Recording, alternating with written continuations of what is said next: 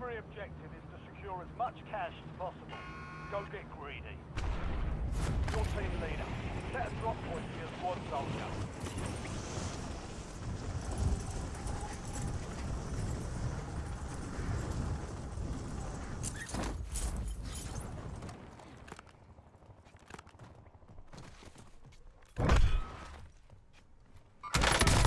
An enemy squad is tracking your location. Changing mags. Enemy dropping into the AO.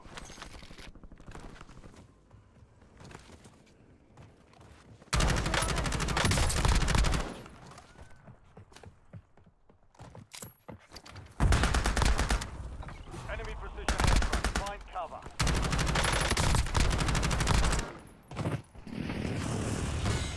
Take it from the biologist. Last mag. Reloading.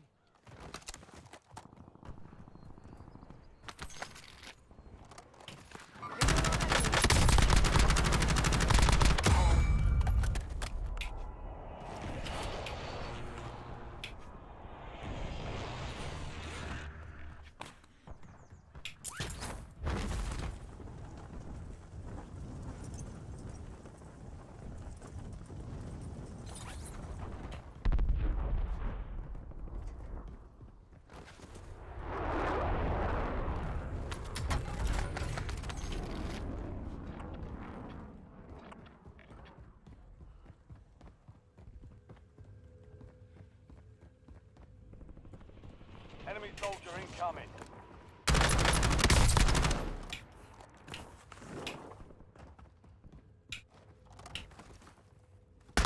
Waypoint marked. Changing mags. Lim Flam, how are we? Maddie, thank you for the heart, me. What are we up to today?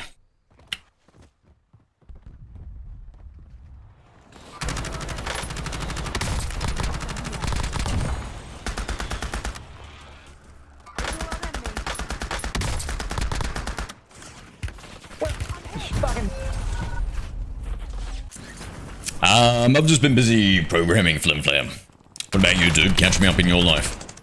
Reloading.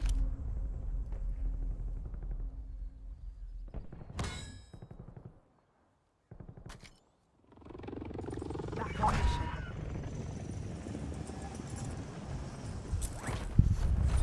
mission. Ruin your night with a gun? Fair, fair. Thank you for the 2 donuts, Matty.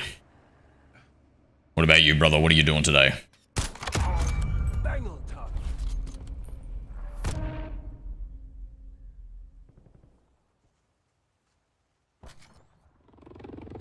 Back in the AR.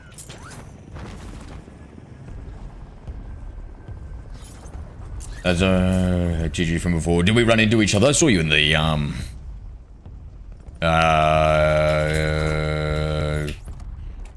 all chat. Coordinates marked. Switching mags. The lads I was playing with wasn't unhappy that last game. Oh, word? I was playing without headphones in. Hostile UAV in the area. Enemy counter UAV inbound. On my final They were upset. Alright, son. I was fighting you in the trenches. Yeah, they were upset at that, were they? Enemy UAV is online. Hostile airstrike incoming.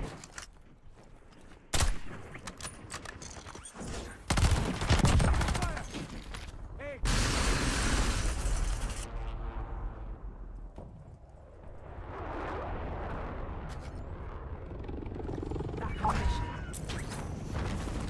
Keep healing them. Heal me a few times. W. What was the... Yeah, okay, yeah, I was gonna ask what their names was, but I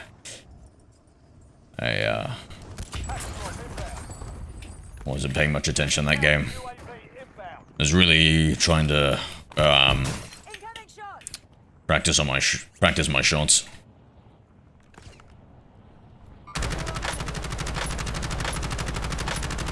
Reloading. And the car, MP40, feels like MW 2019. True, nice. It feels so fast, I've had a few decent games. Is it solos, or what are we talking about, Flim?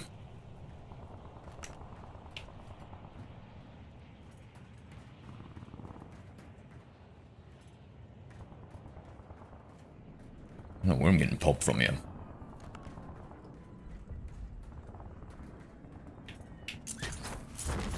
Plunder, gotcha.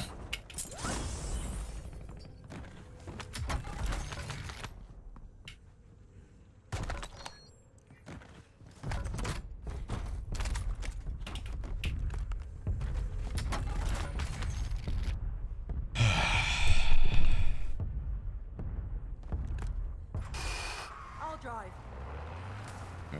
On Rebirth, that's how you... yeah, no, I do Rebirth casuals, mate, it's good. It's chill. I was running it because I couldn't find a plunder game yesterday. For the first couple of games. Is I... Apologian... and Turtle... are they mates of yours?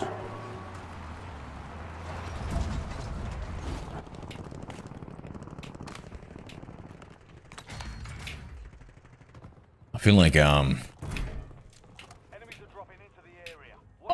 I feel like all these toxic 2KD Warzone players just kind of like blend into each other for me. Like, I think I know them, but and I always feel bad because I don't want to like mistakenly so if I hack use somebody, that's him hacking, ask use somebody, Lethal tag.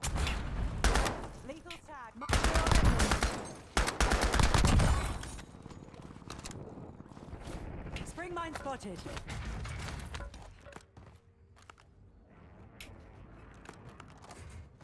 Miss Spawns wants that, Raymond.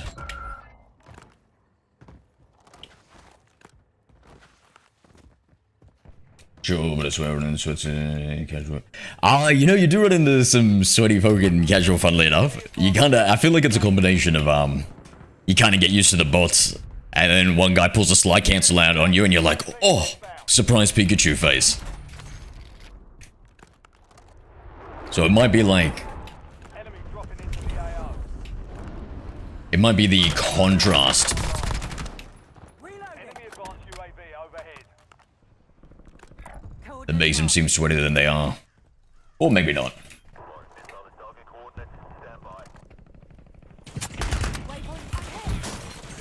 Not done yet. Hostile UAV in the area.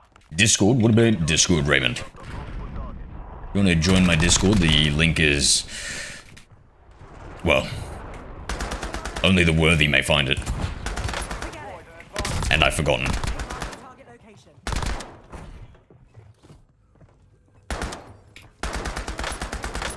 Switching bags. Mine. 25 is still active in the AO.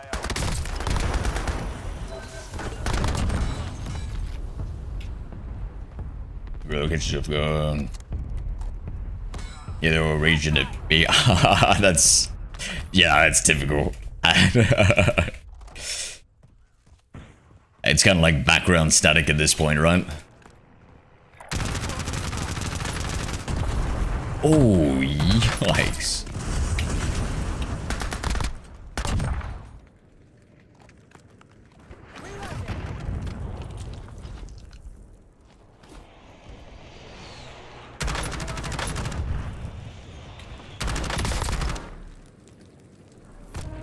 This thing can't blow up twice, right?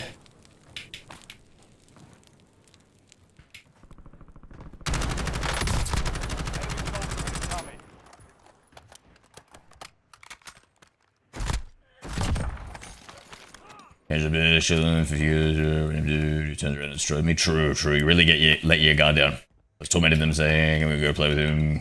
You can't kill us. Well, as long as they don't think I'm hacking, I suppose that's okay, right? Yo, Texie, may I pretty please?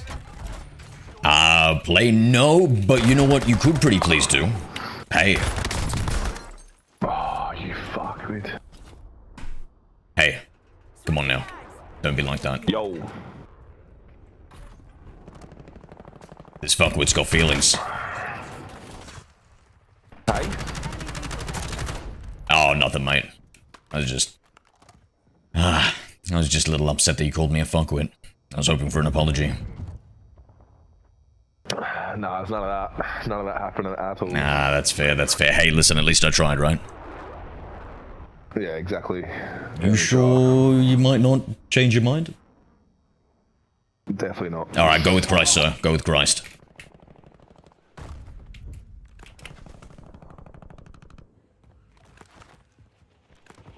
Enemies are dropping into the area. Watch the skies. I'll drive.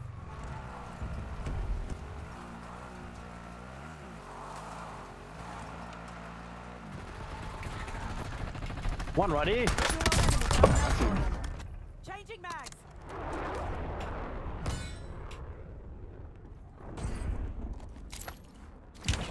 Under fire.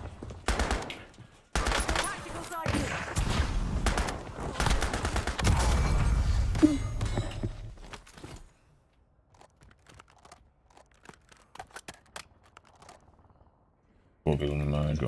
Yeah, they get... Enemy COD players are not very smart, are they? Down into Warzone again, W. What about, Battlefield? Hey, Casper.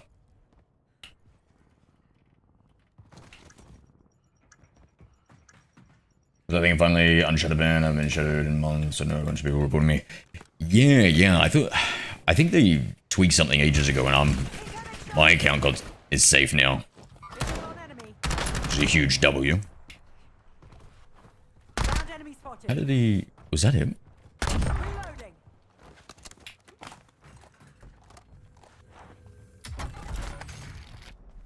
Oh no, he died.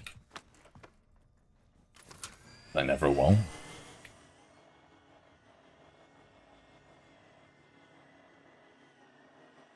How's life treating you, Casper? Man, this brings me back to Battlefield doing that. I'm so close to fixing the chatbot, bro. I'm so close to getting it in a fixed state where we can use it again. I need to do some more tweaks and stuff to it to really stabilize everything. But, yeah, it'll be good. Takes more than that to finish me. Enemy precision airstrike. Find cover.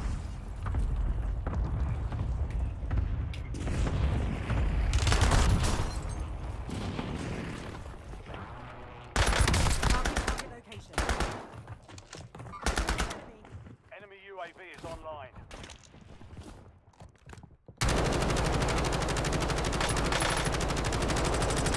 Changing mags.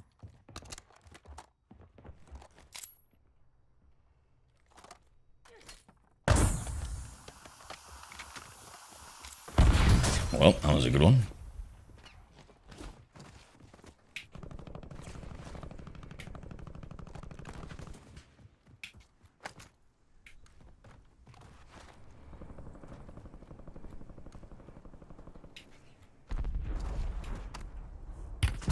Incoming shots.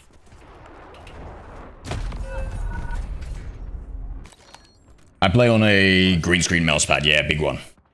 I keep getting TikTok bans for people in the lobby saying wrong words, it's frustrating. What you do, Casper, is you use a program like Voice Meter, Potato, or Banana to split your audio signal. You go into your settings and you can set a dedicated audio output for both the game sounds and the voice channel. That voice channel, you route it to your own headphones and the game. On your OBS or your TikTok, you only have the game sounds. That way you can hear what they say, but your stream can't hear what they say, so you don't get banned on TikTok. That's what I've got. So I've got that set up, and then I've got it so that you can only hear people on YouTube and Twitch. Enemy advanced UAV overhead. Supply crates have been restocked. Load up.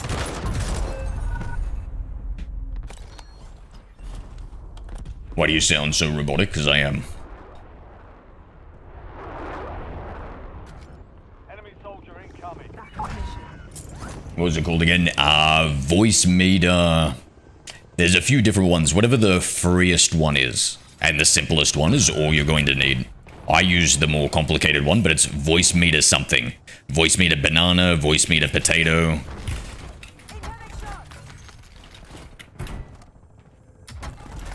I think you want voice meter banana, but it's just voice meter.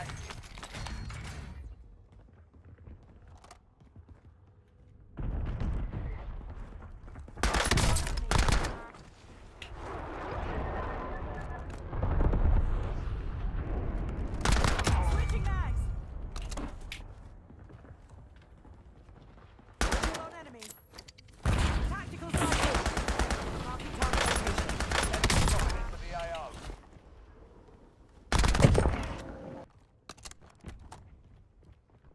Sending smoke grenade. Hostile planting spring mine. I'm hit. Spring mine spotted.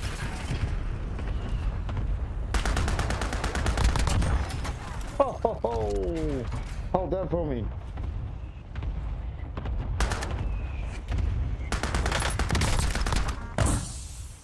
Good shot, good shot. How's it?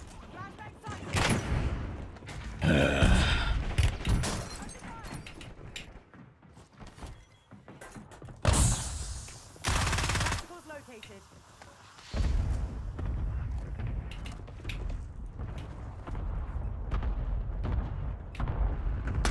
Soldier incoming. Don't let the enemy complete their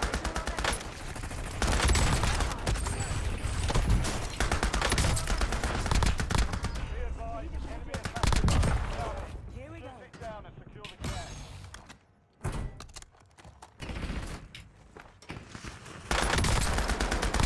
Oh, for fuck's sake. Does anyone have a fuck? Visual on enemy. Zero. Zero, brother. How are you, bro? Zero. Stop. Zero. Zero. Where's my foot pedal? Oh, fucking hell, bro. Don't do me like Hey friend, how are we? that. Yeah, good, bro.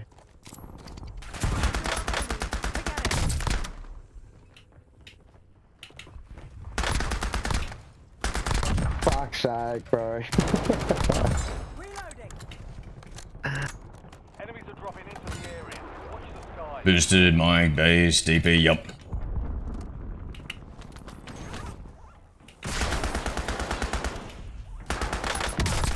Hostile using tactical. Banana, yep. I think it's banana. Thank you for the super GG's, Casper. Doing some editing, installing voice meter, no bands, W. Yeah, I was getting banned heaps for the exact same thing. TikTok had a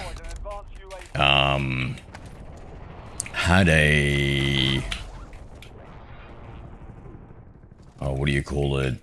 An AI censoring. So it would automatically detect the right words and censor it for us. It was really good. Not done yet.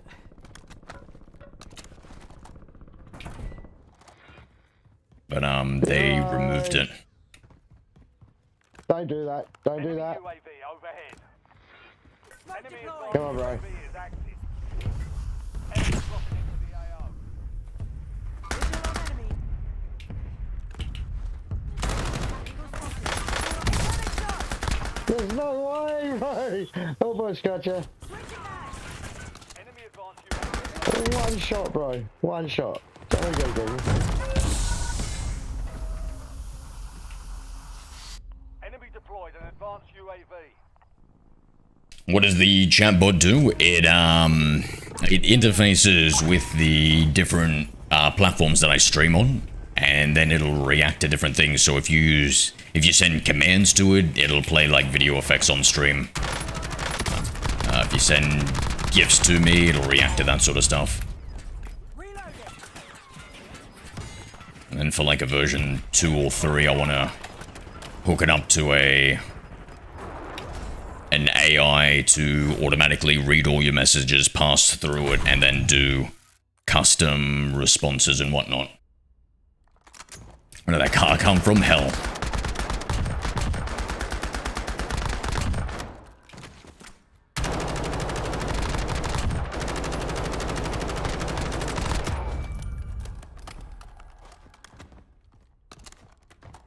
What's up, Luke? Thank you for the follow, bro. How are we? I thought you were a bot.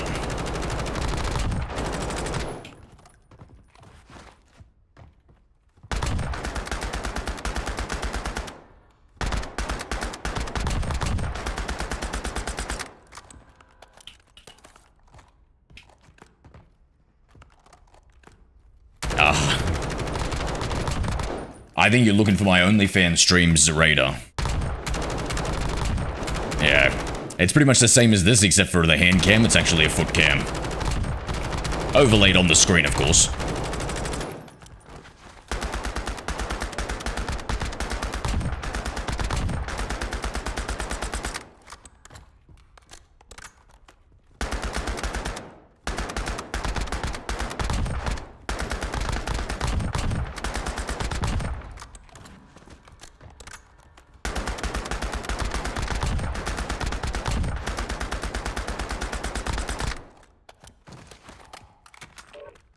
Opinion on apple juice? That's my favorite juice of all, mate. I have a very strict diet, and I allow myself like a quarter to a third of a cup of apple juice at every meal.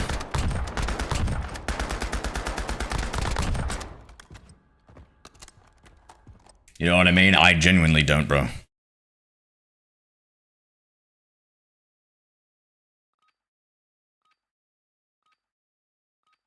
I haven't said me furiously tapping back card table on the count.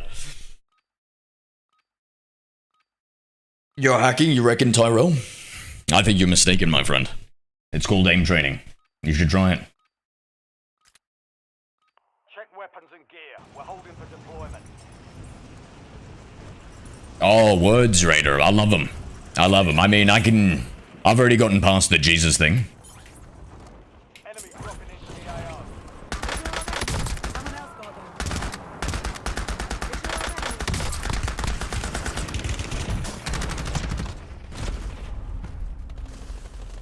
Fun fact, if you eat too many apples, you can die of cyanide poisoning. Is that the apple core? And how realistic is this? How many apples are we talking about? Playtime's over. Stand by for deployment. What's the theoretical number of apples? Jamar, thank you for the heart, mate, brother. And the follow. Let's go, bro. What's going on?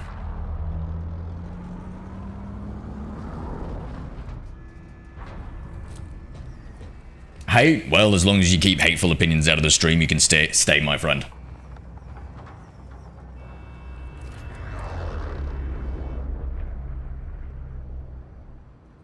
Hola, how's your day?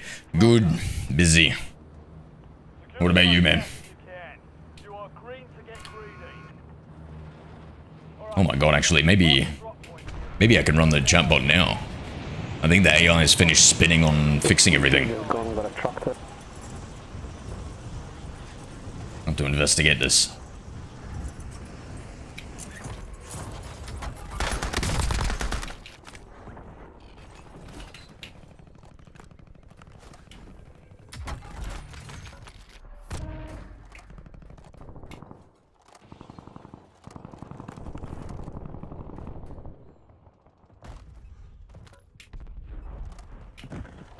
Visual on enemy. Coordinates marked.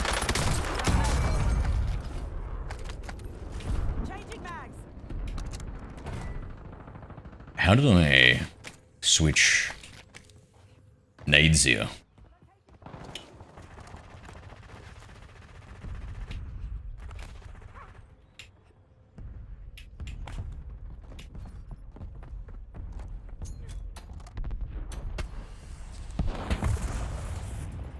Enemy soldier incoming.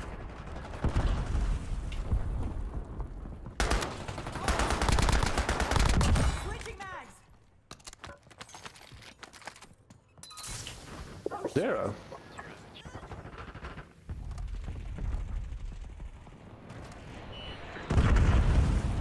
Camo, what's going on, mate? It's good to see me. Wonderful, wonderful.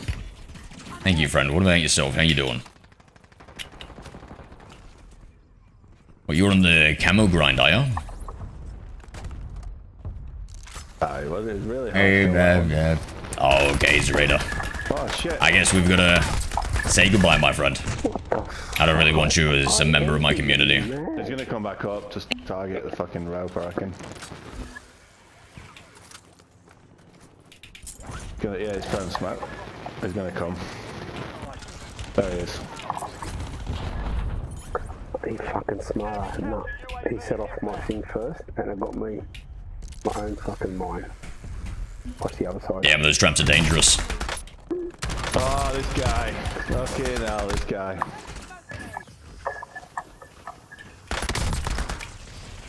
He's smoking us. Sides. Do we not? Nah. Oh, he jumped up the top. GG, boys. GG. Oh shit! Grinding camos a bit, yep. Tied and eventful. Gotcha, gotcha. Yo, Jackie, what are you doing back, bro? I don't think I want you as a member of my community either, mate. I'm just gonna ignore you from now on, Jackie, instead of banning you. Forget it. Switching mags.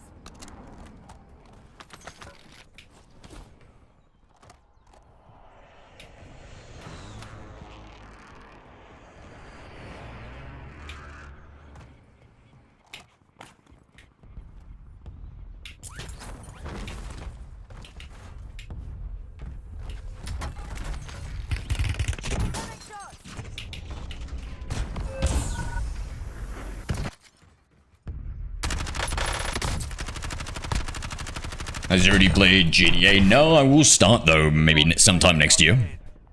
Give it a go, get ready for, whatever it is. GTA 6, whenever that drops.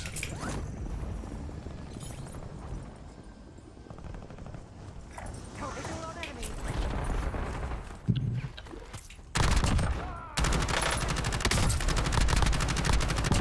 Changing mags. Enemy advanced UAV is active. You been enjoying, GTA, I take it, gamer?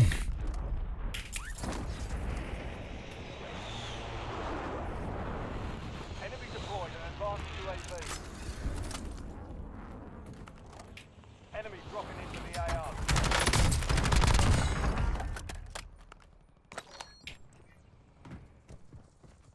Tac drop is en route.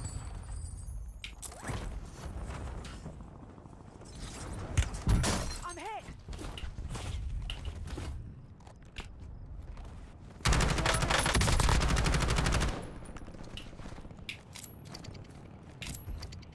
Switching mags. Bad news about GTA 6? Oh, yeah, no, that's old news. UAV is active.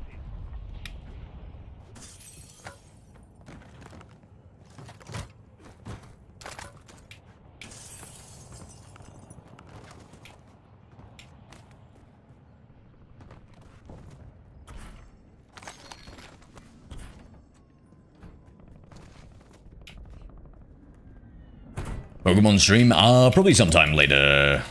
Maddie, I'll probably do it today. I might even do one Legend ZA and one retro Pokemon Heart Gold, the DS one.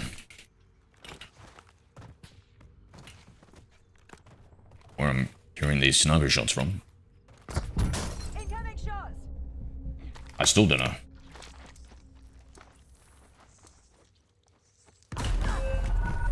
Enemy deployed an advanced UAV.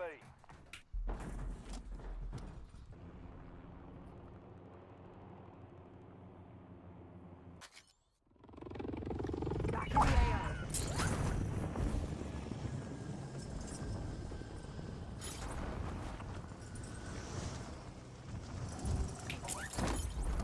Oh shit. He's back. He's back. Sending impact grenade. Enemy trophy online. Takes more than that to finish me. Marking target location. You should play Tears of the Kingdom. I have. Finished it. Sweet, Matty. You have a good one, bro. I'll talk to you in the Pokemon streams. Back on mission.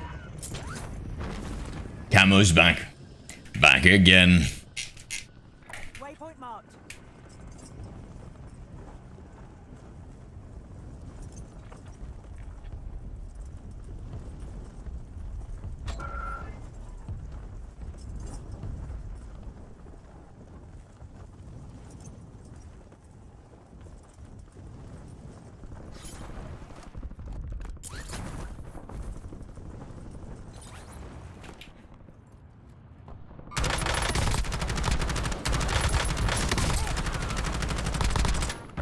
Last mag.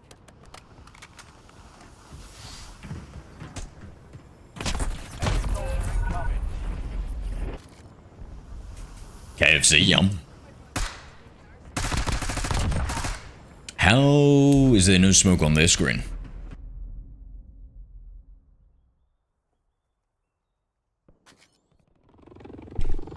What are you eating from KFC? Oh, I already ate. I'm hungry now. Especially when we're talking about KFC, mate. Marking target location. Why are you cheating, mate? Yeah, you. Yeah, I did. Why?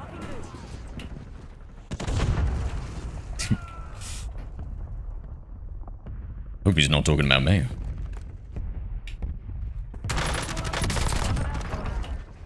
Enemy UAV overhead.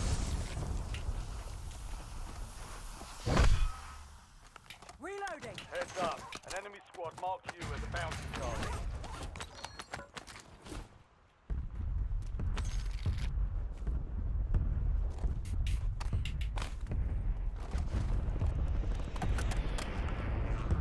Hostile UAV in the area. Enemy dropping into the AO.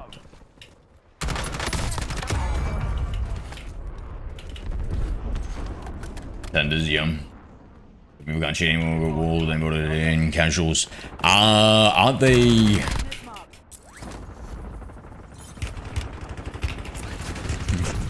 Aren't you a bit too old to believe Activision's fairy tales? Firstly, Camo.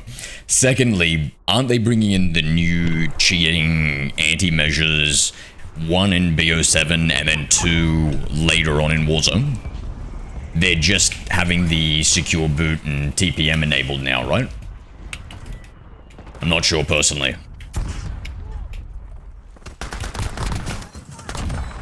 Changing mag. Enemies are dropping into the area. Watch the skies. Hunt enemy squad. Take their cash. Let's get after it.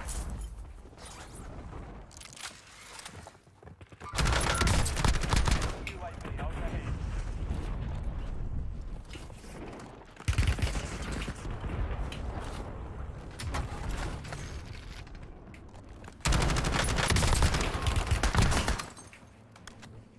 Enemy UAV is online. Yes, they have an adaptive measure. Yeah. So I think that's 2 separate things.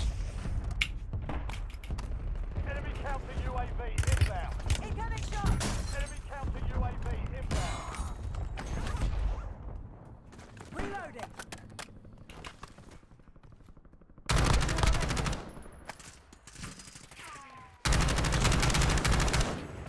Enemy counter Sending smoke UAV grenade. inbound.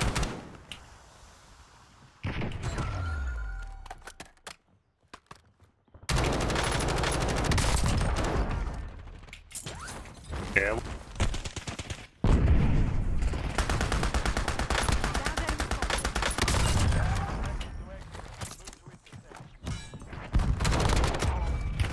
Enemy soldiers incoming.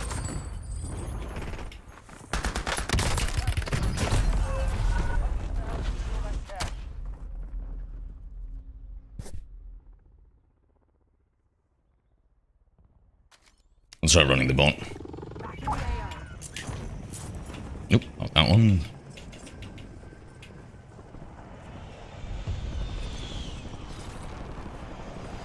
Visual on enemy.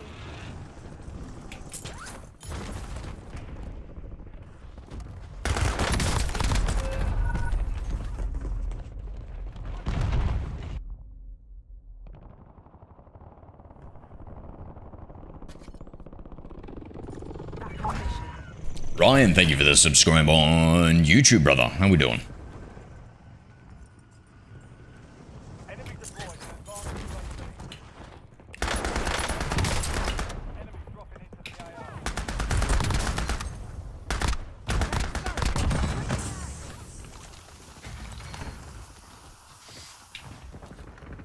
Nearby target marked for an enemy missile strike.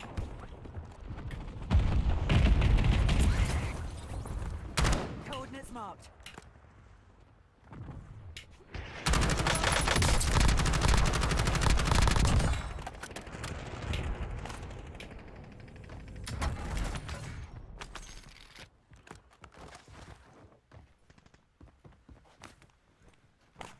I can't get my keyboard in a good position.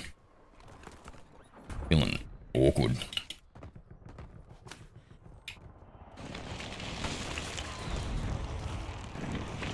advanced UAV overhead. Fuck, that was carnage. I didn't know what the fuck was going on. TACOM requesting Hostile recon UAV overhead. in the area. TACOM down in rocket speed. Enemies are dropping into the area. Watch the skies. Enemy advanced UAV is active.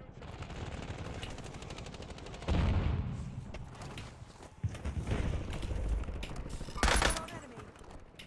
It's more than that to finish me. We just need to get that team that's on top of that one building. We all need to get on there together, and we'll fucking get it. Semtex, front! On the top of this one. Oh, we need to land there at the same time though. Molotov! Yo, Mexican Wolverine, where are you, buddy? Oh no.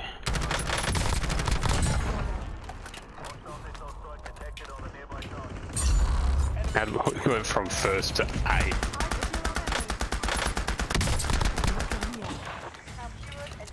W advanced UE. Hot deployment.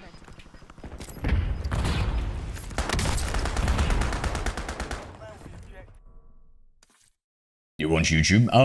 Yeah, I do. Why?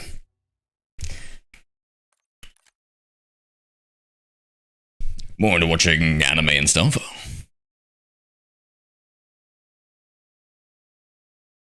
Alright, let me read this. Has everything... You know what, let me feed it back into the AI and see if it thinks anything's wrong.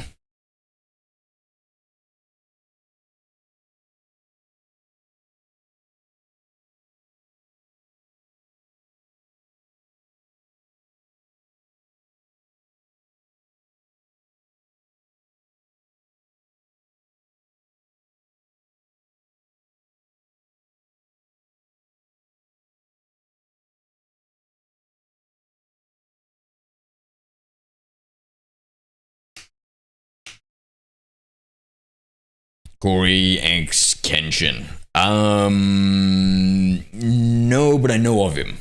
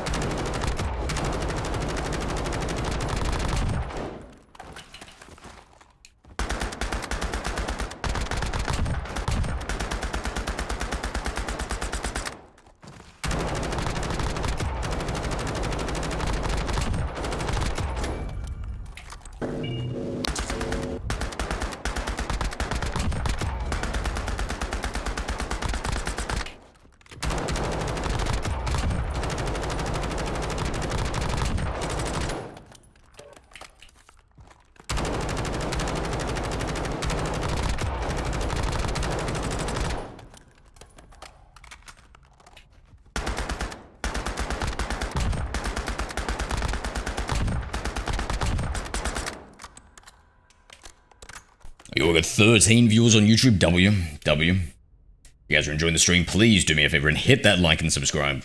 It would really help me out. I stream every single day. And sometimes good. Most times crap.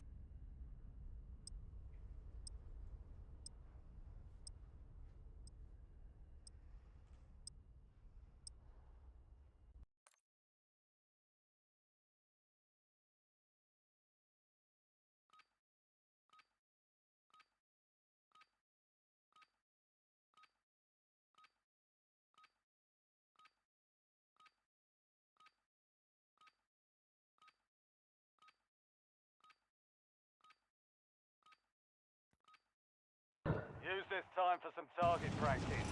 The real thing's coming soon. Fuck, he didn't unfriend you, but he unfriended me. Why is that, beer? What did you say?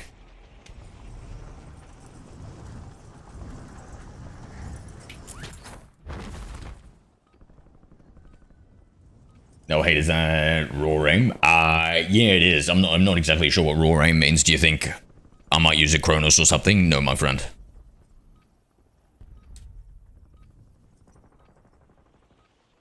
Prep time's over. Now you deploy to the war zone.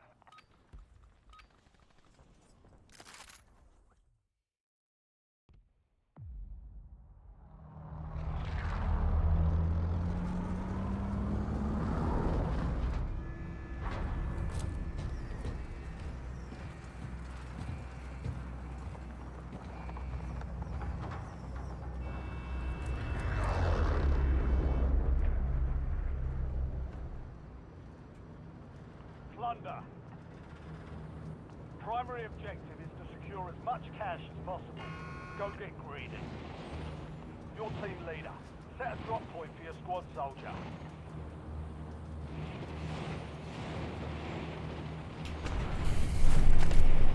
Is it pretty funny going? W. Yeah, he seemed like a decent dude when I seen like 1 or 2 videos. I play KBM, just asking, sweet. Yeah, so it's just practice from aim labs.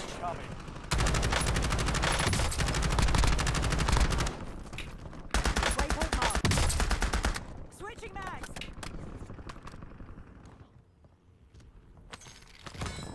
Just some light trigonometry.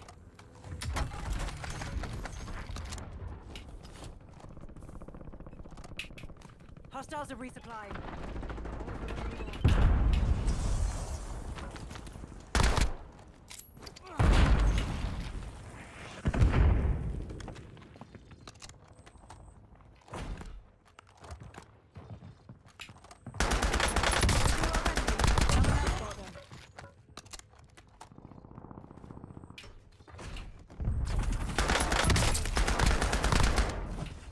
Enemies are dropping into the area. Finish me.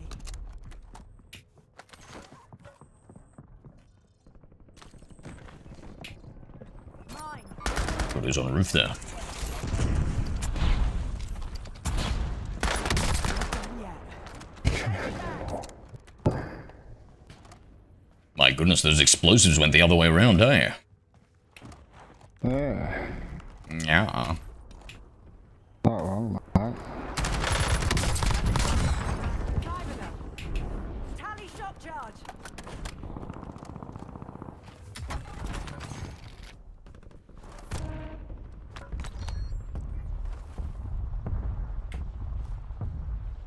God, I hate pressing the fucking T key now.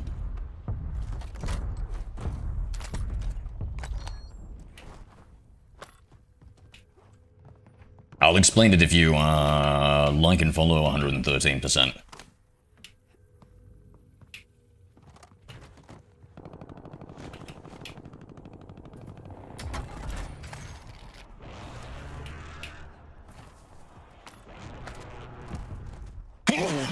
Pardon me. Will you get out? Takes me visual enemy. On me. Right here. Done yet.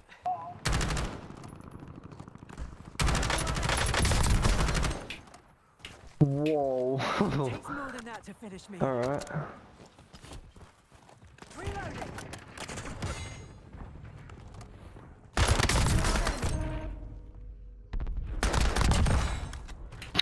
Who was it? I don't even know who it was. It's me. Enemy buy station. Sending shots. Zero EXE. Yeah, he's a fucking. He's a what? You better not say hacker. Get out of here. Yo. Yo, you're my Uber, right?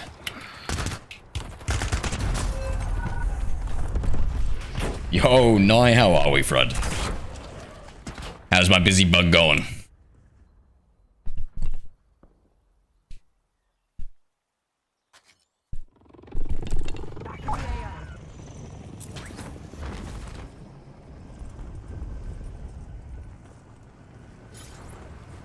Mark visual on enemy. Never mind. Ah, someone's on his YouTube.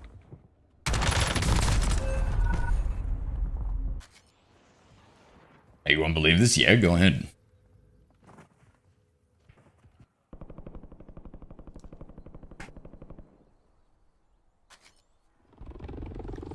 They hired somebody else.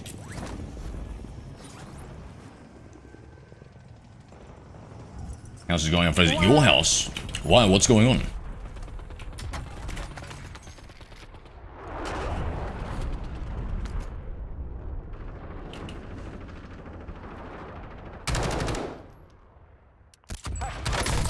Switching back. What the fuck, God? Enemy dropping into the AO.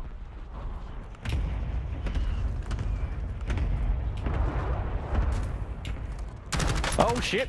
Ah! Leave your lines are out. I want to be on your YouTube. I do not consent. I do not consent. There's an implied consent, no? I tell you what, you take that voice changer off and then we'll play. Until then, it's not Never. fair. How else will I sound like James Earl Jones? Am I gonna be on your YouTube? Owner is selling. Oh, that's why the inspection the other day. Oh, no. So, what are you... Are you gonna re-enter your homeless arc? No, I know. We've got to figure something out, mate.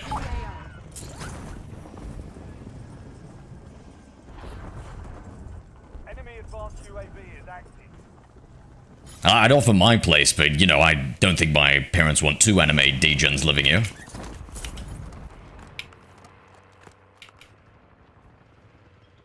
Enemy deployed an advanced UAV. You're the Dresden cheeks? Yeah, what's good then, Turbo? Enemy advanced UAV is active.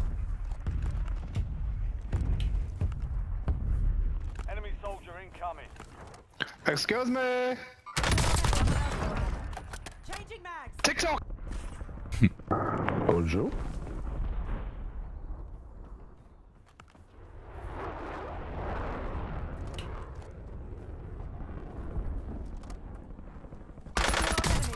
Whoa, whoa, whoa! Settle down.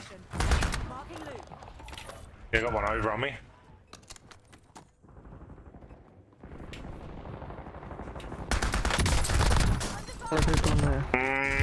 Fucking dis.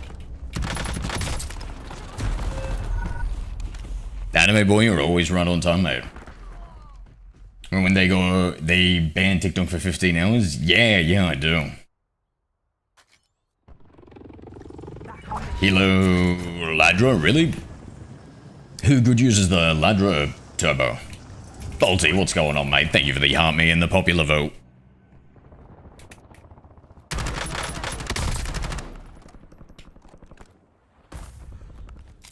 Enemy deployed an advanced UAV. So hard to see them. TikTok, sir. Hermaphrodite. Come on now, Posty. Don't be like that.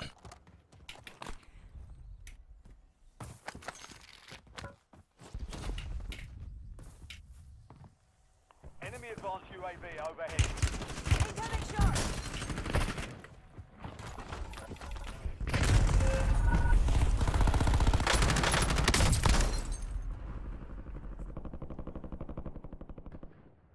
Got the KSL caught up on most of the anime. WW. I think I'm like a week behind. Visual Except for one frame, man. Oh my god, the latest one was... some of the Gara was so bad. Did you see that Gertbag? Oh, there was one where it was just like shimmering. Gara was just kind of like shimmering.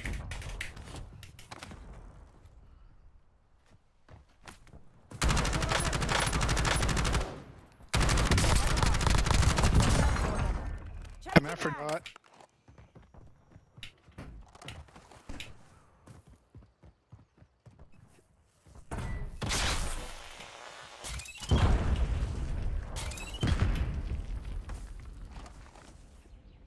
Which anime should I?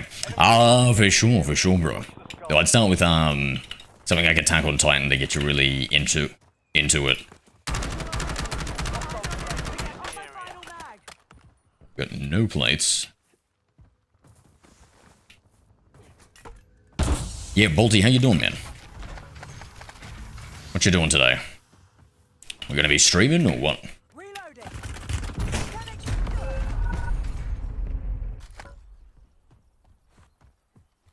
Also, did you fix your issues? Or I don't know if I'd say issues, but did you tweak your stream? You found like a compressor and stuff.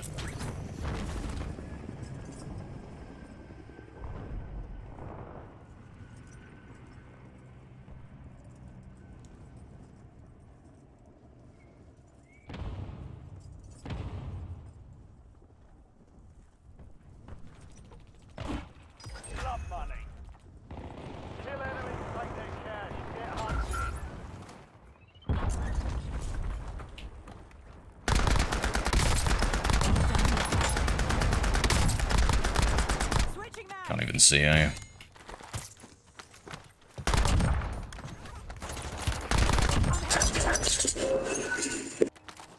Takes more than that to finish me.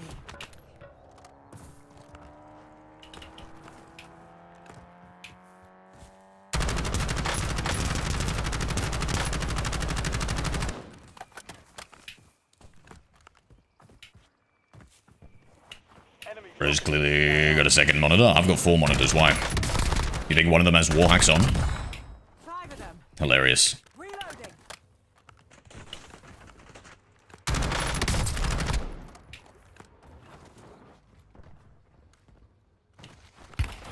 Under fire. Possibly a third, bro.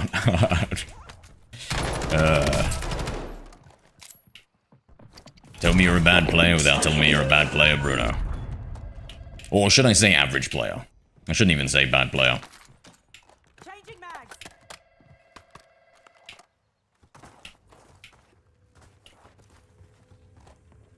Enemy deployed an advanced UAV. Enemy soldier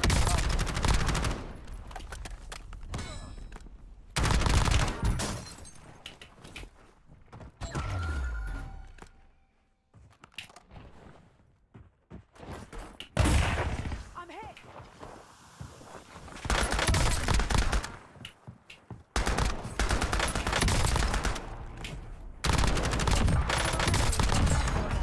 Oh, get. Changing mags. Monkey wrench. Not done yet. Somebody give this guy a banana. Might cheer him up. Oh, I got a feeling I know what hole he's gonna put it in.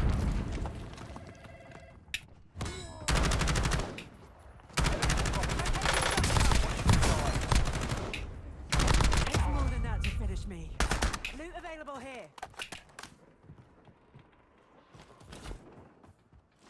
Not done yet. Sniper glint. The above?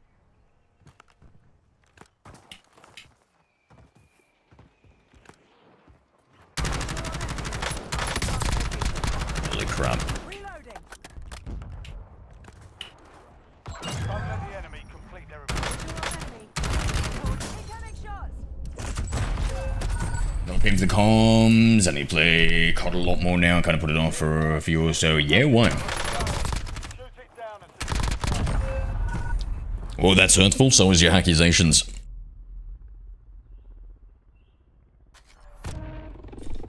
Back in the AO. Play Rebirth. I'm good, Job. Tagging vehicle. Under fire. enemy dropping into the AR.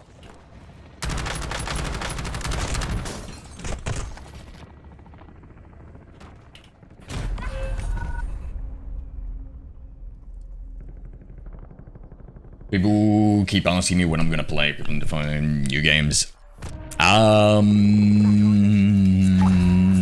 What gives you the most viewership? Enemy advanced UAV overhead.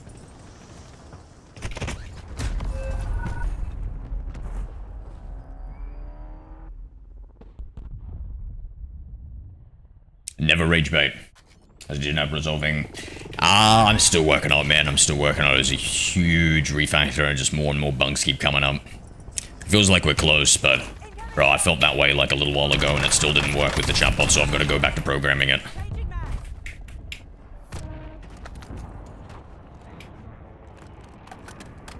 Like we're on the precipice of getting it solved. Once I get it solved, then I'm going to change my workflow a little bit. So that when I do further upgrades, it's not going to completely Dropping into the area. F the whole thing over. Is that a person? Waypoint marked.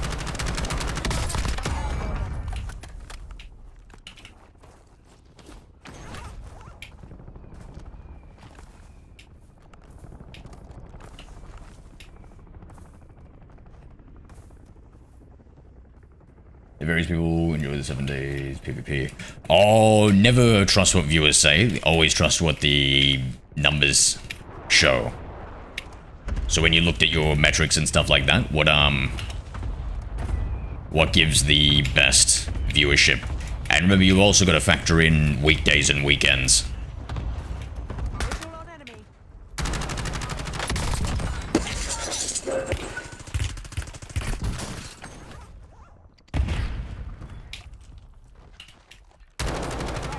UAV is active. Enemy soldier incoming.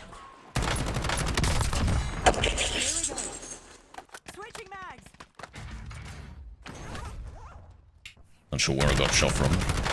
I've got an idea. Enemy advanced UAV overhead.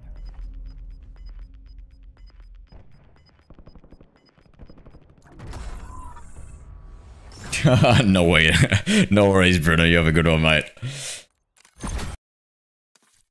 You have a good one, mate. Speaking of which, I haven't eaten my banana for the day. That was the numbers, gotcha. Best weekends, yep.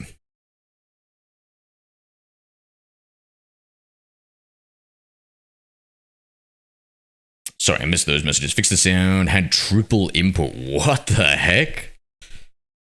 He's making copies without me noticing my play. Got a fence tonight. Yeah, nice. Oh, I meant like the compressor stuff.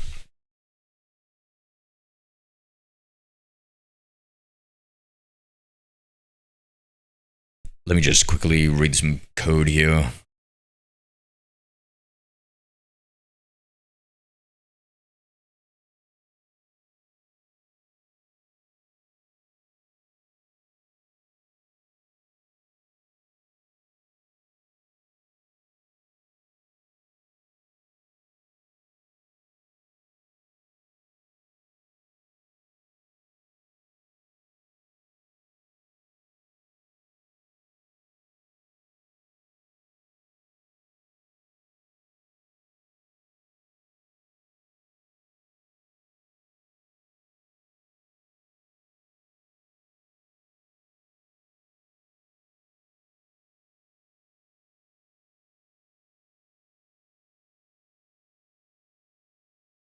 Have you tried United or Standoff 2? No, what are those?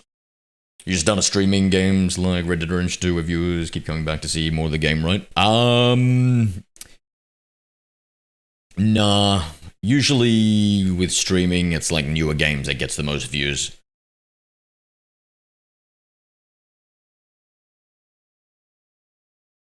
Gonna get a proper mic before I play around, so I can have my headset for a game and mic for the capture card. Headset for game, mic for capture card. Why? I don't understand why you need that. The microphone should be detected as a separate device regardless, correct?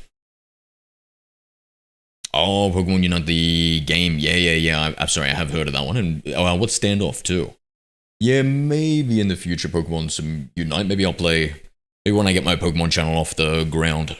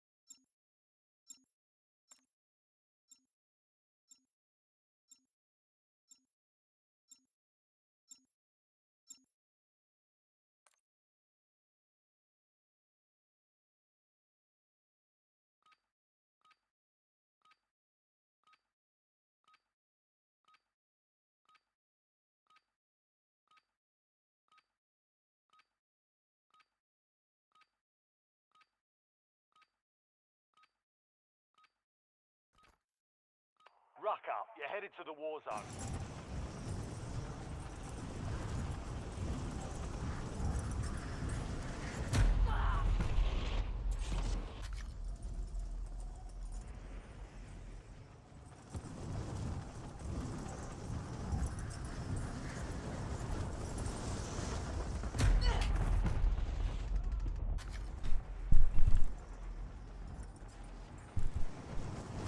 Oh, you know, I didn't even read the Show Us Your Face, Anime Boy.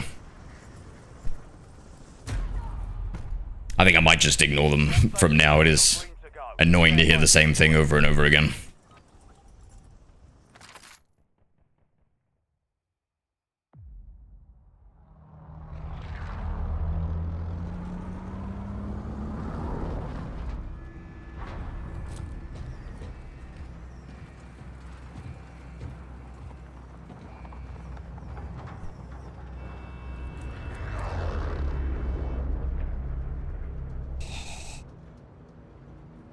Plunder.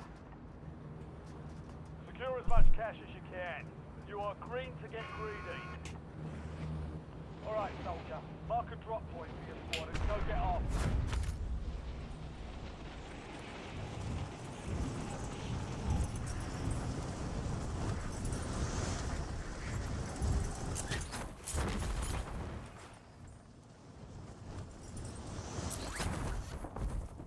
Where did everyone go?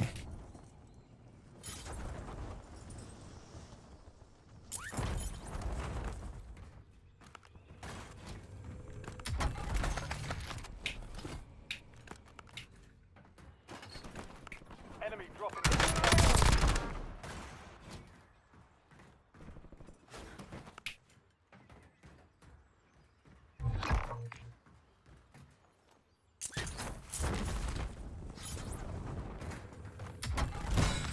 Here comes a quick lesson on gravity. Reloading.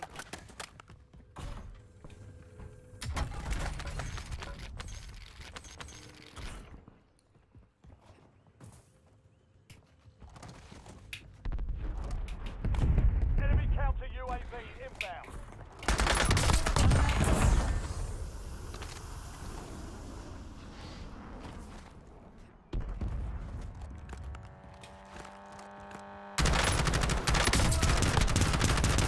Switching mags.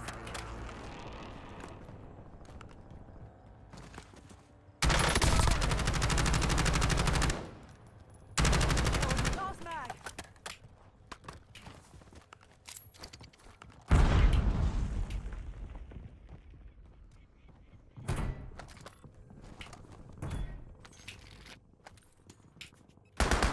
Spring light marking target location. Hostile shooter. Coordinates. Hostile planting spring mine.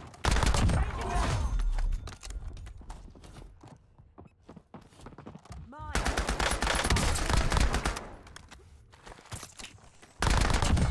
Spring mine spotted.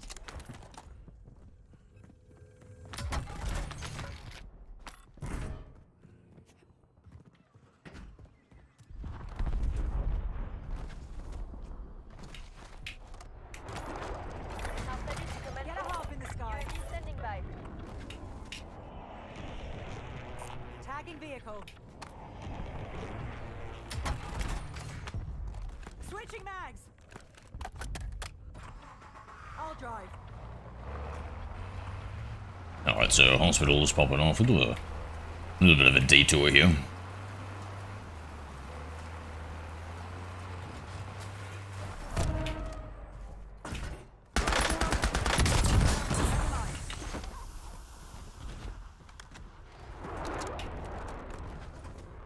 I'll drive.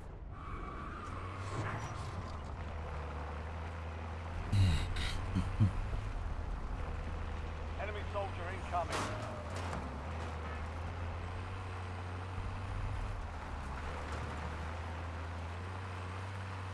Enemy deployed an advanced UAV.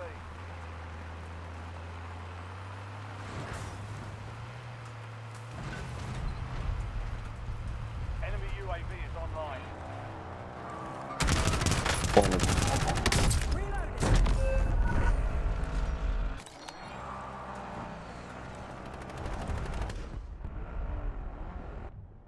You have your own custom class? Always undead. Always. Back on mission.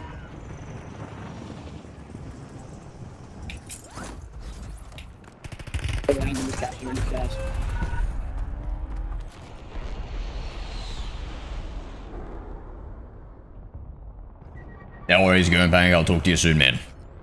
You have a good night. Back in the AO. Enemy advanced UAV is active. Coordinates marked. Hostile vehicles, forget it. Be advised, cash drop is inbound. Changing mags.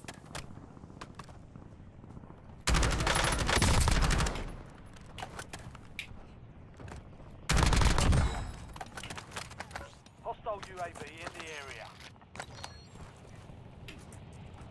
Wish I didn't throw that there.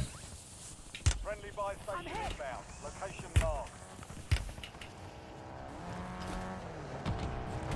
Visual enemy. Enemy UAV overhead. Deployable buy stations ready.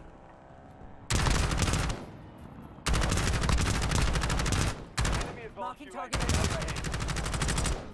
Switching mags.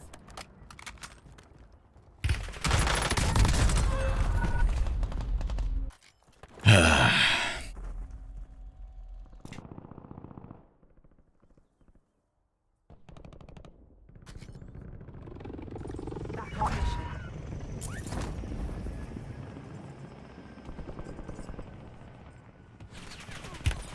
I'm hit.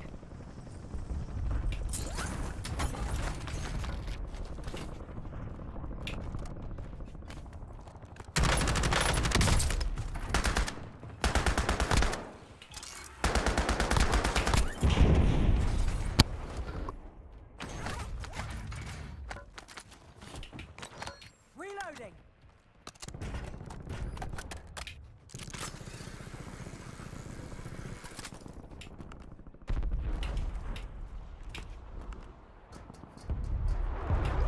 Enemies are dropping into the area. Watch the skies.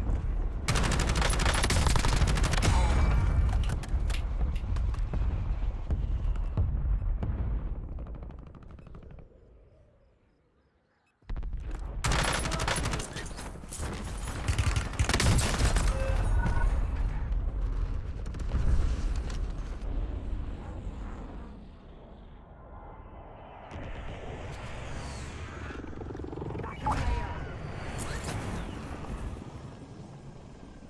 Enemy advanced UAV is active. Eyes on enemy. Never mind. Visual on enemy. Visual on enemy. Changing mags. Marking target. Visual on enemy.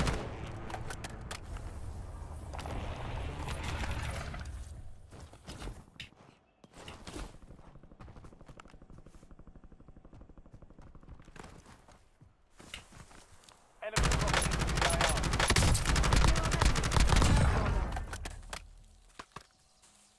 I don't know if that was the enemy or another one here.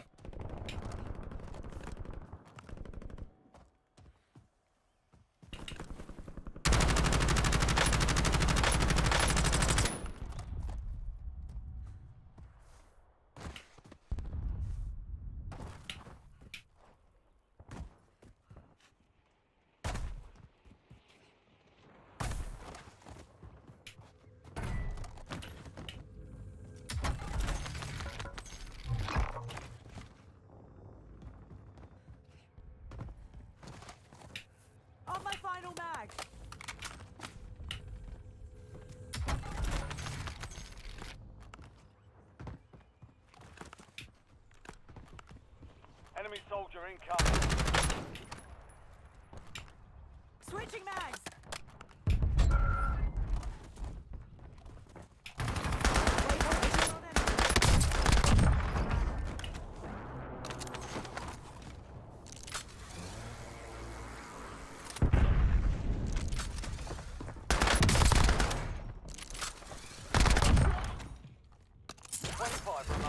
Solid work so far.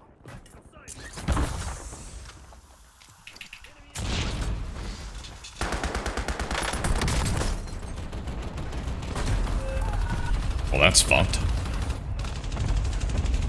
Enemy deployed an advanced UAV. I can't believe how fast that fire shot he killed us.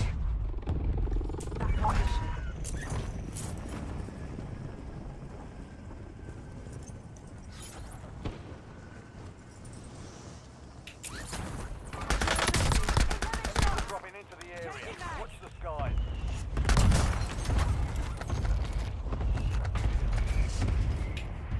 Enemy advanced UAV overhead.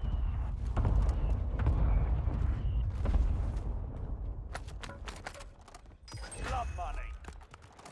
Hunt down enemy squads and steal their cash.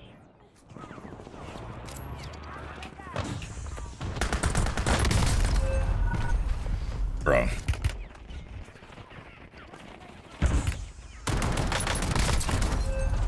That's crazy.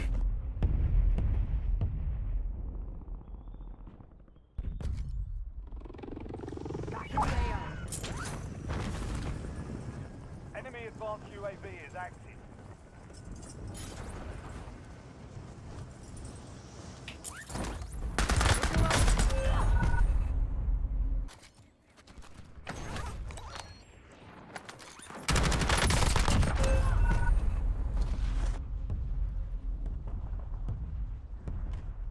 I shot he runs. Yeah, did they buff it or something? Because that was... the TDK was crazy on that. Visual on it, coordinates I marked. feel like I haven't run into a fire shotty in a long time.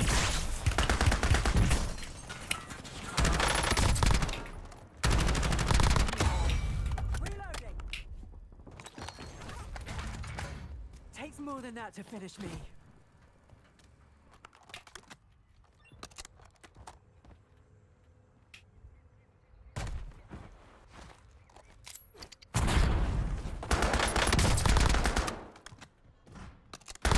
I figured, what else would a fire shotgun user do but hide behind a fucking door?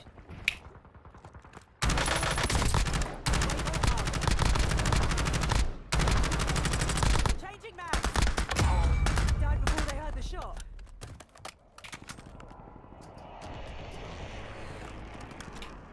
And so, I feel like, yeah, I guess I just haven't run into it in a long time.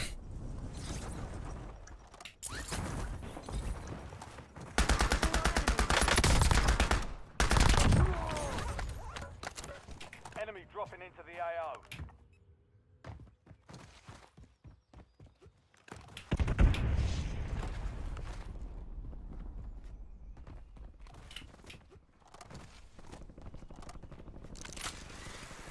Enemy deployed an advanced UAV. Reloading.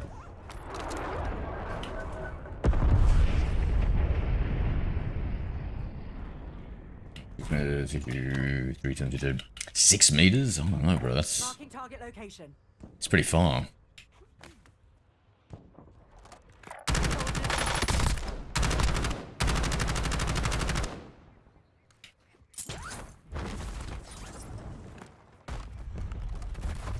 Waypoint marked.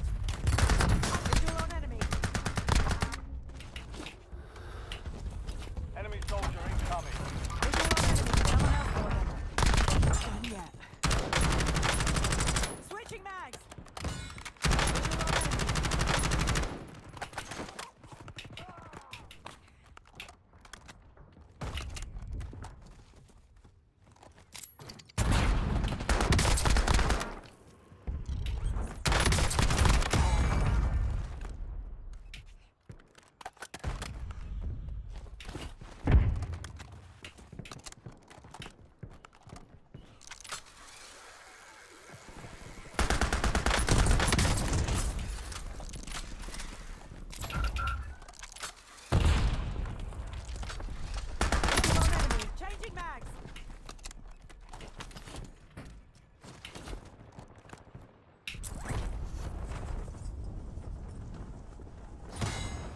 10.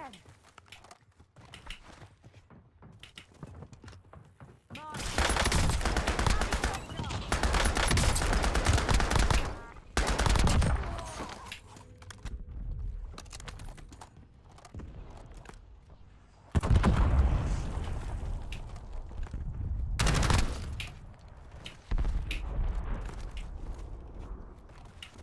Switching mags.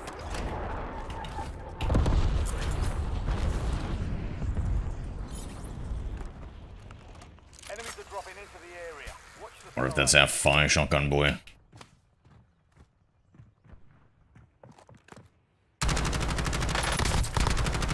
Yep. Coordinates marked.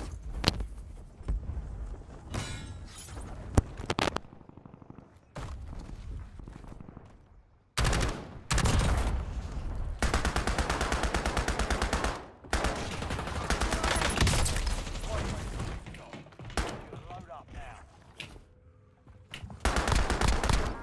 Reloading. You can use an RPG. Yep. Ah, I'm fighting some real swines here, aren't I? Under fire.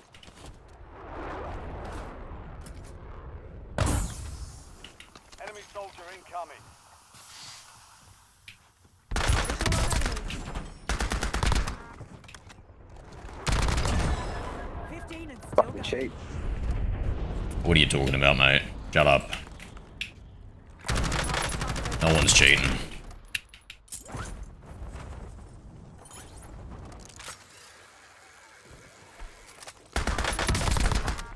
Incoming shot. Take a bit of space, it's terrible. Anyone use it, it's pretty bad. Usually we float in the fight 9 times out of 10, yep. Welcome back, Nick, how are we? Sakura, thank you for the 33 Sakuras in the heart, mate. How you doing? What is going on? Back in the AO.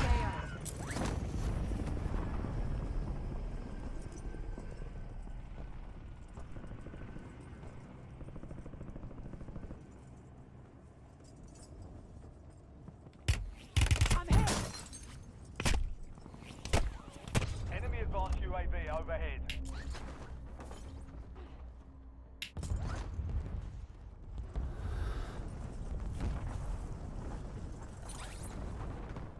Poor Bug Bug is losing a place to stay.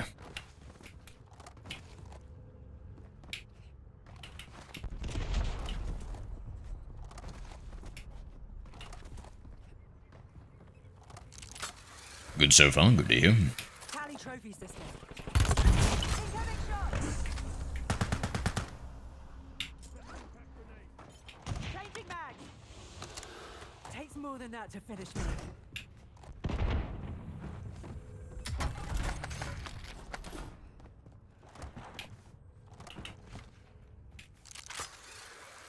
Enemy UAV is online. Fucked it.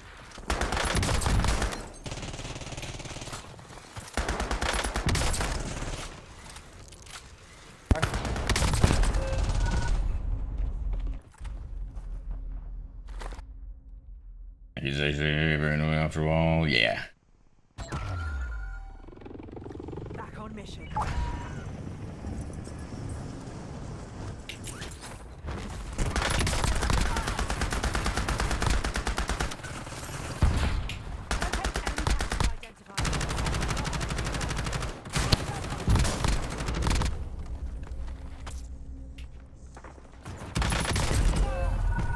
Especially when it's the worst players hack using you.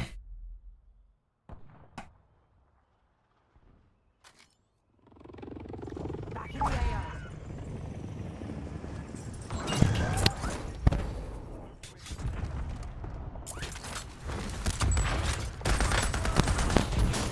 Speaking of worst players.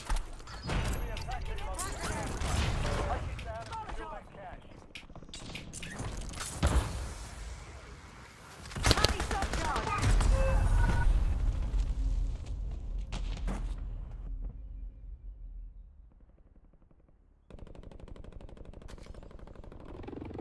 Back on mission. Yeah, why do you think it's us sometimes, Nick?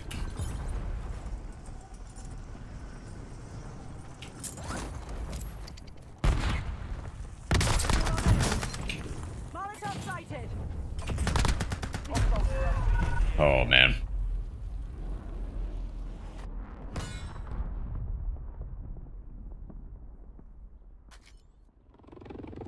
Back in the AO. Enemy deployed an advanced UAV.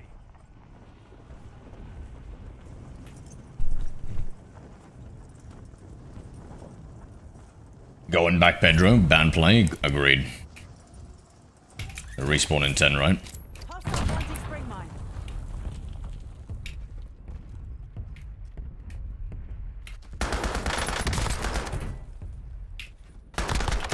Enemy dropping into the AO. Reloading.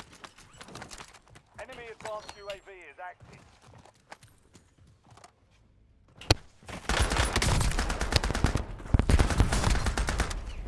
Enemy UAV is online. Yeah.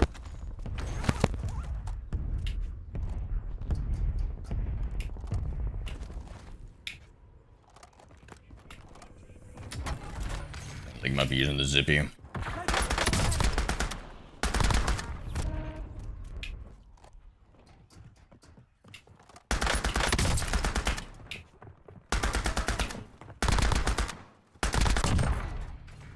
Switching mags.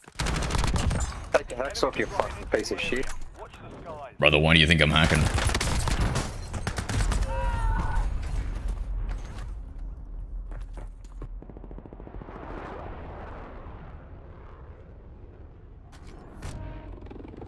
Back on mission.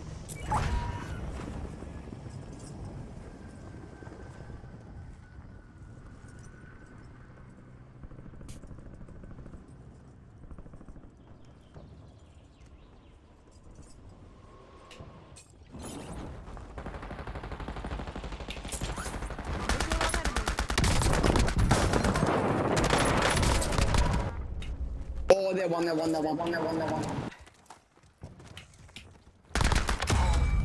You fuckwit.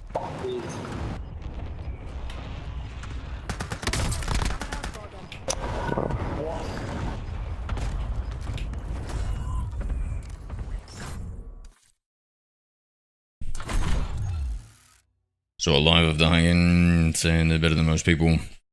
Of the hacker. I mean, of course they are. They're using hacks.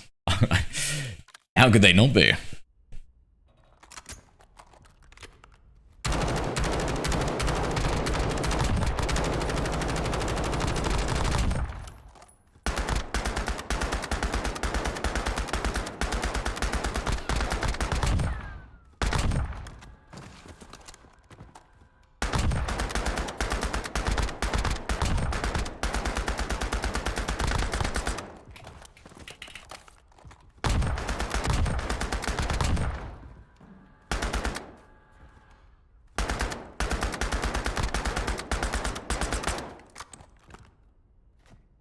I think it was crazy to me.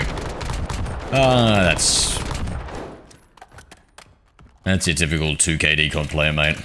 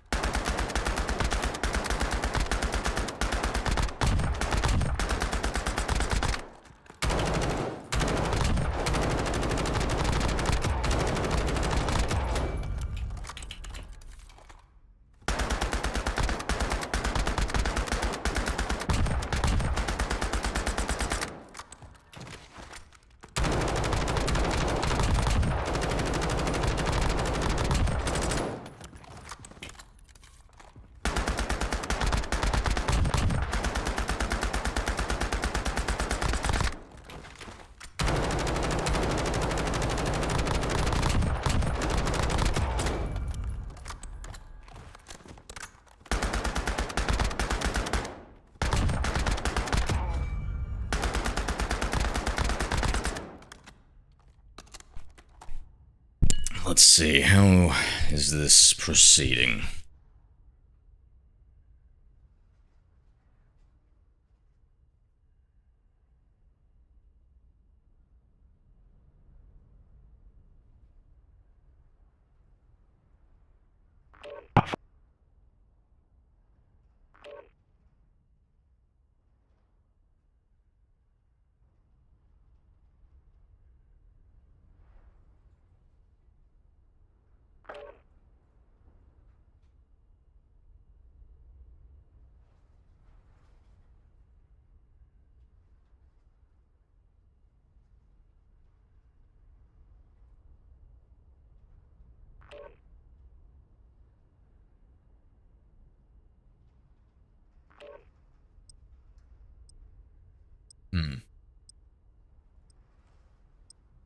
Yeah.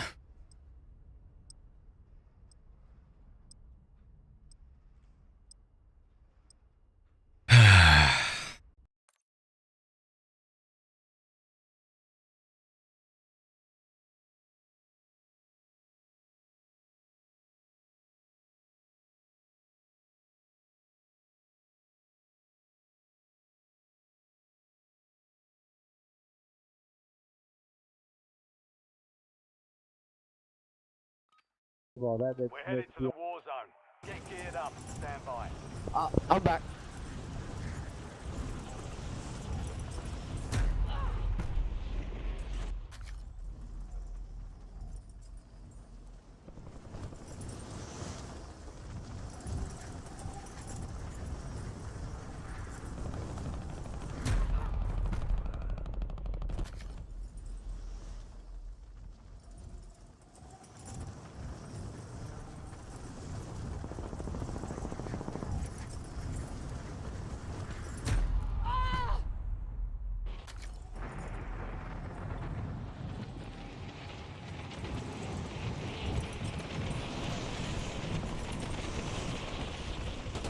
Thank you for the rose, Sakura. All stations, green light. We're deploying to the war zone.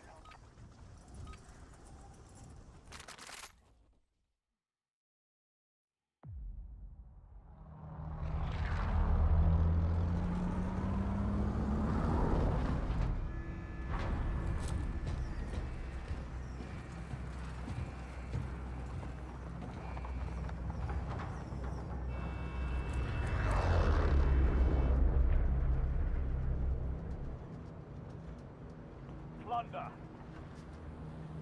Cash is your primary objective here. Greed will get you a win. Mark a drop point for your squad and hit the silk.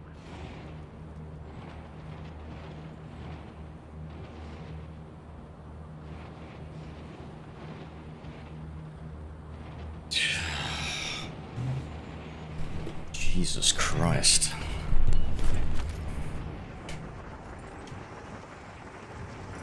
What a lot of issues.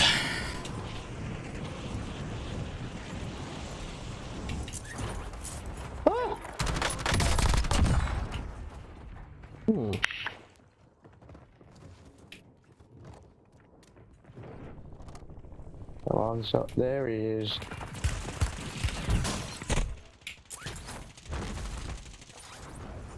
One down.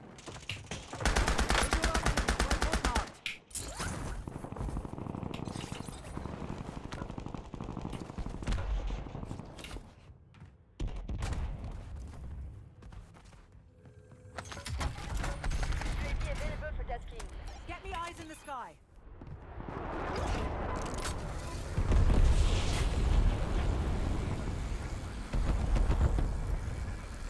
Enemy soldier incoming.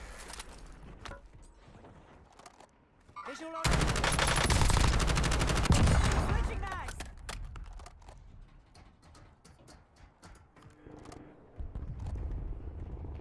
UAV is bingo fuel. Returning to base.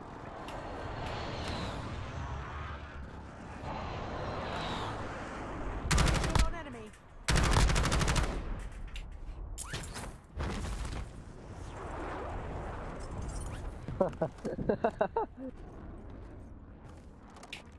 He's not wrong.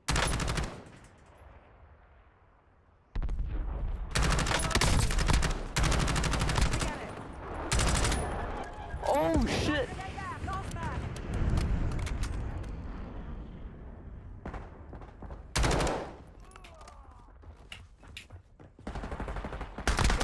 Hell no. Oh. Changing mags.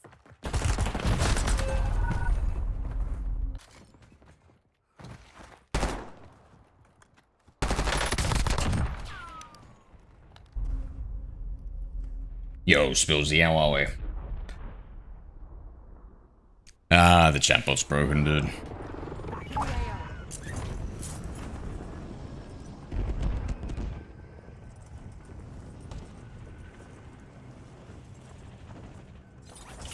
Enemies are dropping into the area. Watch the skies.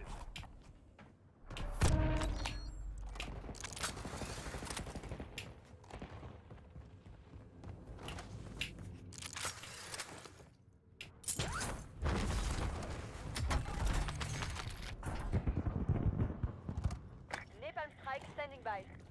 Get some napalm on my target. Cycle 2 to above. Flying your vector.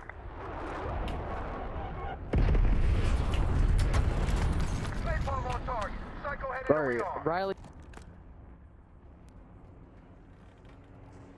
Oh. Yeah. Switching mags.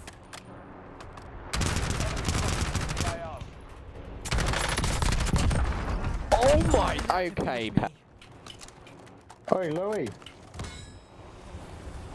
Oh yeah, no, he is. Levi.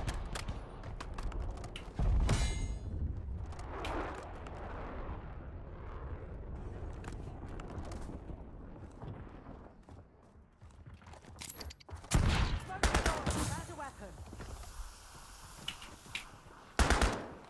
Cheap ass fucking game. Oh my god, how did you get down here so quick? Hostile airstrike incoming.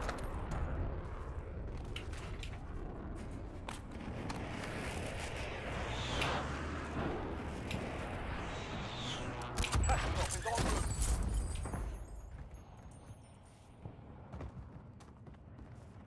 Enemy soldier incoming.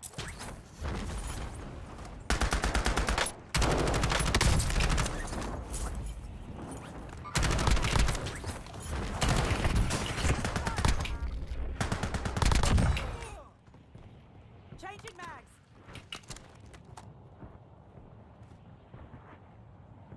Marking target Enemy location. advanced UAV overhead. Enemy UAV overhead.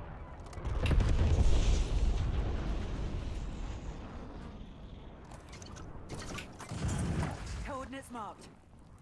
Oh, I don't know if I could fuck that up anymore. There's one on us, by the way.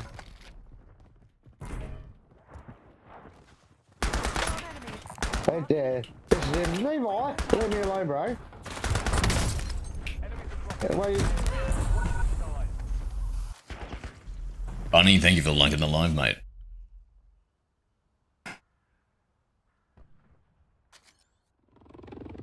Back on mission. Enemy advanced UAV is active. Zero. Don't do it. Don't do it, bro. Smith, zero. Oh. Never mind. I think. Not done yet. Who would. Marking target. Shut him. I think I pissed you off, eh? Getting shot.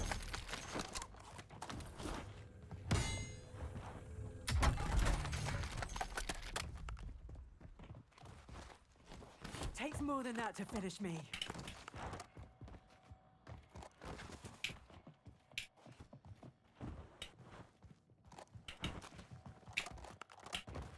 Enemy deployed and advanced UAV. Enemy advanced UAV is active.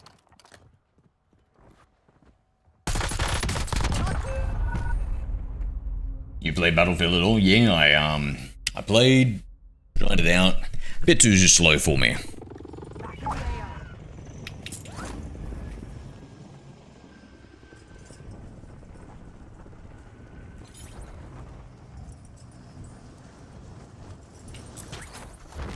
Enemy deployed and advanced UAV. I've been hurt worse.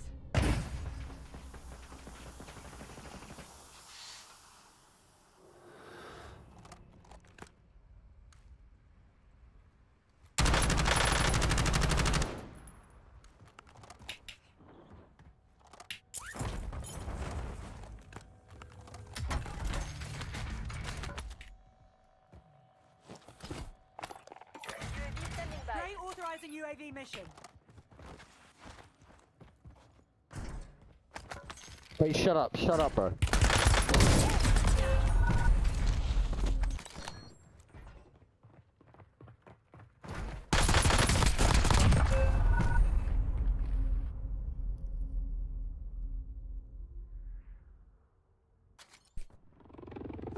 It is, no matter what it is, everything in the game seems slow. Your playstyle, yes, Eric. I like the speed better. It's more fun in my opinion.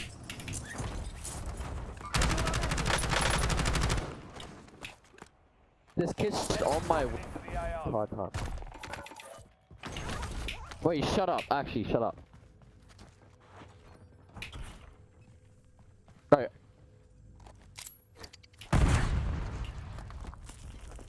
Spring mine spotted. Have eyes on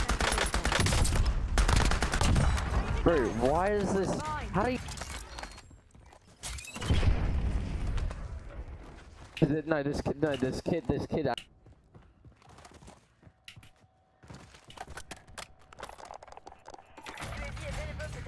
Attack on. Requesting recon overhead.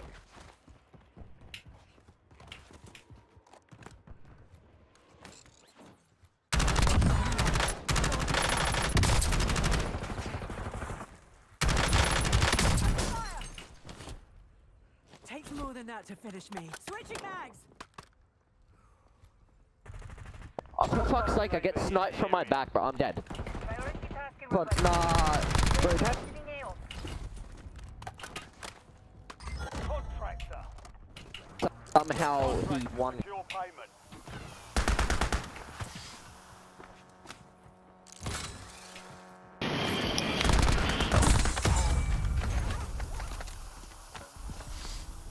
Wonder where everyone's getting sniped from.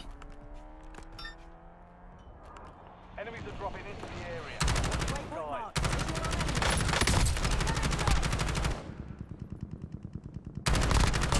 Yeah, bro. Nah, this kid, bro. I'm not a kid. I'm a old man. He's no. Ray authorizing UAV mission. Enemy advanced UAV overhead.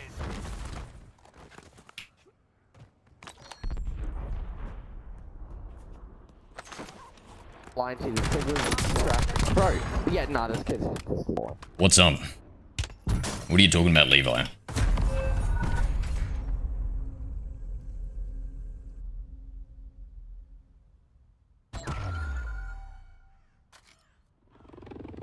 Back in the AO.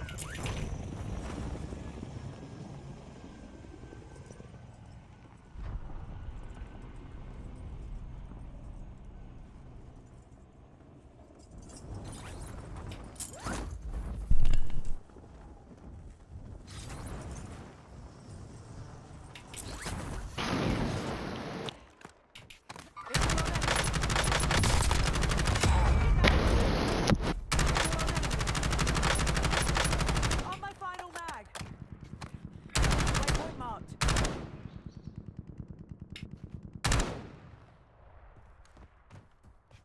40 bullets.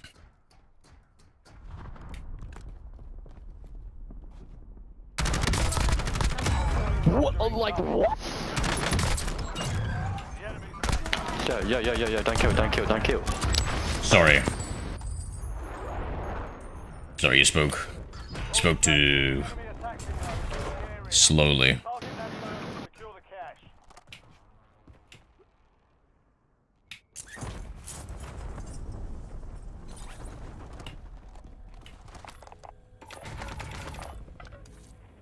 Well, I messed that up. Mate, I just get What's up? Yep, nah. See, What's up, Levi?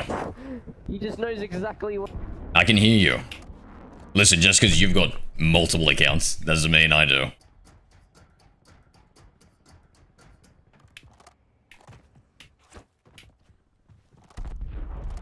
Visual on enemy.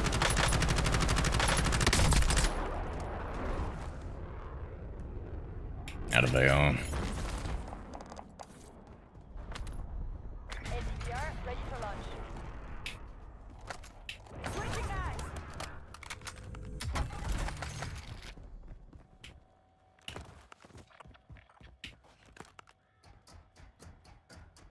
Alright, just doing some assessments. Gotta be pretty quiet. No, that's alright, man. You focus. If it gets distracting in the stream, you don't have to stay in Sakura. You focus on what's most important, mate.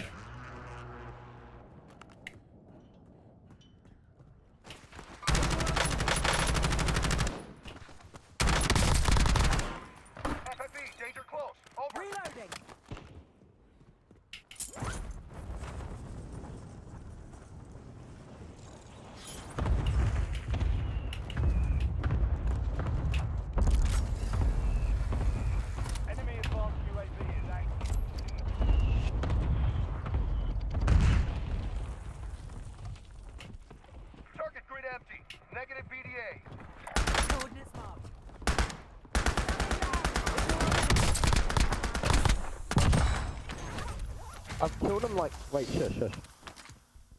Levi? Levi? Bang. What's up, brother?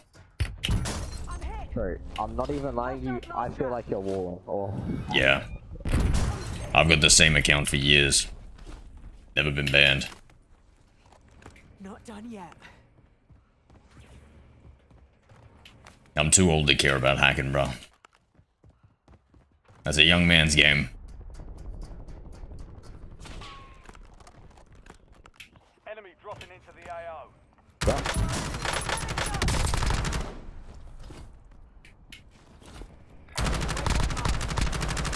Switching mags. Where are you, little Levi? Just kidding, I already know.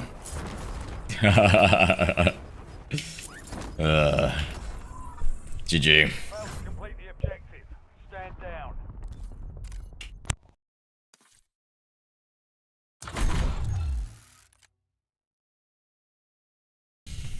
Okay, let me read something.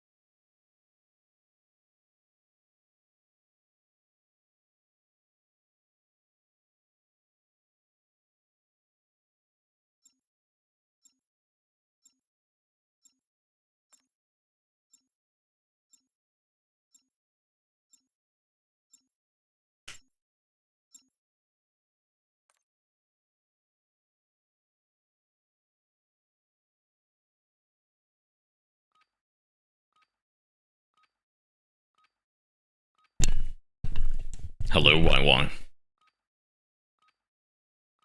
YY Stract.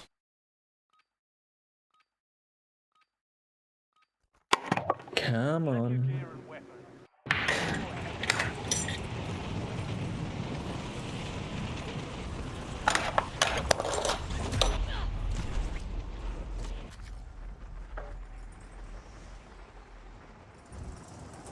Audio, where the fuck's all?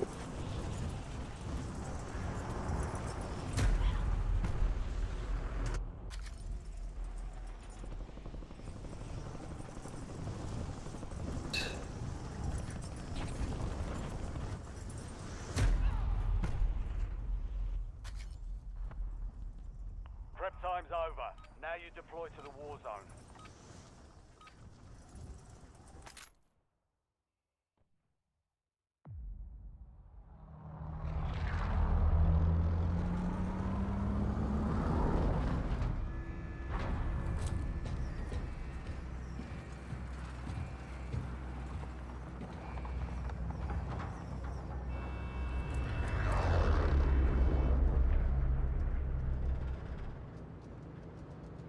Plunder. Secure as much cash as you can. You are green to get greedy. Alright, soldier. Mark a drop point for your squad and go get after it.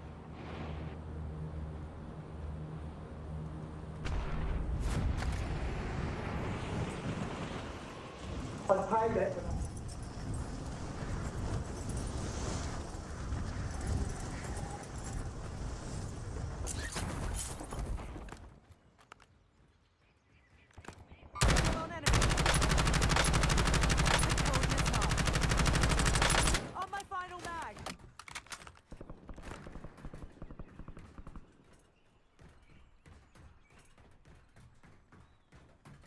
Visual on enemy.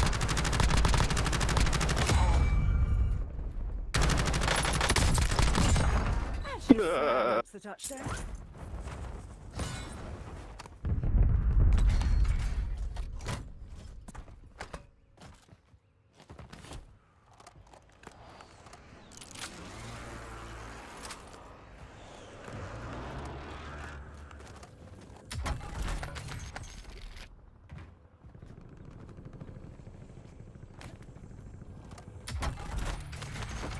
Enemies are dropping into the area. Watch your skies. Fuck your fat cunt. Only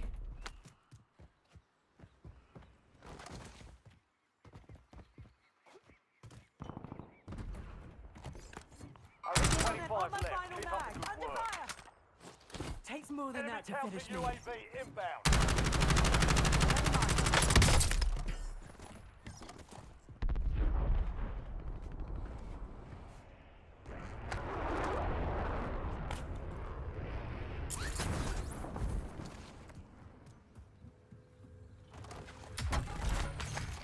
Last mag.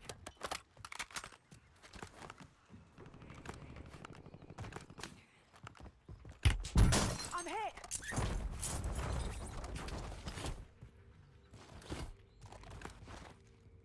Coordinates marked. He cheats for sure.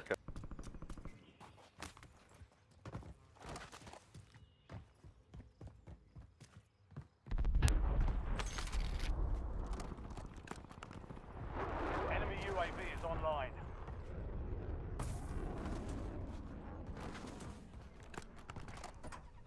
I'll drive.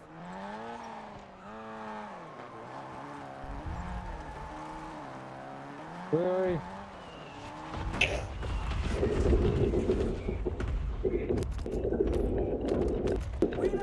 Enemy advanced UAV overhead.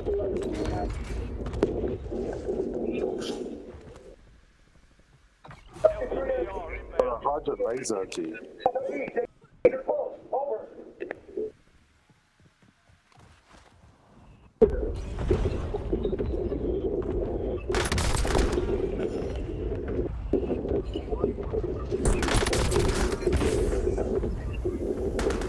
Oh bro, there's no way that that.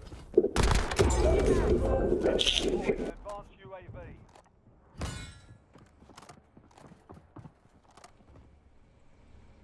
Enemy Shots. Enemy UAV Here. overhead.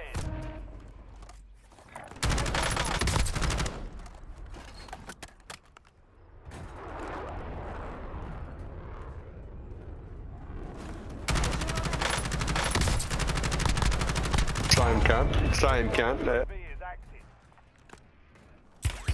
I'm hit.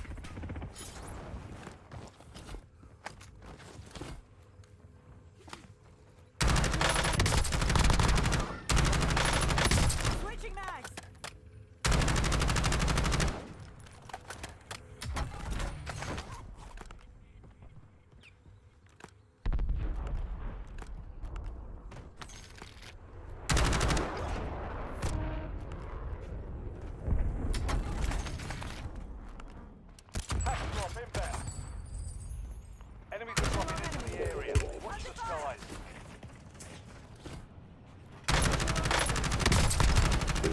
Oh. It's too good for me, G. Eyes on hostile Semtex. Reloading.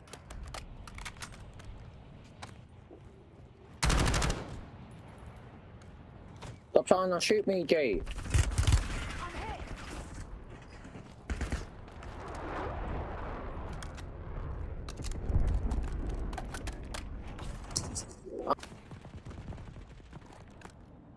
Visual enemy. Need a medic.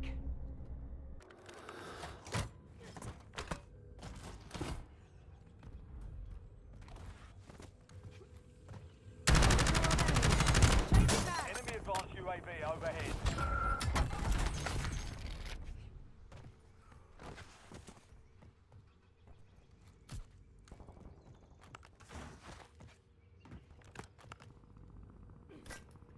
Enemy soldier incoming. Oh. Unlucky placement. Enemy down. Sally, give me a hand. Use the revive. Not done yet. Switching mags.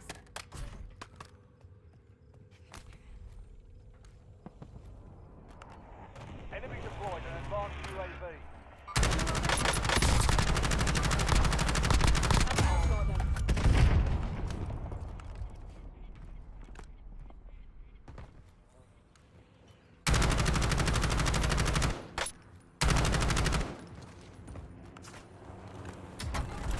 On my final mag.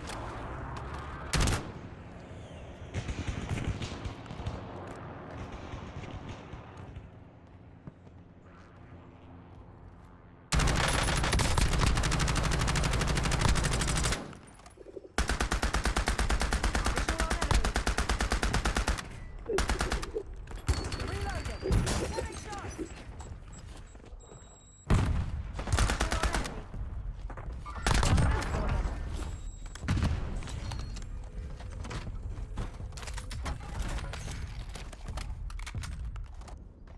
Hostile UAV in the area. Under fire.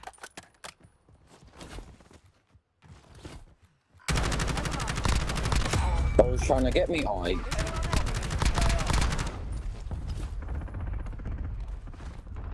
Switching mags.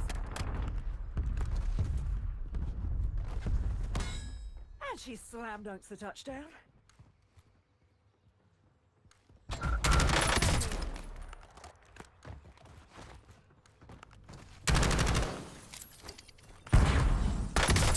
Coordinates. Marking off.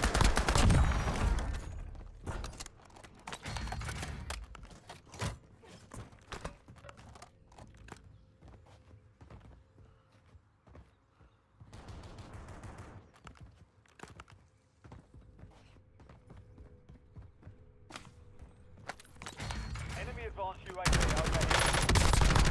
Enemy Nice one.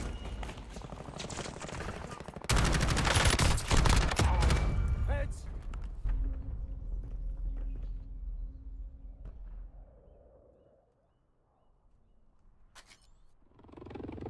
Back on mission.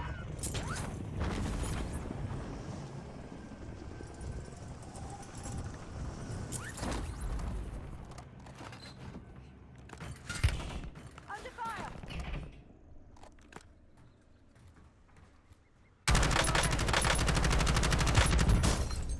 I've been hurt worse. Enemies are dropping into the area. Watch the skies.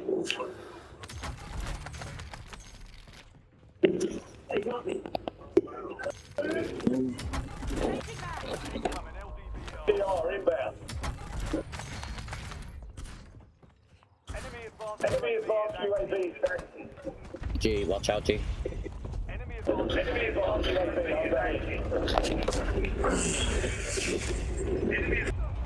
Yellow G, I got you. Don't mind. Supply crates have been restocked. Load up. Oh my days. G. Oh Oh my days, bruh. Nah, that's actually respect. I'm not even lying. That's respect to you, G. That's some good thing. GG's, guys. GG's.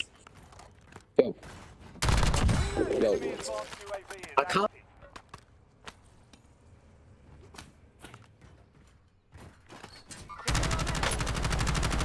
Forget it.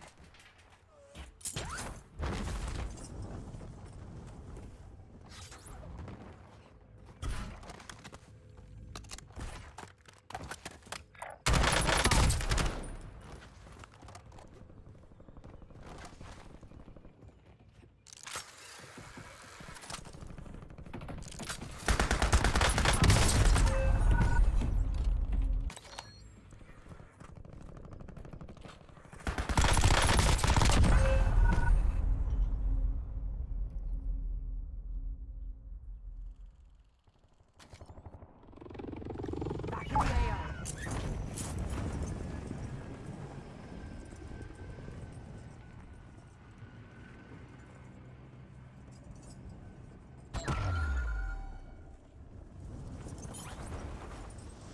Visual on enemy.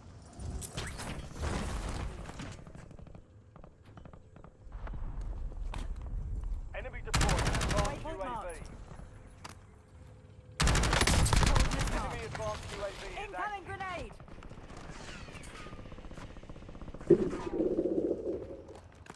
Enemy advanced UAV overhead.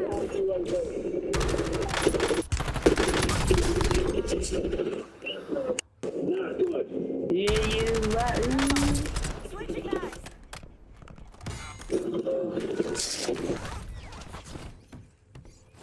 Takes more than that to finish me. Visual on enemy.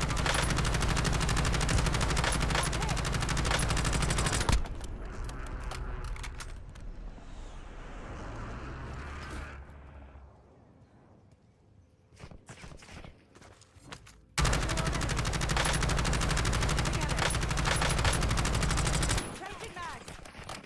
Visual on enemy. Enemy dropping into the AO.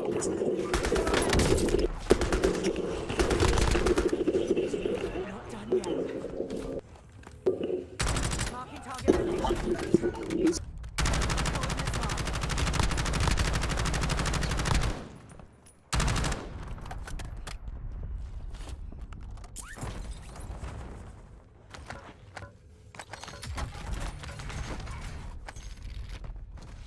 Reloading.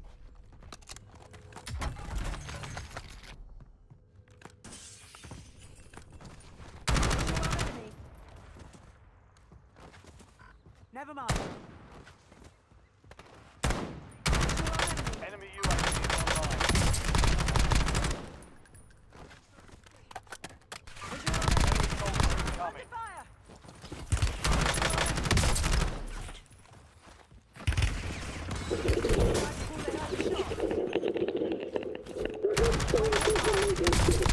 Last mag.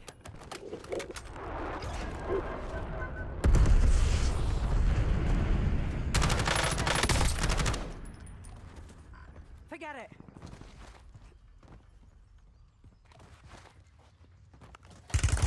Incoming shot. Enemy deployed and advanced UAV.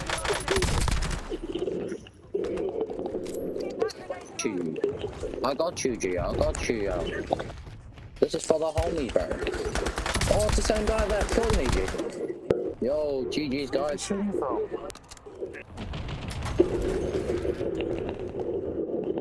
Oh, he's just too fast with his moves, bro.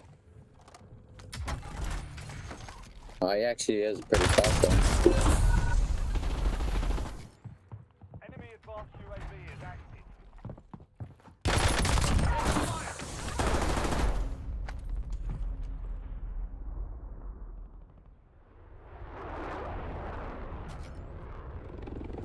Back on mission.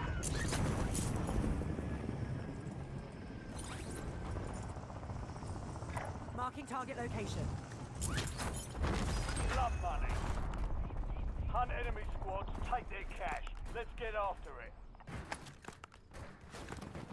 Ah, exactly right. It's him. He wants to revenge. Yeah, I want to rematch, G. He's actually really good at this game. Ooh, over here. I can't feel it.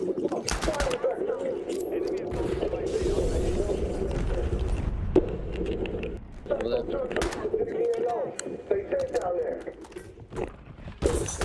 Oh, another person, G.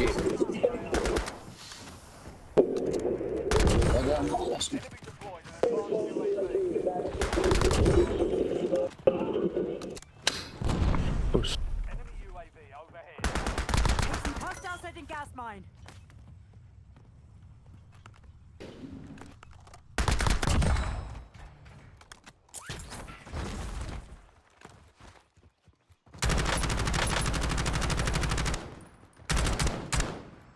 Reloading.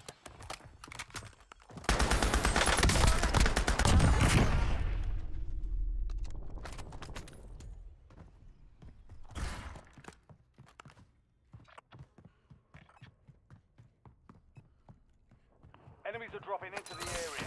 Watch the skies. Yeah, Barrett. Oh, yeah. Nice. Oh. Down. Hey, calm down.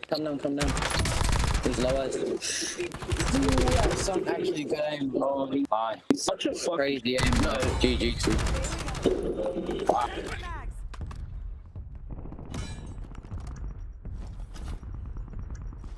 Not done yet.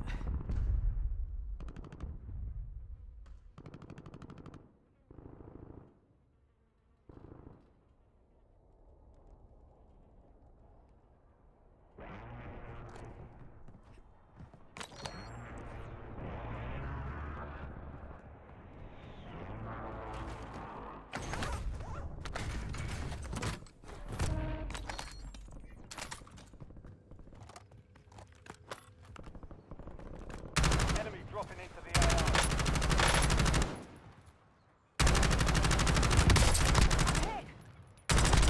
Don't let the enemy complete their objective.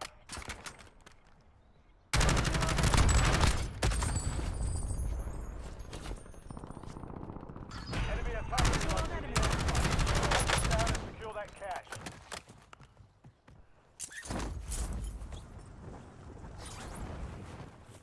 Enemy counter UAV. To me. inbound.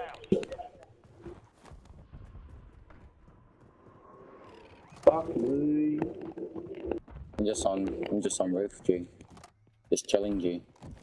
Don't wanna die, G. Grenade. Unless I just move. Oh, never mind. Yay.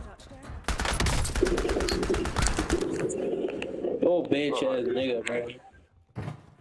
Oh, bitch, bro. Look at y'all. Fucking trade a dog, bro. Enemy UAV is online. Yeah, bitch. Fucking faggot.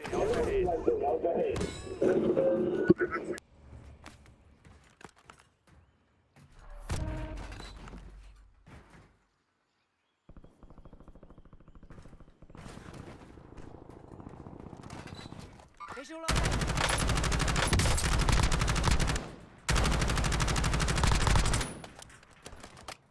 Enemy advanced UAV is active.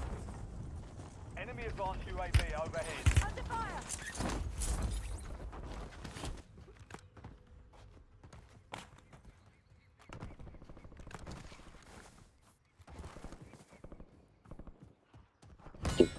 Just some light trigonometry.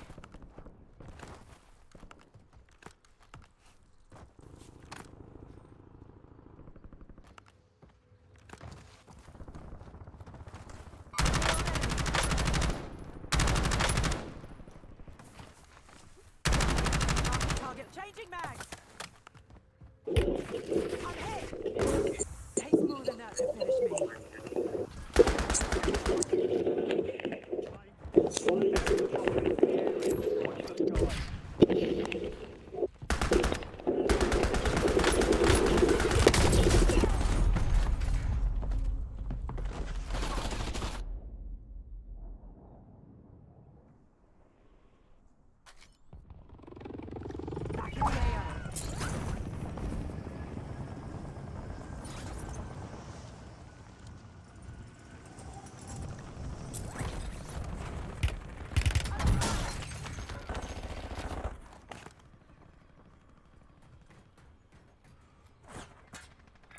Hostile shooter.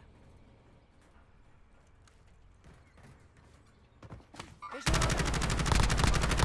Switching mags. Visual on it. Again.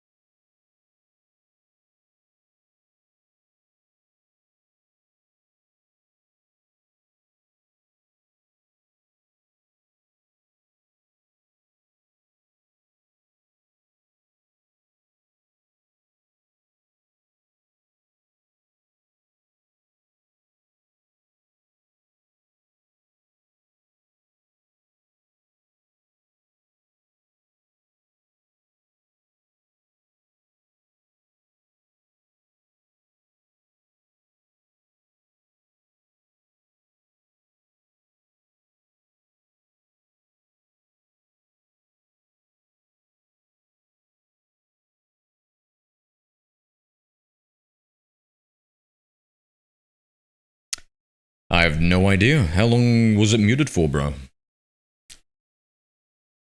How we doing, Slav?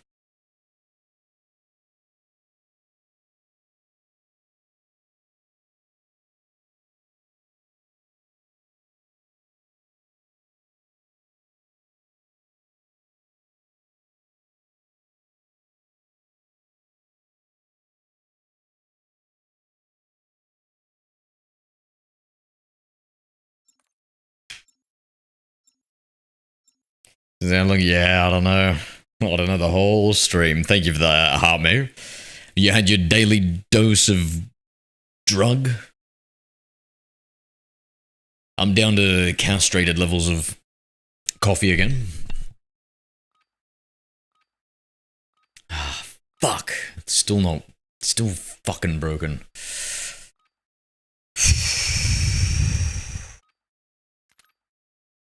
Ruck up. You're headed to the war zone.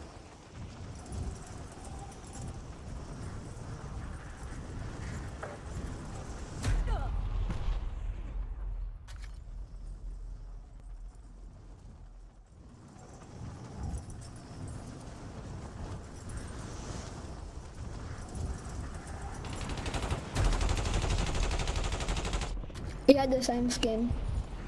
Now I'm killing you, Barry.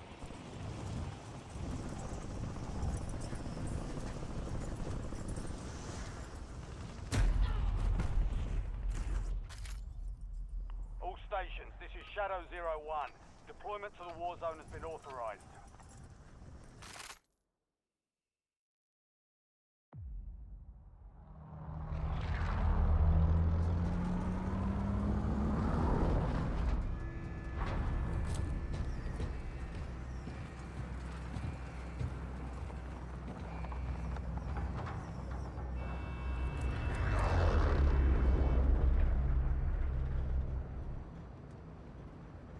Plunder.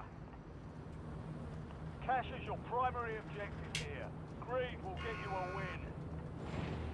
Mark a drop point for your squad and hit the silk.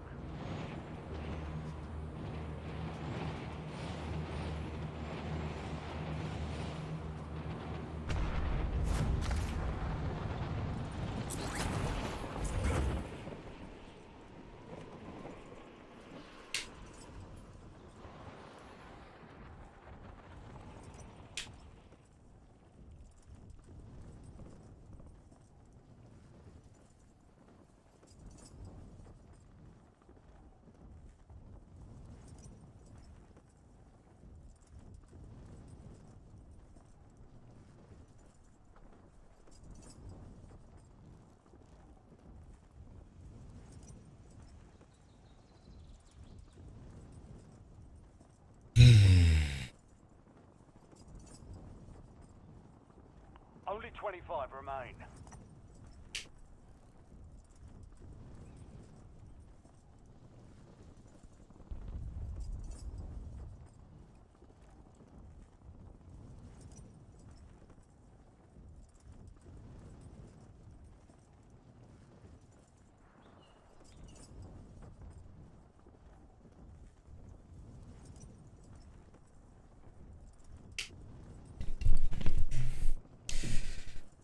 Yo, can you hear me now, Jay-Z? Sorry, the microphone was muted, bro. I missed everything. Did I answer any of your questions or anything, or was it muted that whole time, bro?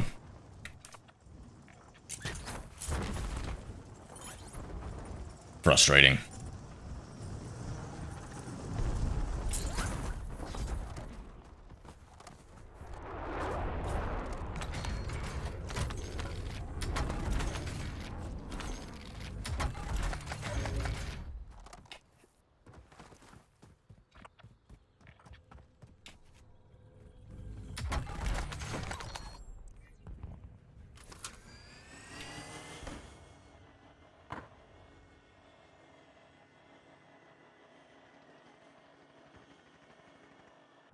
Turbo, what are we up to, mate?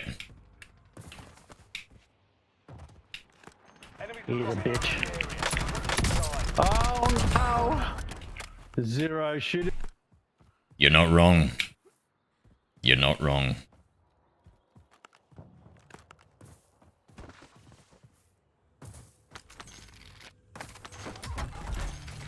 Napalm strike ready for delivery.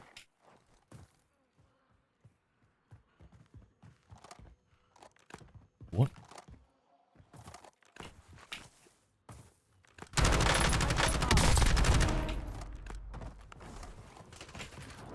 Hostile UAV.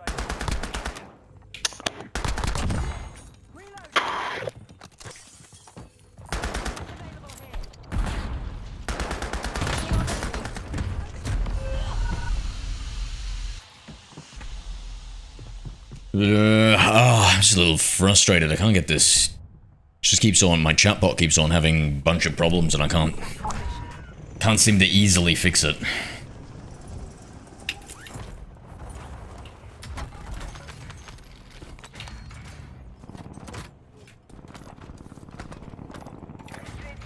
Attack on, requesting recon overhead. Enemy dropping into the AO.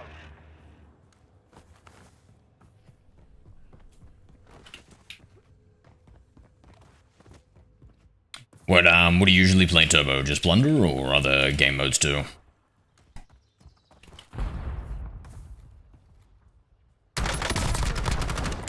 No.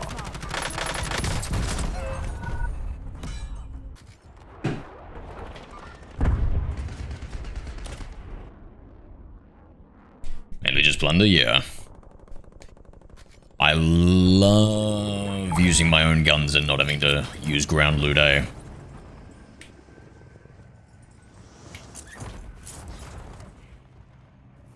Enemy deployed an advanced UAV. Catastrophe is en route.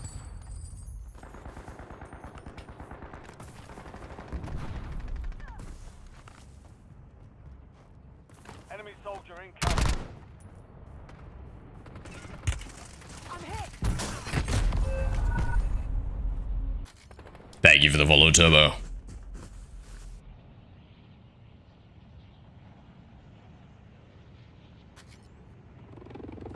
Back on mission.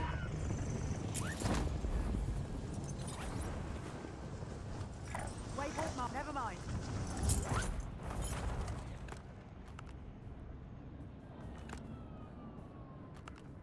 Enemy ordnance incoming. Missile strike on a nearby target. Enemy UAV overhead.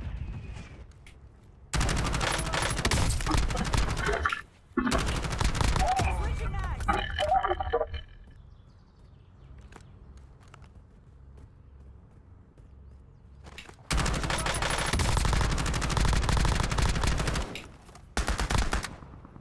On my final mag. Doubt anybody will have time to res him. UAV is active.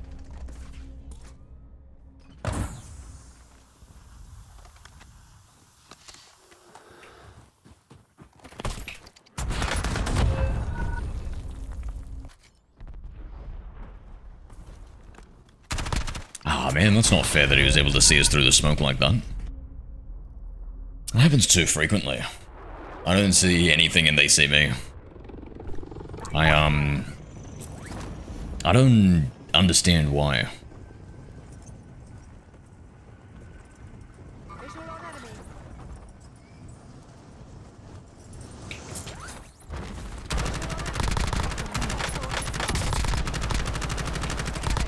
Last mag. Hostile UAV in the area.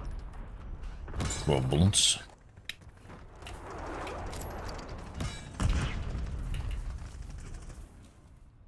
Visual on enemy. Under fire. Never mind.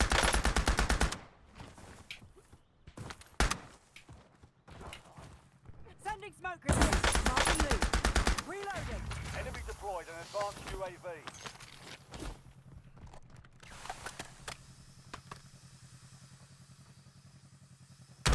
Tagging vehicle.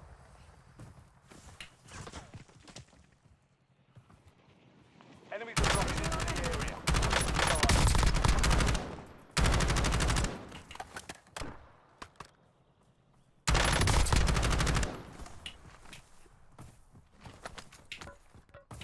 Oh, it's not from behind. Zero.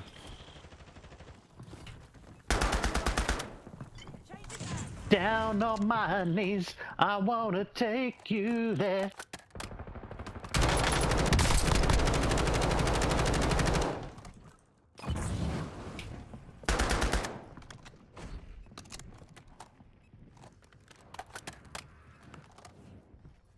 LNG rounds here.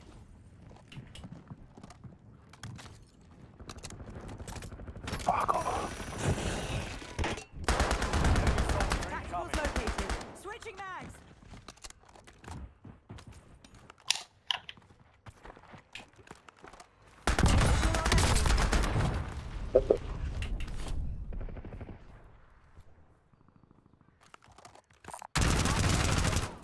That's a motorcycle.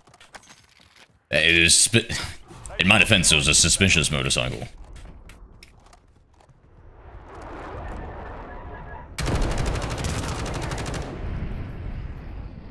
Changing mags. That leaf had legs.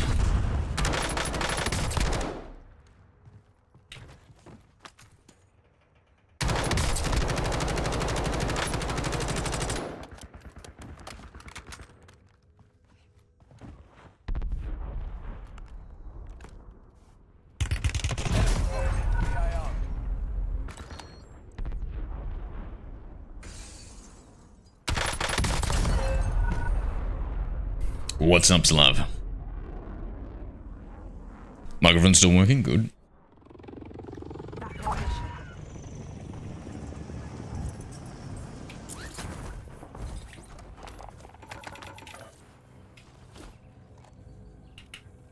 Blood money. Hunt down enemy squads and secure them. Reloading.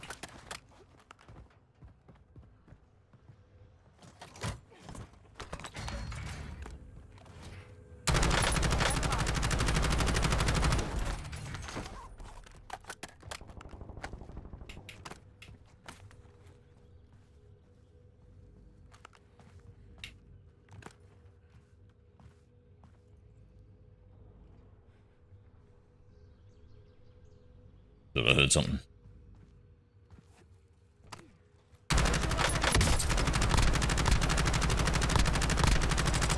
Changing mags.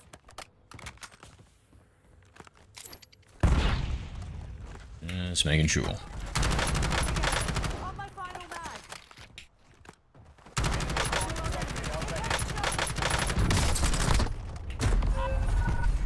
Oh, wow, bro. Just wow.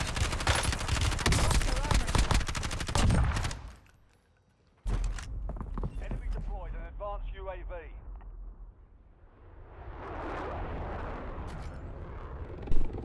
Back in the AO.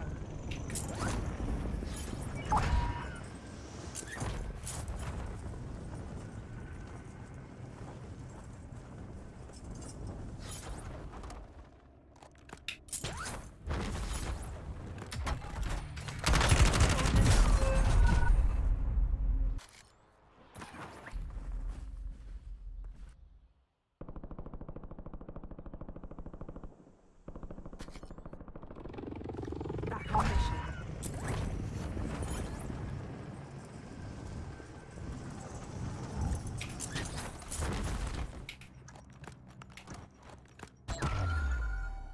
The enemy's about to complete their objective. Shut them down. Enemy attack grenade. Tally shot charge. Enemy attack. Move it down and secure the cache.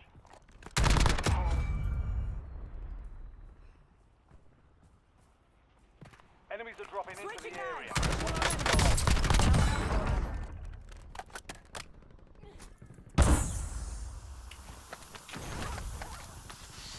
Hostile grenade.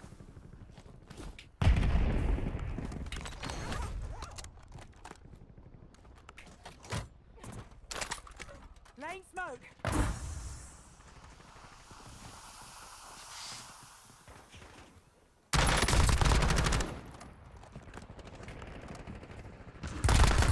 Hit.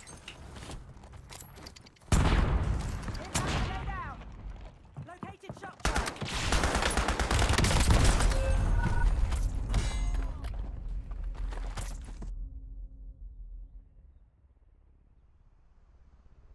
This is Bug Up 6 Warzone already? What do you mean? What else would we be playing?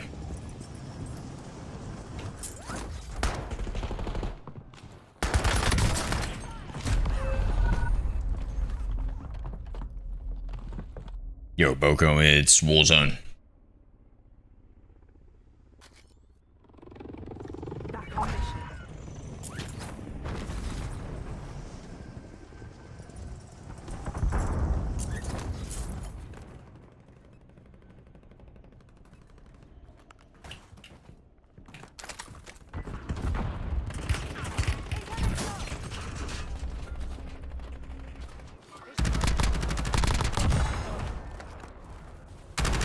Reloading. Target location.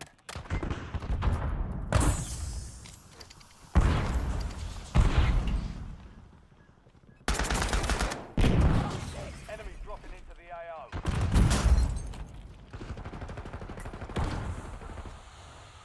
Visual on enemy. Oh wow, this is the worst team to fucking fight. What you told last week about 6 Warzone patches coming? Yeah. Nah, the BO7's coming out.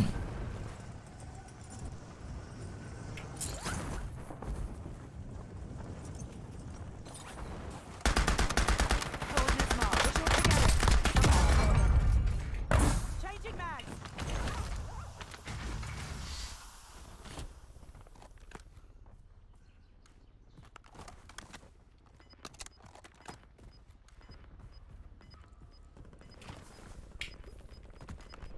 Enemy soldier incoming. Visual on enemy.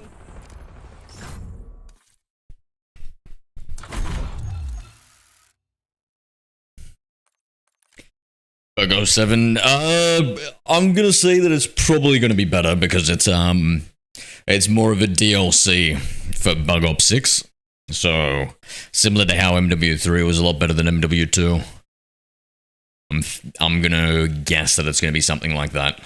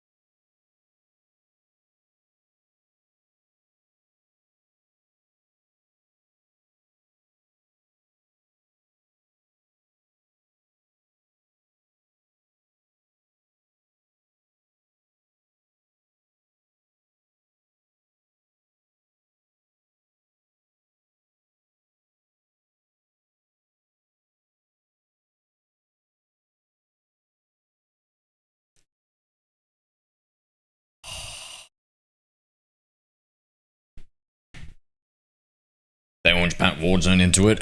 So I was just talking about the multiplayer. Man, I didn't even want to... Honestly, I don't even want to think about how bad it might be.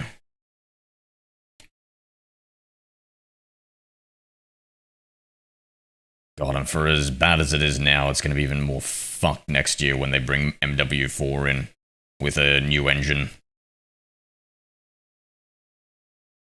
A new engine that's just an iteration over the same old fucking engine, but they bring in a bunch of new problems with a mediocre graphic update. Historically speaking, of course.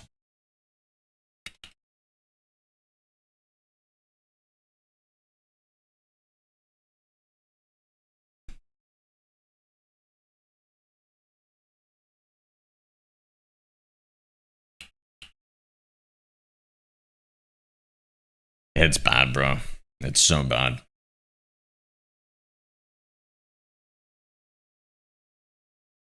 It's always so bad. But BO6 was just... That integration broke me. I stopped playing Battle Royale because of it. It was that bad.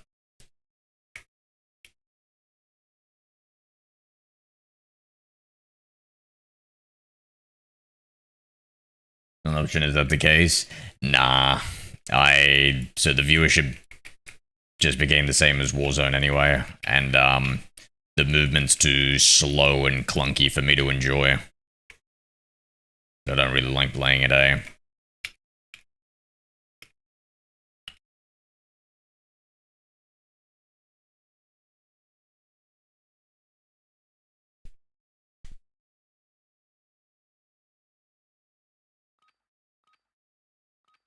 And then there's like a bunch of bloom bugs where like it's just maximum dispersal shooting, where they claim that they solved some of it in the patch yesterday.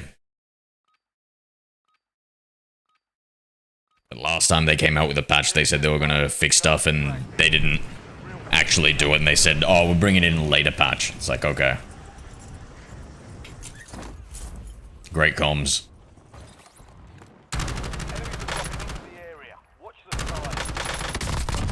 Hostiles. Enemy.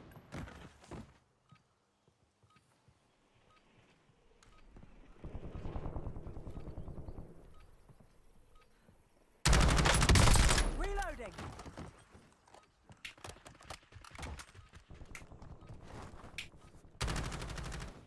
All stations, we are green to go. Stand by for deployment. Enemy soldier incoming. Oh, Resi, hello. Appreciate the follow, mate. How are we?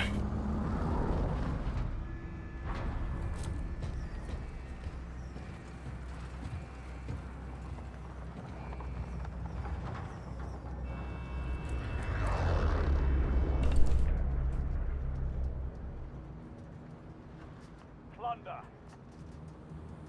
Primary objective is to secure as much cash as possible.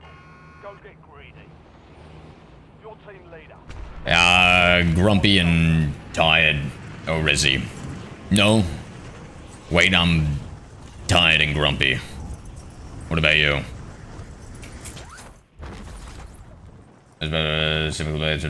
Patch it.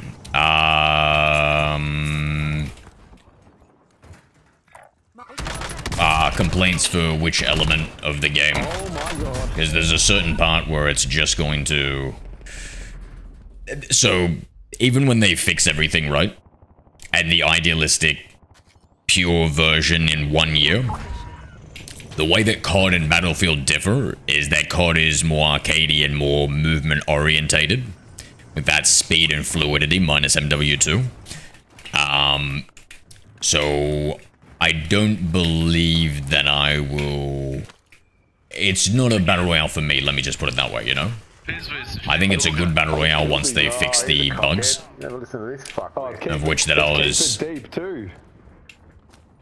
Are they gonna... Can they hear me? Imagine man fucking that shit at it. Dog shit. Dog shit. Wow, that man land. Jeez.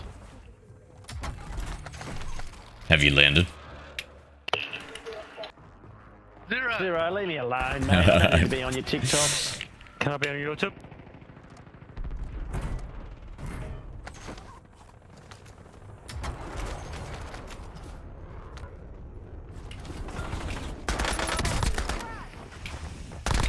Switching mags.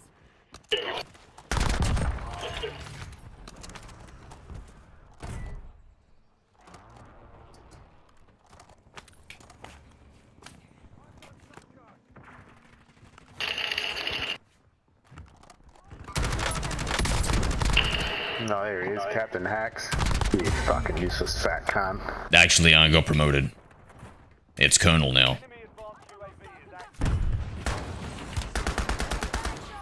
The guy said we're Captain Hacks.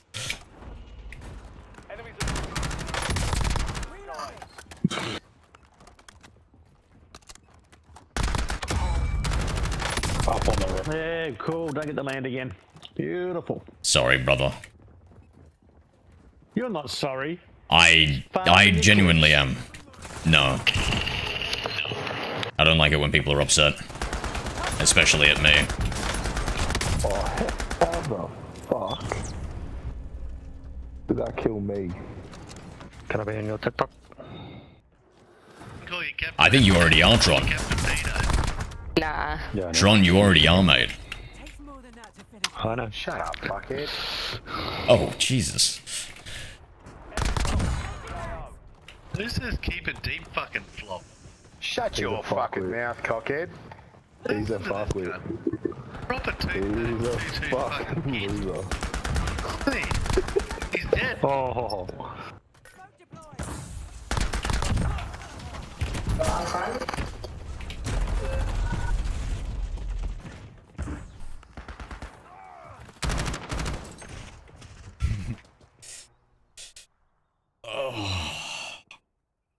Shoulder.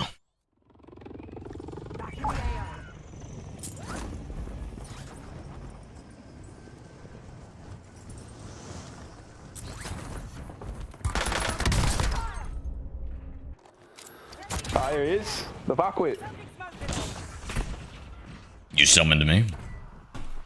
I've been summoned. Switching mags. What, you reckon he blocked me?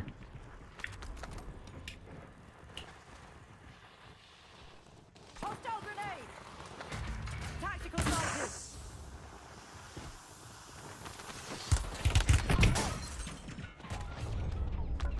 Well... Are we just left with zero, are we? The others are gone? That's too easy. Car? Can't hear the other ones talk. I assume it's only zero.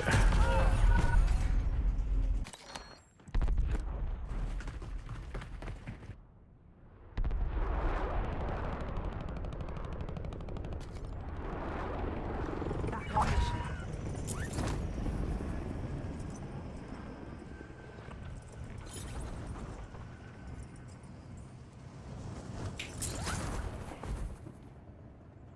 Bought one of the sleeves, don't you, bro? You've got better glide on the surface now. Enemy advanced UAV overhead.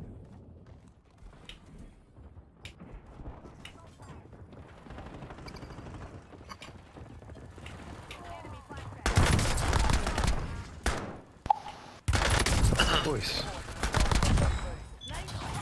Enemy advanced UAV overhead.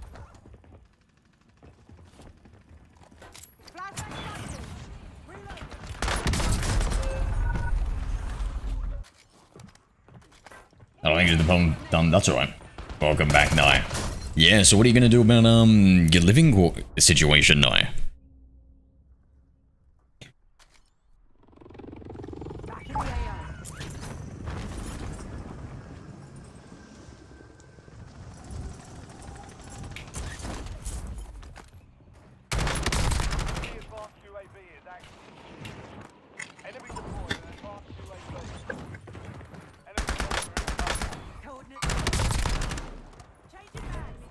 My god.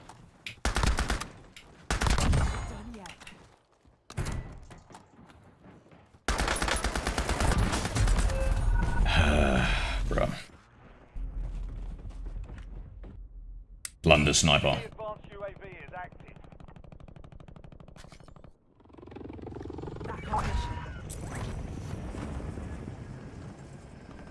Wait, put eyes on it. Forget it. Oh fuck, behind me.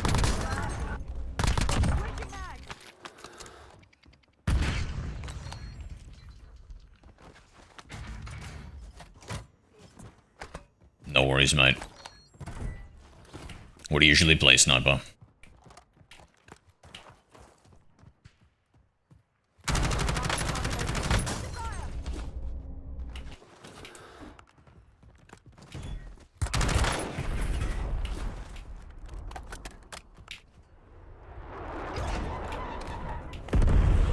Enemies are dropping into the area.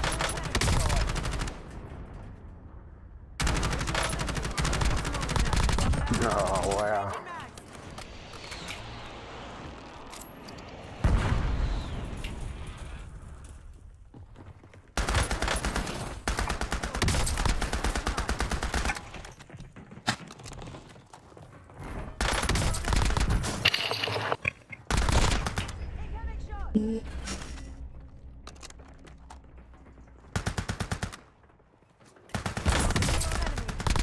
Up on the stairs, Bab.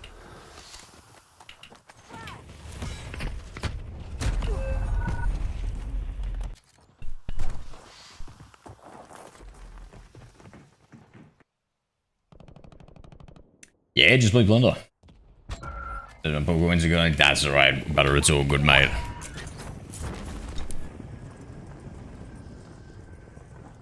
How we doing today? So wait and see. Thank you, Butter.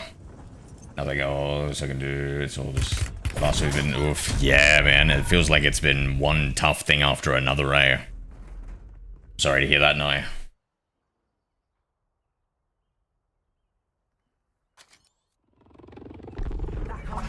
Sorry, just have to knuckle down, just push through this hard period. How has work been treating you anyway, mate?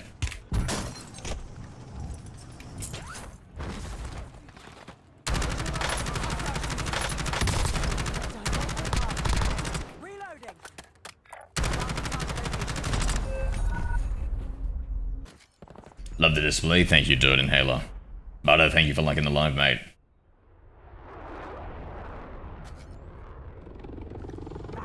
Tell you I'm working cut. No, dude. Oh my lord. You listen, don't push yourself too hard, okay?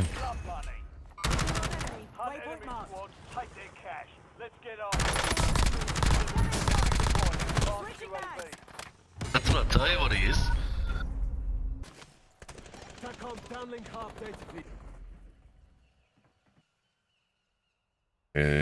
Better. Ooh, that's not bad. Did you get a little promotion or something?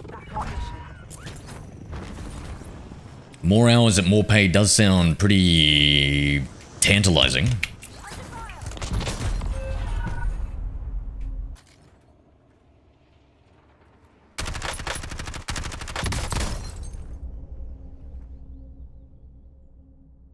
Resurgence, because you see that Spirit was gone on the 8. No stress, yeah. I feel like Resurgence is pretty sweaty though.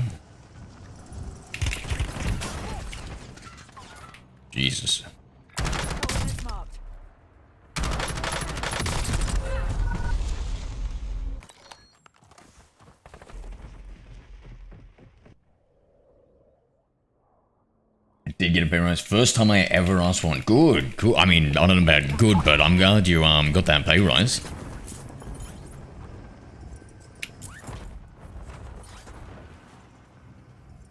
Ah, there's fucking no one else around here.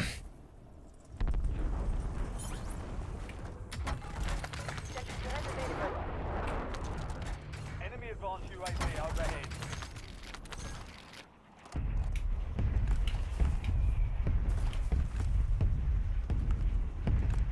Enemy advanced UAV is active. Alright, it's probably they're advanced. They know where we are. Means we're just gonna have to...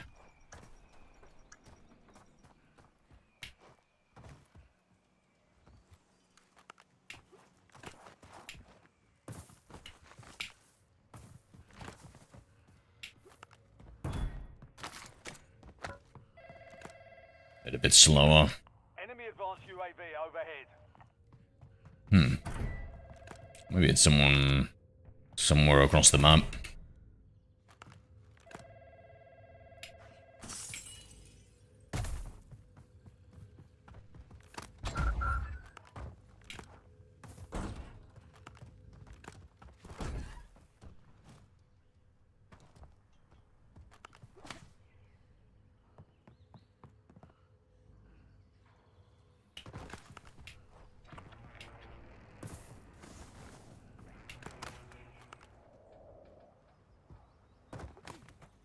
Expecting like 2 of them to come barreling in with a 3rd on the way.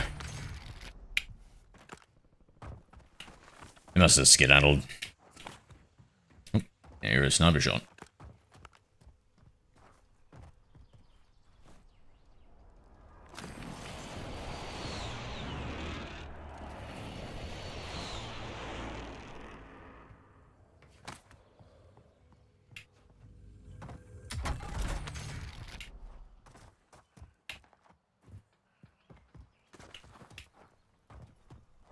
I'm not sure, sniper. It's been a long time since I leveled up since I got that. Standing by. Get me eyes in the sky. Sentry turret ready to deploy. I'll drive.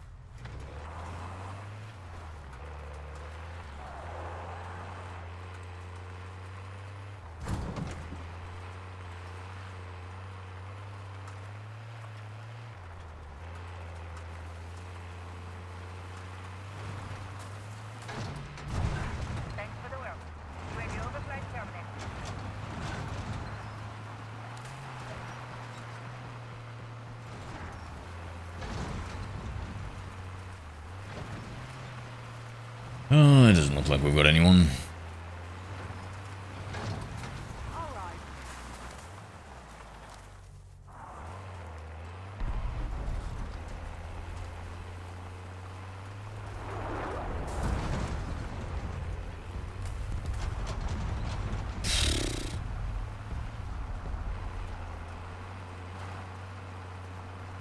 Man, I'm tired.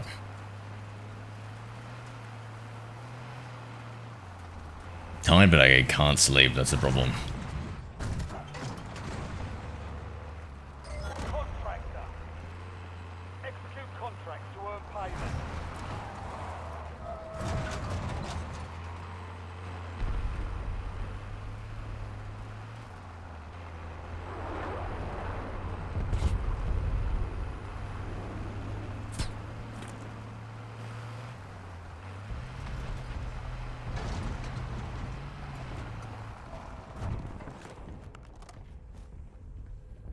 Enemy dropping into the AO.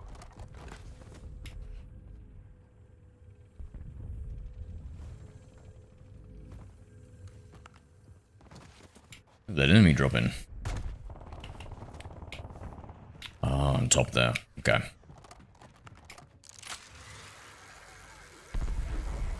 Zero, answer me. What's up, Kiro? What would you like the answer to, mate?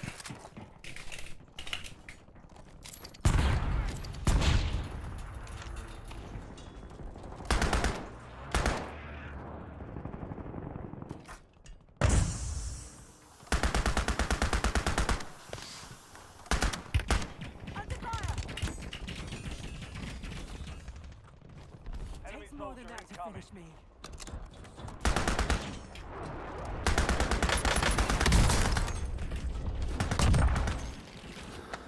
Reloading.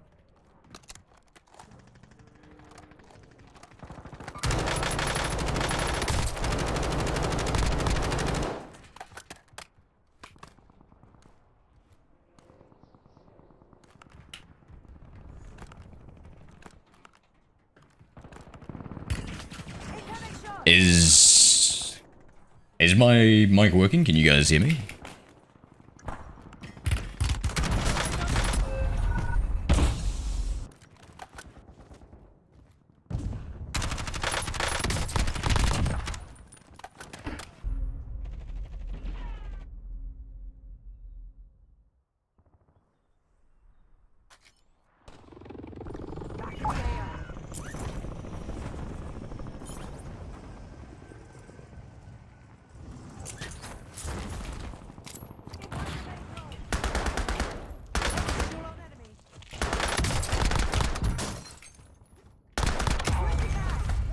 Enemy dropping into the AO.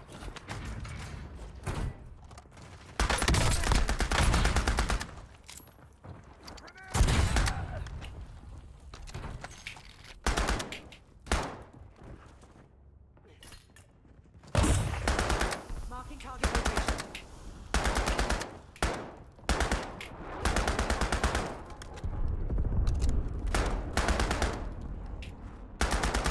Loot available here. Changing mags.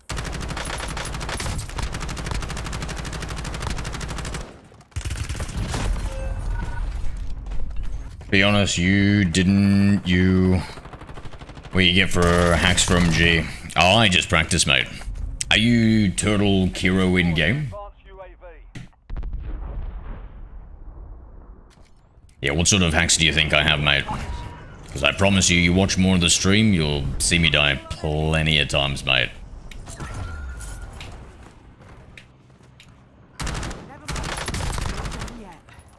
What? Okay. Switching mags. Been on the same account for years. Enemy advanced UAV is active.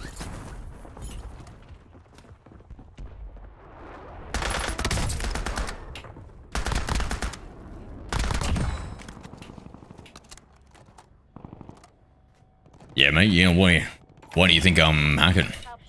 And what sort of hacks? Data feed. I think if you tell me the hacks, I can dissuade you of that. As long as you watch a little bit of the stream. Fuck off. And that to finish me. Nah, fuck that shit. Just so you can see for yourself, you know?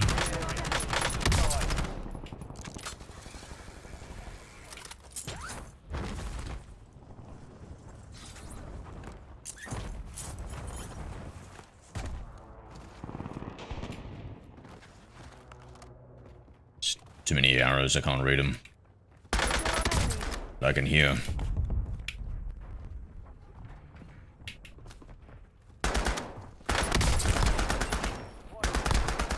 Advise you to load up.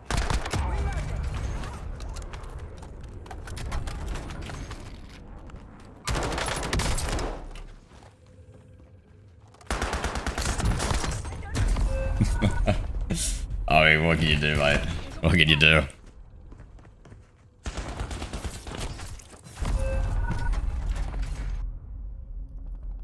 Tahan. Hey man, what's up?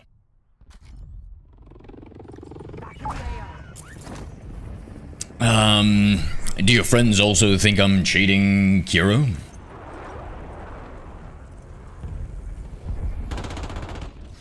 Enemy soldier incoming.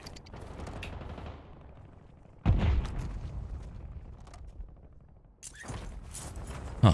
For some reason I thought I was gonna go up.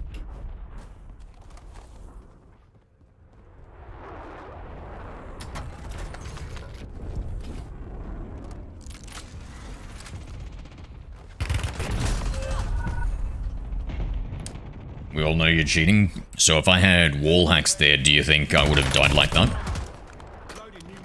Or I would have taken that fight differently? I feel like that would have been enough to prove that I don't have wall hacks. And when you say we all, give me a list, cause I swear Massey Bull thinks I'm legit, doesn't he? So I don't know about we all.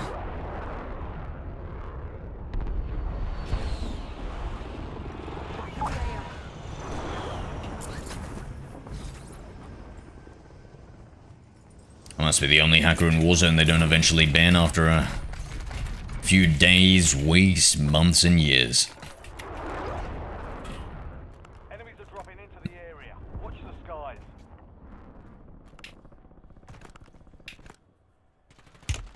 Incoming shots.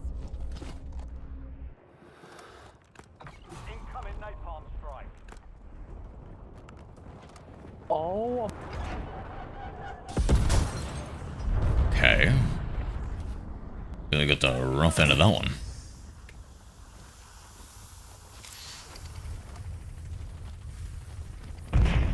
Not done yet.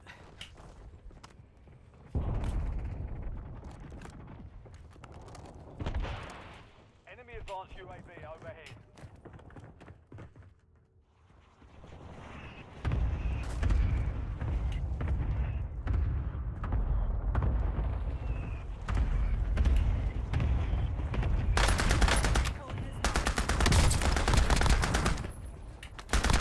I spaz the fuck out there.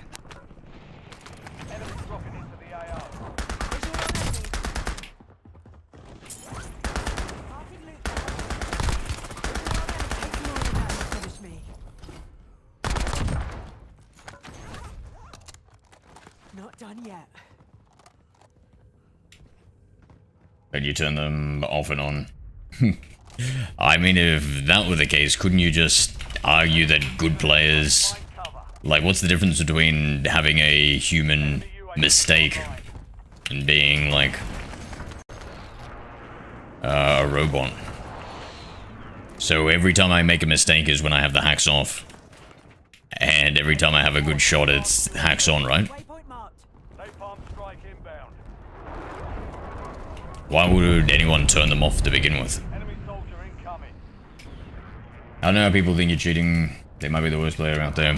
I think it's a combination of, you know, too much of an ego to admit that they're wrong. They're on controller. They're not used to a mouse and keyboard player, and Activision has notoriously had one of the worst anti-cheats in the entire world, and so it's led to a community erosion in trust.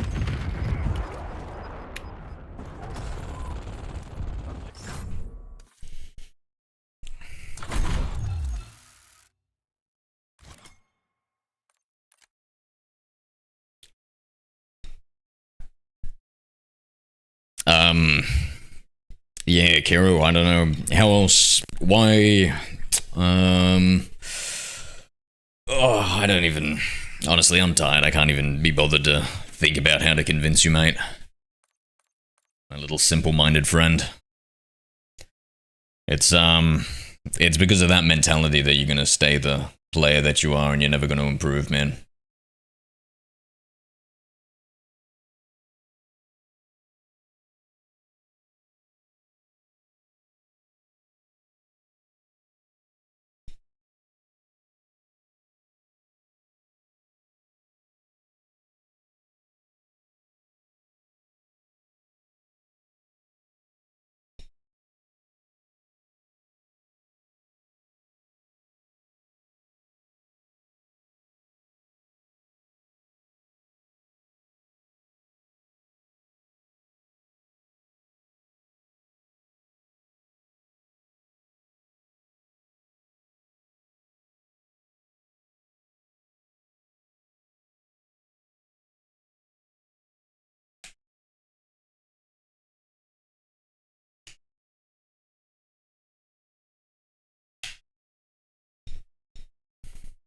And I have a 4.3 KD, I don't need to improve.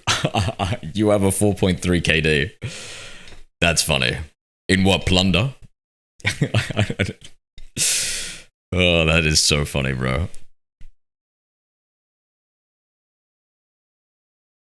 Do you think all the big streamers are cheating, or do you think it's just me? Just out of curiosity.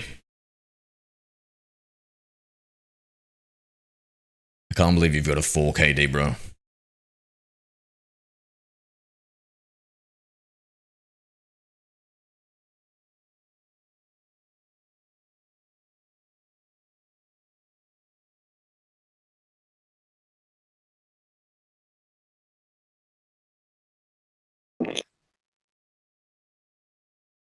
No, just you. Opinions on the 5060. If you're going to buy a graphics card, I think it's a budget graphics card. So I don't think that's what you want, right? You wanted something more like a 5090. Oh.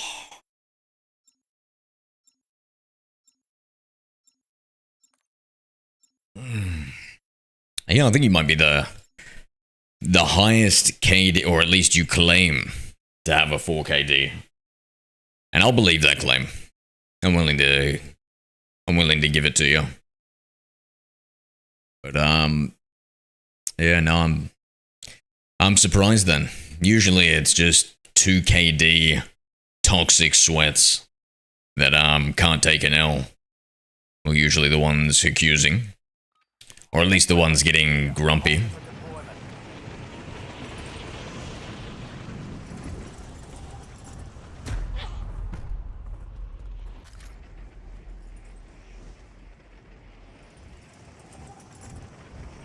What do you think my KD would be if I didn't hack? Kiro. I play on PS5. What does that have to do with anything?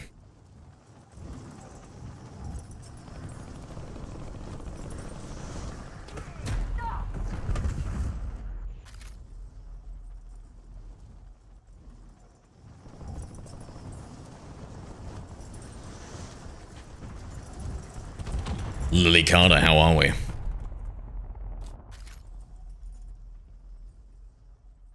I'm good, mate. Yourself? I'm just trying to fix this programming problem I've got. Oops, a daisy's messed up.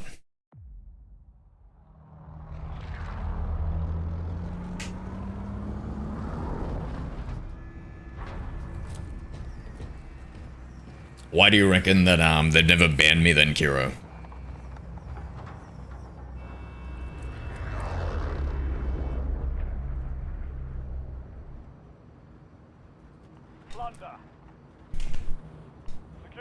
If I've been hacking for years. I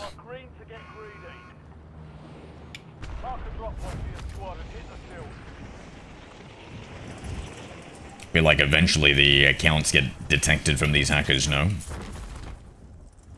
I'm sure they can do days, weeks, but months to years, I hardly doubtful.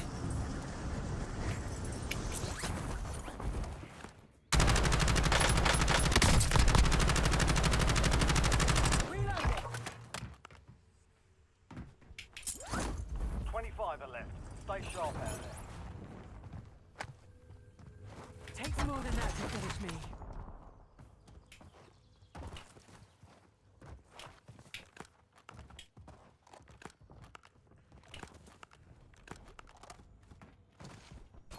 Spring mine spotted. Terrible. Mine.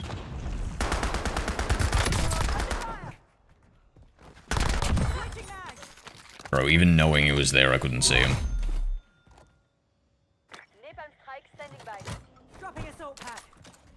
Oh, and just in case, Kiro, you were confused by that, I saw him clip through the floor, plus I heard him. So even if I didn't see him clip.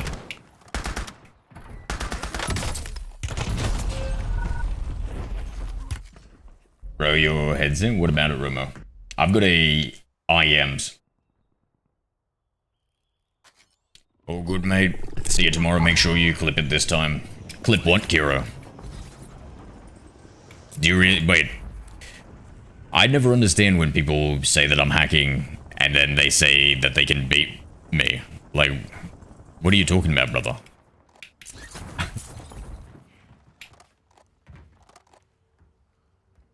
How foolish. So he's in the best skin in the game, mate. Best skin in the game.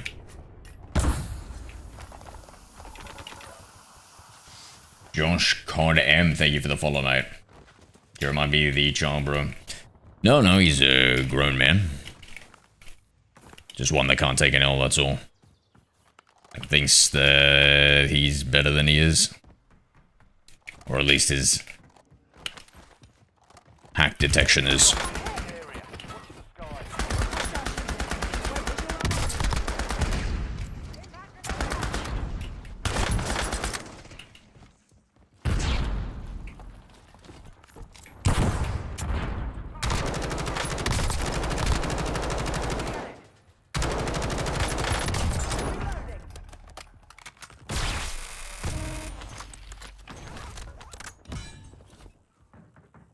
Ethan, how are we, friend? What's going on, brother?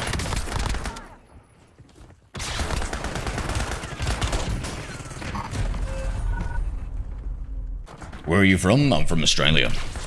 And yeah, I do stream daily. Sorry, I was getting confused. I was getting a little preoccupied with the other thingo. Why, Philo, why are you asking me about the 50-60?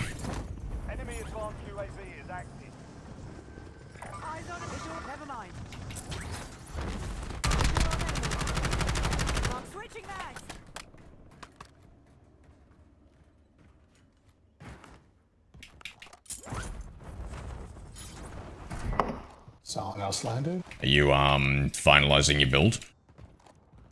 Yeah, so what you want is the best of the best, which is a 5090 or a 5090 Ti, and pair it with a 9800X 3D.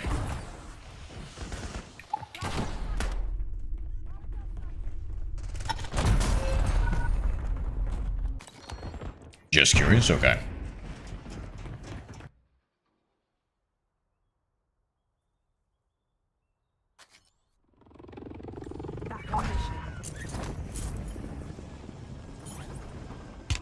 Enemy advanced UAV overhead.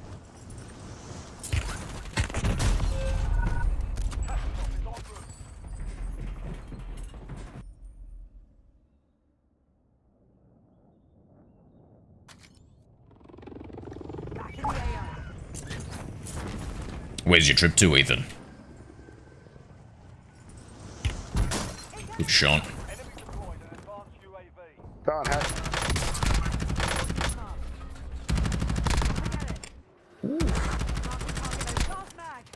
Watch out, boys.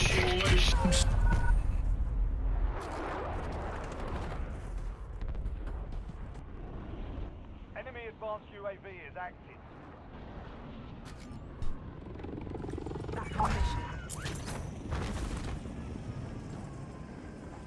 Three of them on top, one over here.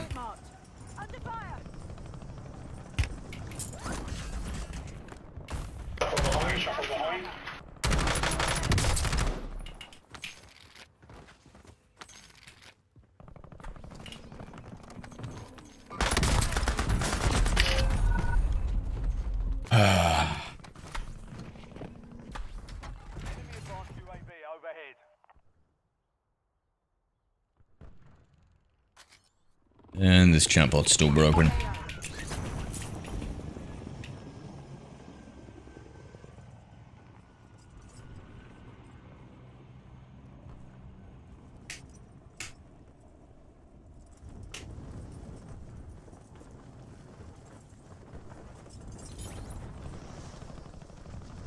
Sounds like a good trip there, Ethan.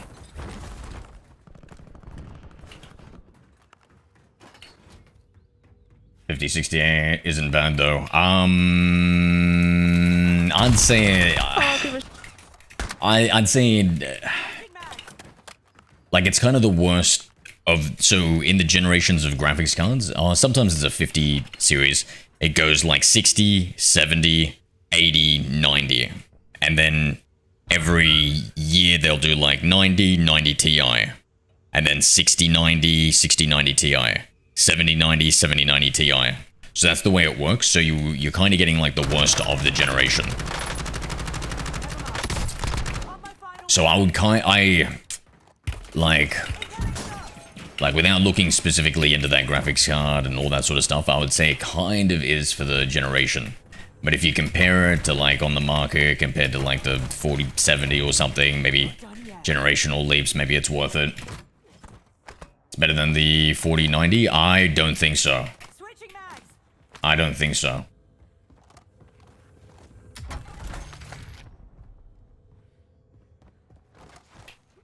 And it's not, and computers aren't really things that you can kind of like, even though it's like upgradable, it's not really. Like, you have to buy a new motherboard for a new CPU. The CPU needs to pair nicely with the GPU, otherwise they bottleneck each other, so you kind of like need them to be bundled together. So it's not something where you build it with a 50, 60 and then upgrade later. For the most part, maybe if you spend and get that S tier CPU now, and get everything set up, and then you cheap out on the graphics card, and then in like a year, then you buy a better graphics card, then that's a viable strategy.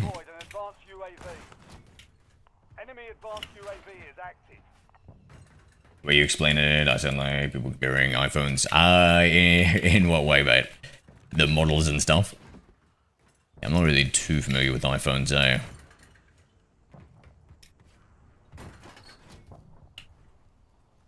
Get a strong gaming desktop. I've got no idea about that, my friend. $500 is pretty cheap for a PC. I only know like a little bit about the internal component models. So that would be like a pre-built one from a brand that they put their own name over, but internally it's just this CPU, this GPU type thing.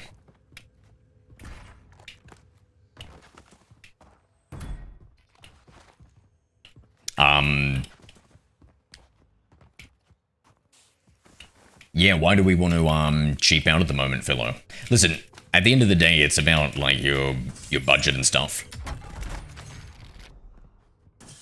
But you always had your eyes set on the best of the best. Is everything going okay in your life, my friend? Because you don't have to get like a crazy ass PC, but yeah, just know that yeah, like get the, if you're gonna go for a 5060, then yeah, depending on your strategy for upgrading, maybe it would be better to just get like a cheap build now and then get like another better build later, or even a cheap build later. Every year they do get better and better. 2060 is very old now, Ethan. And a similar thing that I said with, fuck, bro.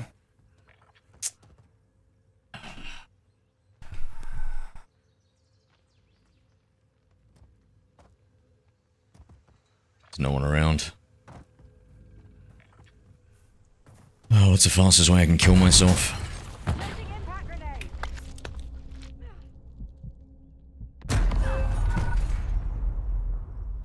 How much is yours, by the way? Like, I don't know, dude. Like 4 grand, something around that. Let's just say 4 grand.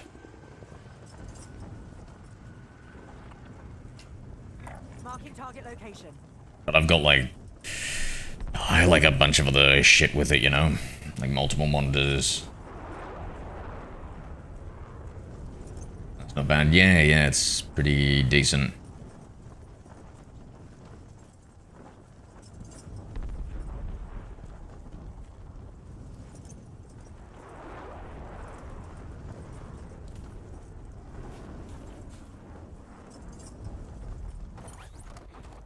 Yeah, so what you would be interested in, Philo, is you want to look at benchmarks for Warzone specifically, not multiplayer, and see what the 50-60 frames are getting for with no frame generation technology or DLSS. In competitive multiplayer, you don't want these two technologies. So when you look up benchmarks, you can see like, oh, okay, so I'm getting like 140 frames at 1440p. On the lowest competitive settings with no frame generation. So you need to look at all those things to make a decision to see if it's right for you. Because in addition to that, you need to buy a monitor that's a certain resolution at a certain hertz. And it's all about bottlenecks. So there's no point in buying the best monitor in the world because your PC won't be able to like handle that, won't be able to like deliver the resolution at the frame rate that it's capable of, and so it's a waste of money. And so you think about your CPU, your GPU, and your monitor, and it's a combination of those three things that you need to balance.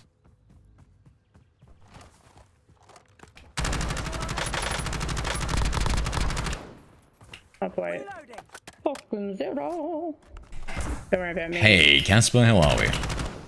Oh, Zero. Hey, Zero. Right, Hey, friend, Squishy. Other dudes are gone. How the game's been treating us, guys? Oh, too good, Squishy, too good.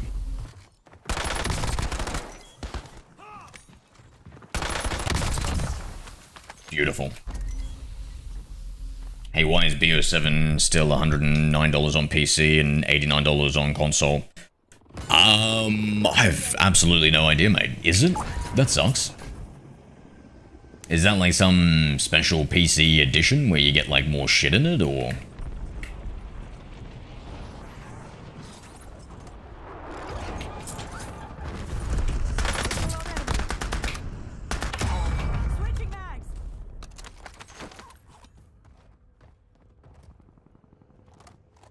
Visual on enemy. Forget it.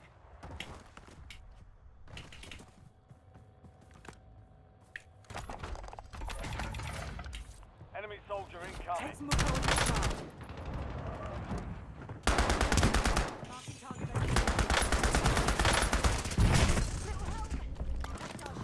Just end it, you coward. Do PC games ever go on sale? Yeah, they always do, Paulie.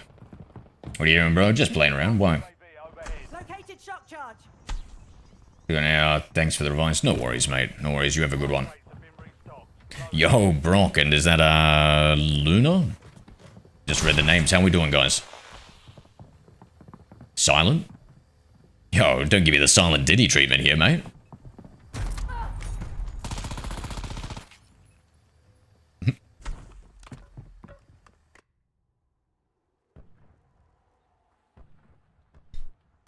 Just getting ready to get off. W, it says between 170 to 210 without frame generation on low settings with no DLSS, correct, Philo? Remember those three things. It's the settings in game, it's the without DLSS, and like no DLSS and stuff, and then without frame gen.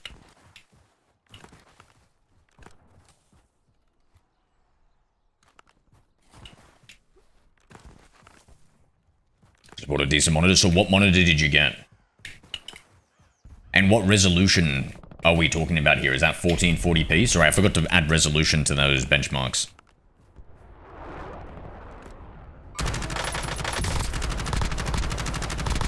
There's another one. Oh.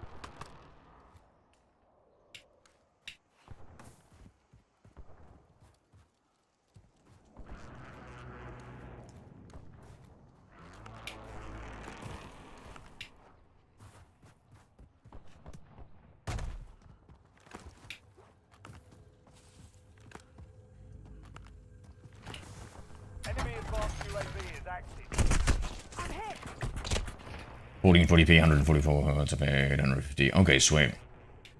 What's DLSS and frame gen? DLSS is a way of rendering the game at a lower resolution and then upscaling it so that it gives you better performance, but it costs input lag, and so competitive FPS players don't use it. Then frame generation is a way of adding additional frames to your render pipeline to make it more smooth, but they're fake frames, and it also increases input lag, so competitive players don't use it. Usually when you look at settings and stuff, you have to be careful that you're looking at the right settings, or benchmarks, I should say. Enemy advanced UAV overhead. Yeah, so 1440p, 144 hertz. So that might be a good target for the 5060 if I had to, without knowing anything, in my head I'm thinking, oh, that sounds about right. You know what I mean? Like, oh, that sounds about right. So that might be, yeah,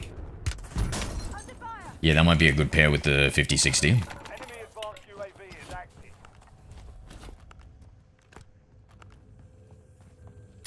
You're gonna have to validate that. Research yourself.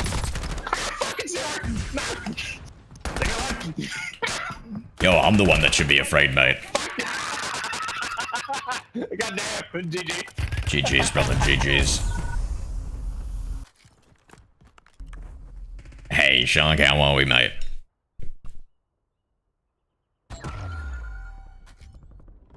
You validate Parkin?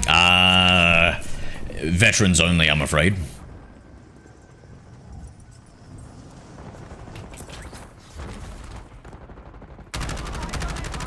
Oh.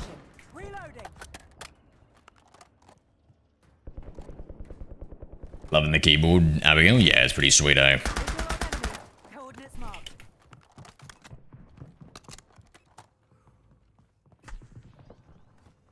Tally shock charge.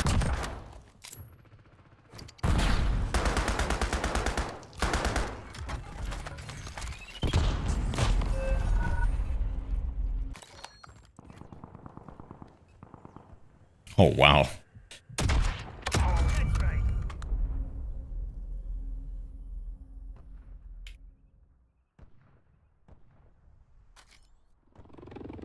Back on mission.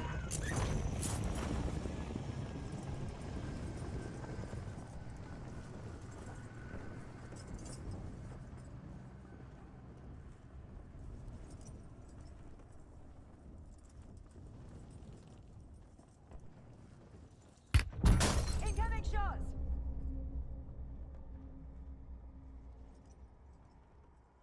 Don't let the enemy complete their objective.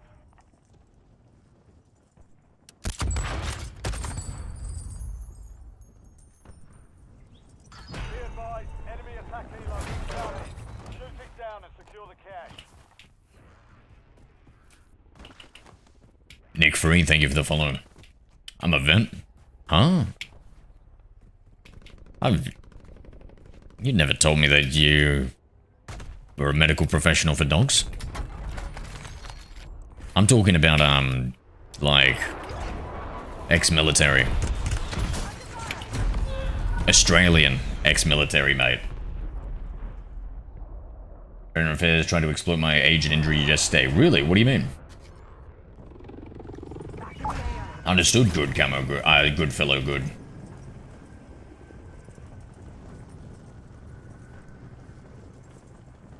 What were they doing, mate?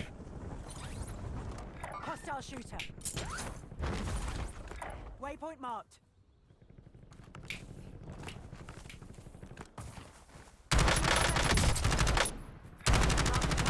Switching mags.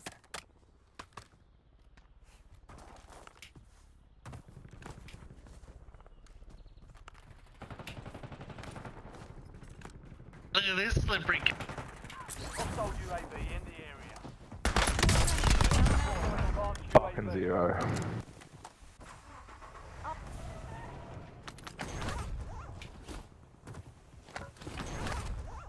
Enemy advanced UAV overhead.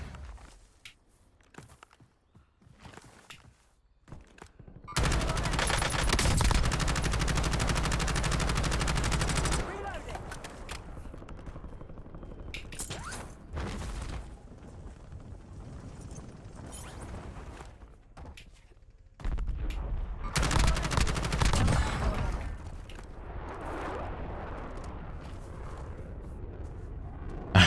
Yeah, Camo. They're not happy to hear from me, eh? I'm hit.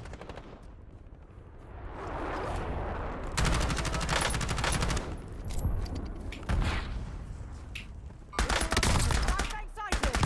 Switching mags. Coordinates marked. Never mind.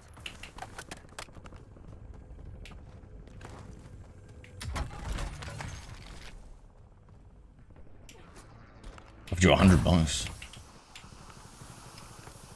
What? Hold on 1 second.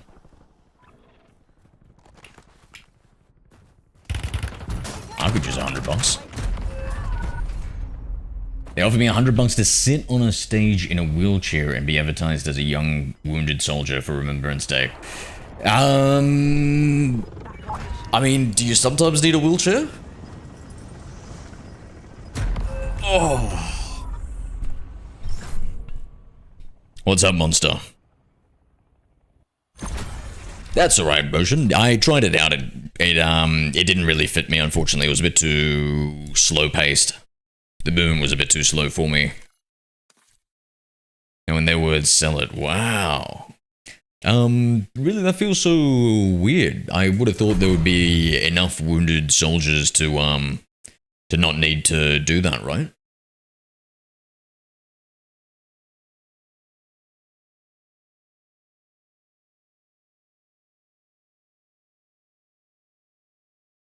They wanted a young one? Surely there's plenty of young wounded soldiers, right? Like, a majority of soldiers are young. Or at least at one point, right? Instead of having WW2 vets. But like, isn't the average entry age for soldiers, like, I don't know, 18, 19? And then you send them off to war, I'm sure a certain amount of them. How many... Does Canada send troops overseas a lot?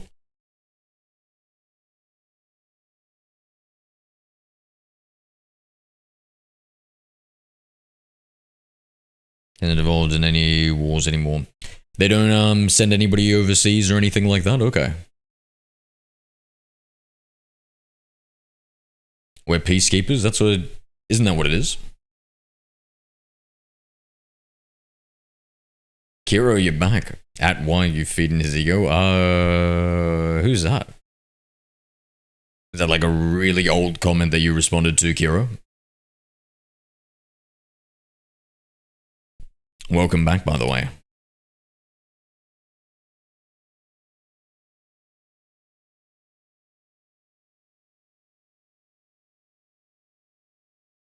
Send us overseas, but to pacified areas to train insurgents. What's an insurgent?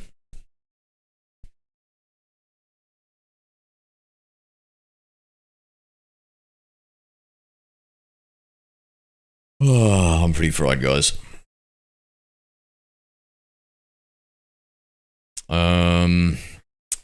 Still working on fixing this chatbot though, so kind of got a stream. Maybe I'll just done though.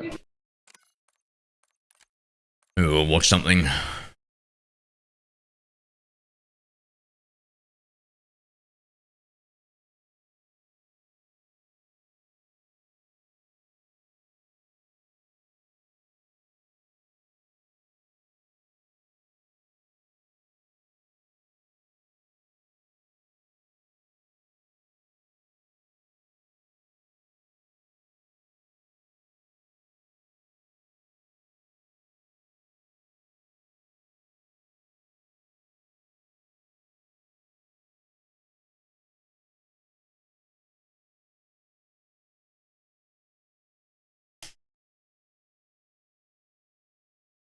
Ukrainians defied for Ukraine. Ah, yeah. Oh, Kiro, look. It's your friend. Whoa, sorry. I meant to say our friend. Massey Bull. Does that mean, through the transitive property of association, a friend of my friend is also my friend, Kiro? Or is that a little bit too presumptuous? A little bit too forward so early in our relationship? Perhaps future friend might be more of an apt descriptor. Yes, future friend. I like that. It's got a bit of a ring to it, no? What do you think, Hero? Yay or nay?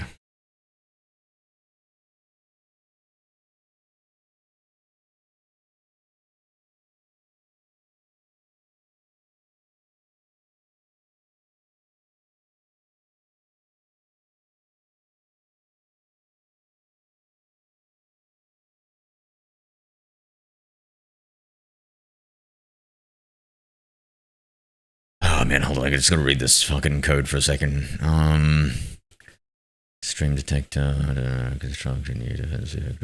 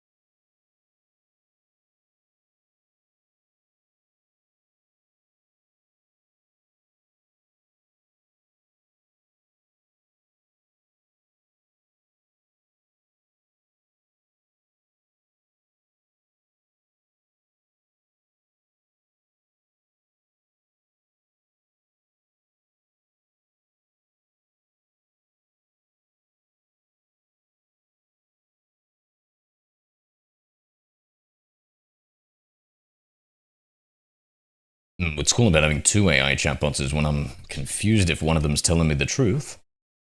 Let's see. I'll get the other one to ask. When only a practice.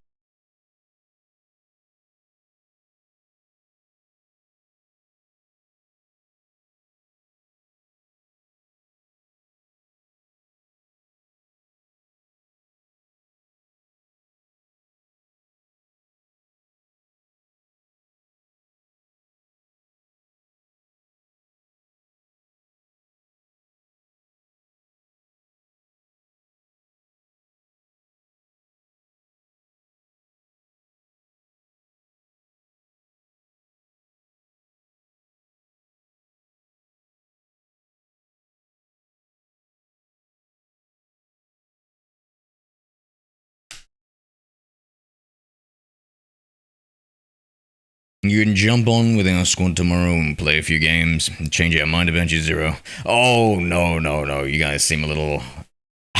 a little bit too grouch for me, thank you, Kira. I'm more of a solo flyer.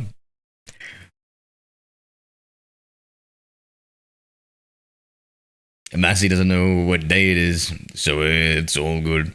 Hey, you said that twice. Does he actually not know what day it is, or...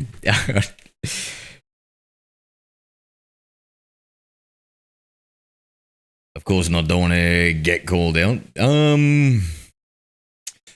What do you... I don't see how playing with you would have. Have you heard him talk? A little bit. Why?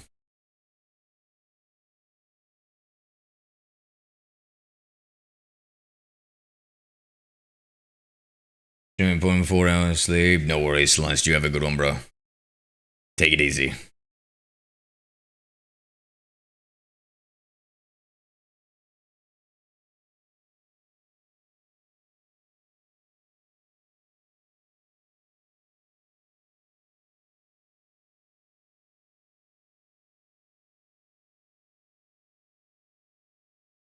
Yeah, I don't know, Kiro. I'm not usually a team player myself, and no offense to you guys, but you guys seem a little grumps. But maybe it's just to me. It feels like playing with you guys wouldn't be a fun experience, you know? I never really liked playing with toxic COD players. They're always just saying stuff like, get shit on and all that sort of stuff. I'm more about good fun vibes.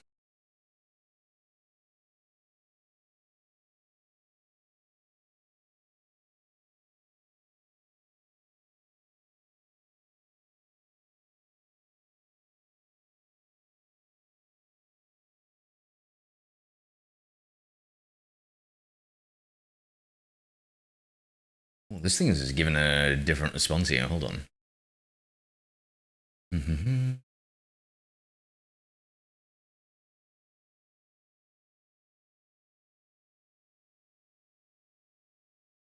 Suggestion from another AI. This problem. Oops, that's the wrong.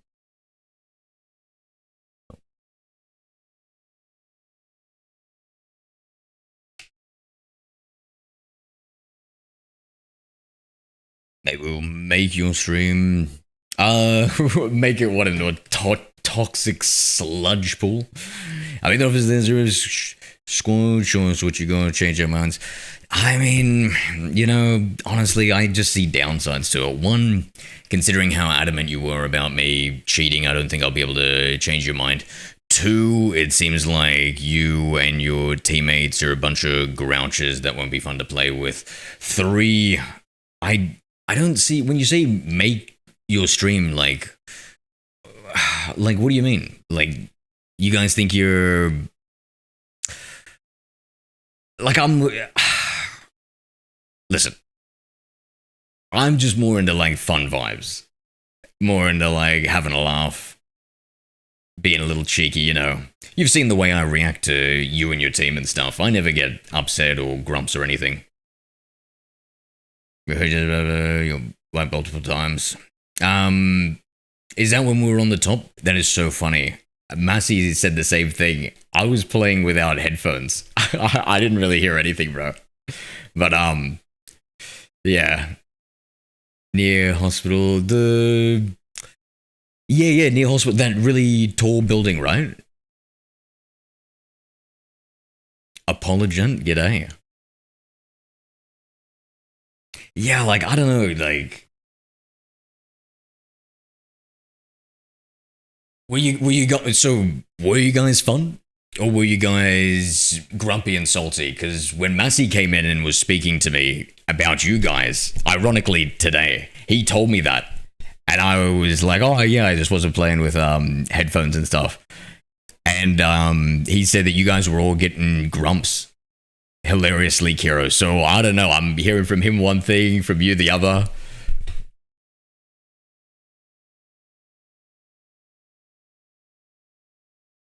I don't know, bro. Most COD sweats are, their personalities are a little bit lackluster. Not saying that you guys, I don't know how to diplomatically put this.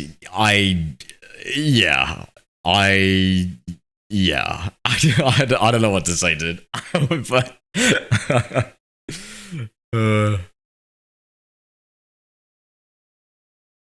like, would you, if you were an external observer, would you guys say you're more or less on the toxic, grouchy side? Especially when I'm clapping your cheeks? Or would you say that you're more on the fun, happy-go-lucky side when you're clapping my cheeks?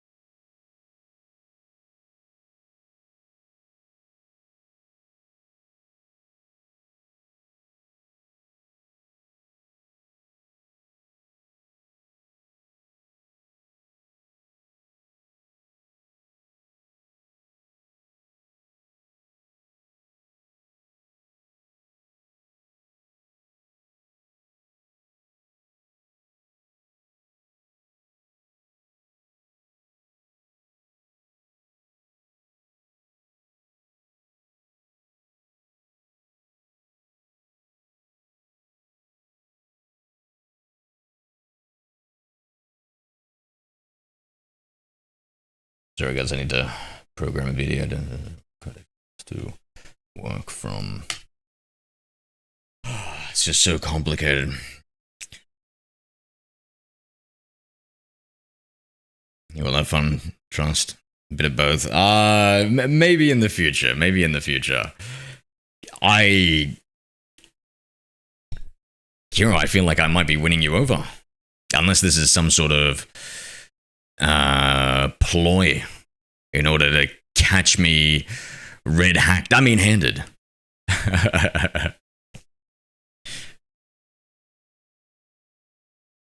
So I'm quite studying fair. Krieg's insane damage. Killer needs a bit of a nerf. I don't hate the killer, but it's never my favorite AR. Nah. Let's not nerf anything. Let's just buff everything else, Philo.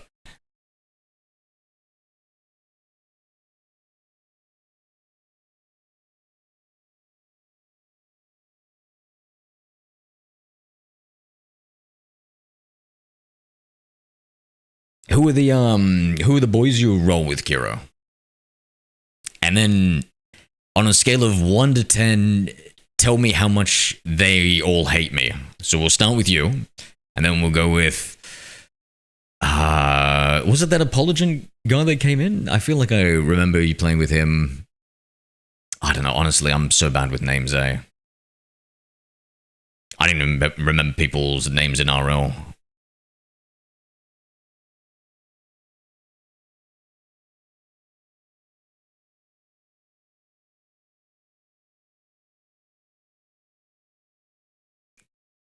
Like, to me, it's always there's like a constellation when I play COD of a bunch of angry, decent players, sorry, I should say, and they all kind of and they're all very grumpy and angry and hateful towards me, and they kind of they all merge into one person. I'm thinking, who am I thinking about? Pirate? I think I remember that guy's name. But then sometimes I might misname somebody, or they change their mind, and then I feel guilty for saying it, so I don't like to specifically put out a name. Let me think of another name. Who's somebody? Oh, Jambi. Jambi? Yeah, Pirate Chief. Disorder! Yeah. Disorder is the other... Disorder 88, right? Yeah, they hate me. Pirate cheats with Disorder. You reckon, bro? I don't know, dude. I feel like it's just a bunch of cunts who just... Oh, you even said Disorder, bro. Yeah, they cheat. Really? I don't know, dude. I never know, though. I'm always getting accused of hacks, and I just make it a point of just I believe it, but then it's the same thing I would think of. Dude, that's so funny that you brought up Disorder, and then I thought of Pirate. I didn't even read that message beforehand. I was looking at my code on the left monitor, and my chat's on the right the whole time. We don't play with them. That's who we try and score right. Word. Were you guys friends at one point, and then you discovered that they were cheaters or something? Or what's with the hatred for them? Or is it because they're also toxic over the comms, and they're always arcing up about something?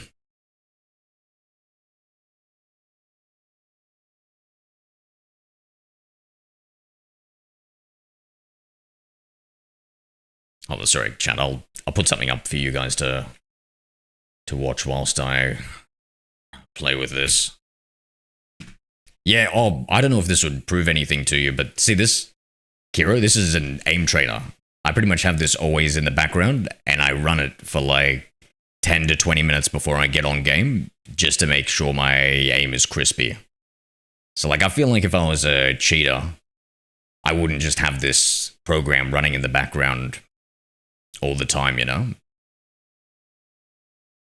If that helps in some tiny way, if I can move you from he's 100% cheating to he's 99% cheating type manner. Sweet bean juice. This arc rate looks awesome.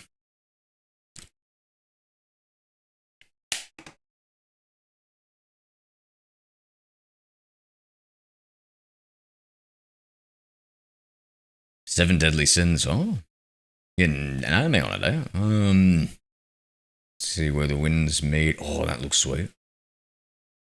Alright, so here we go. Yes, we have got to talk about where winds meet. Now, I had the chance to go hands-on with this one, and I walked away from it completely impressed, wanting more, let me tell you what. Yeah, they cheat all the time. GST, you reckon GST cheats? I remember the name. He seems like a nice guy. Do you hunt me down as well, Kiro? Or is it because I'm solos, it doesn't matter, because I just always come back? Winds meet has been out in China for quite some time, and they've given their What other modes do you play on? I pretty much just play Plunder these days. I used to play on, I used to be a solos player, but then BO6 integration was just so buggy, it broke me. I couldn't be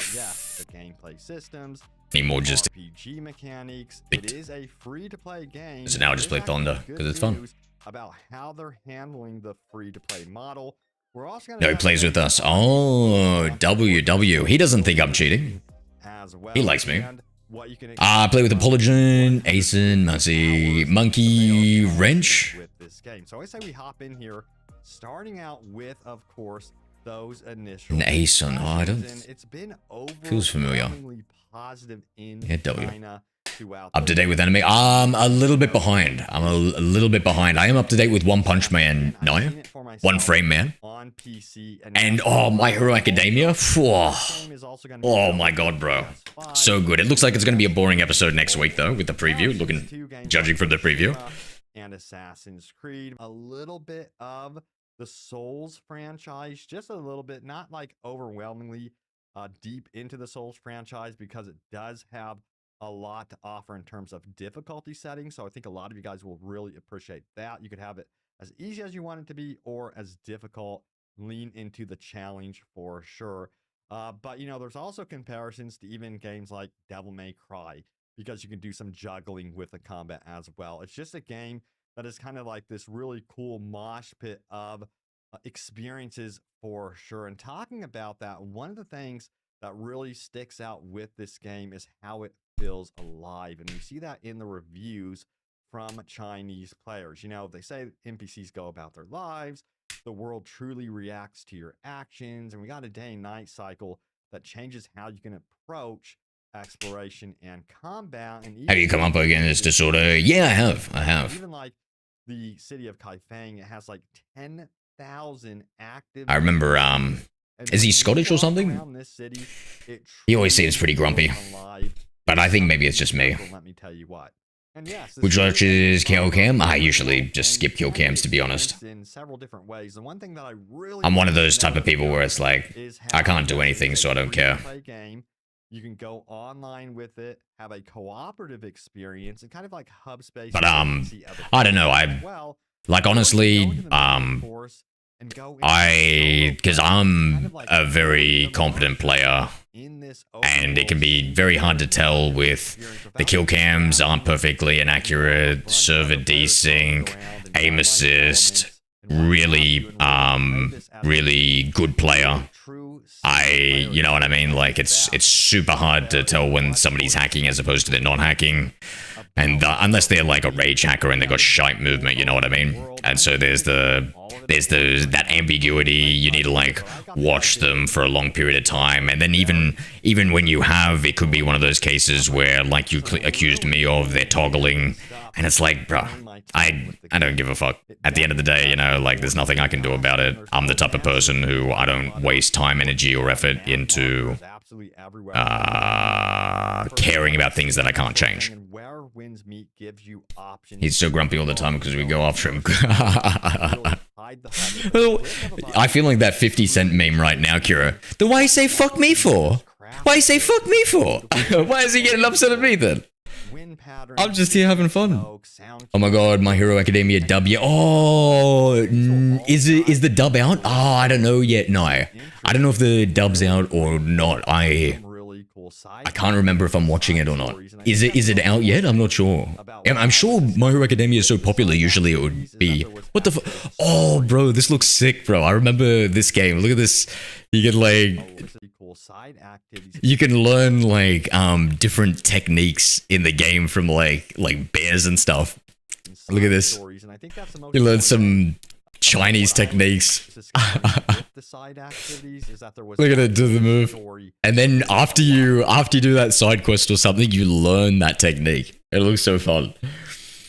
W is I'm good, thank you, Kiro. I'm good, thank you. I just I like solo CODs because a couple of reasons. One, when I die, I just get to respawn immediately. Two, I'm not really much of a before this. I used to just play solos. You know, I'm not really a play with other type of people person. And then three, when I play, when I record my gameplay, I split my audio into 6 different audio channels, and then I'll go through and I'll pass through the comms one. And so it gets a little bit difficult to quickly speed edit my footage when I'm playing with other people because there's different audio waveforms when I do it. So it's easier when I can see exactly when there's when it's an enemy that I've killed and I get the voice comms or the proxy chat for them. That's a line you play with Crossbow. Yeah, and he's the only one I play with. And that's because he's another streamer, Kiro, so it's more of a networking thing. But even then, I don't really network with other people.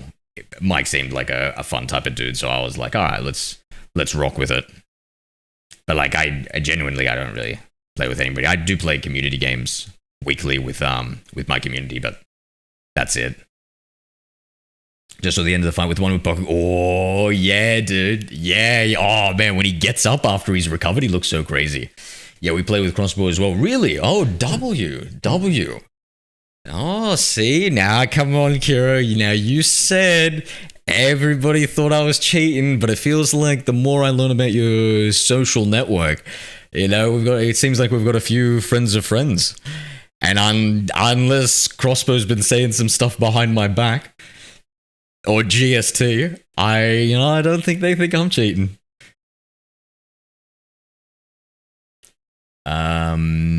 You're back, bro. Term word of the day. Absqualuta. To leave abruptly. W reference. Goodbye. Time ago, mentioned my Spotify music. Oh, for the profile picture? Yeah. You'll play one game tomorrow. Alright. Done. I'll play one game. Done. You just remind me, friend.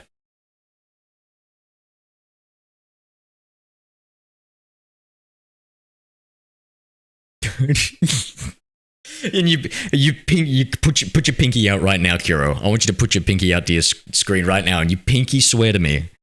Look at this pinky. You pinky swear to me that you guys aren't gonna, or you aren't.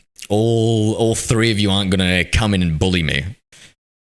You pinky swear. This is not a sneaky bully trap. I don't know. I'm getting that same 7th sense sensation right before the bullies used to give me a swirly every morning. Oh my. Still to this day, I don't wash my hair in the mornings because of that. Pinky swears he's alright, thank you. This stuff, and I think that Red Tech looks fun and boring at the same time. Hilarious. You gotta give it a go, fella. You gotta give it a go. Give it a go.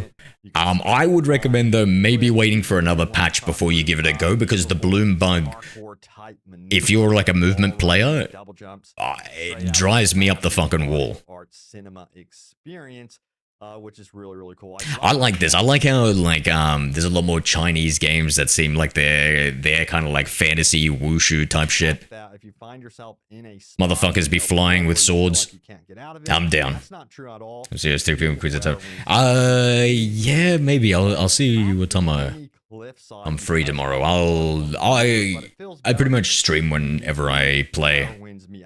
Ironically, that game when I met with you guys, I didn't have headphones. I wasn't streaming that time, ironically. But yeah, usually I stream when I play. Assassin's Creed.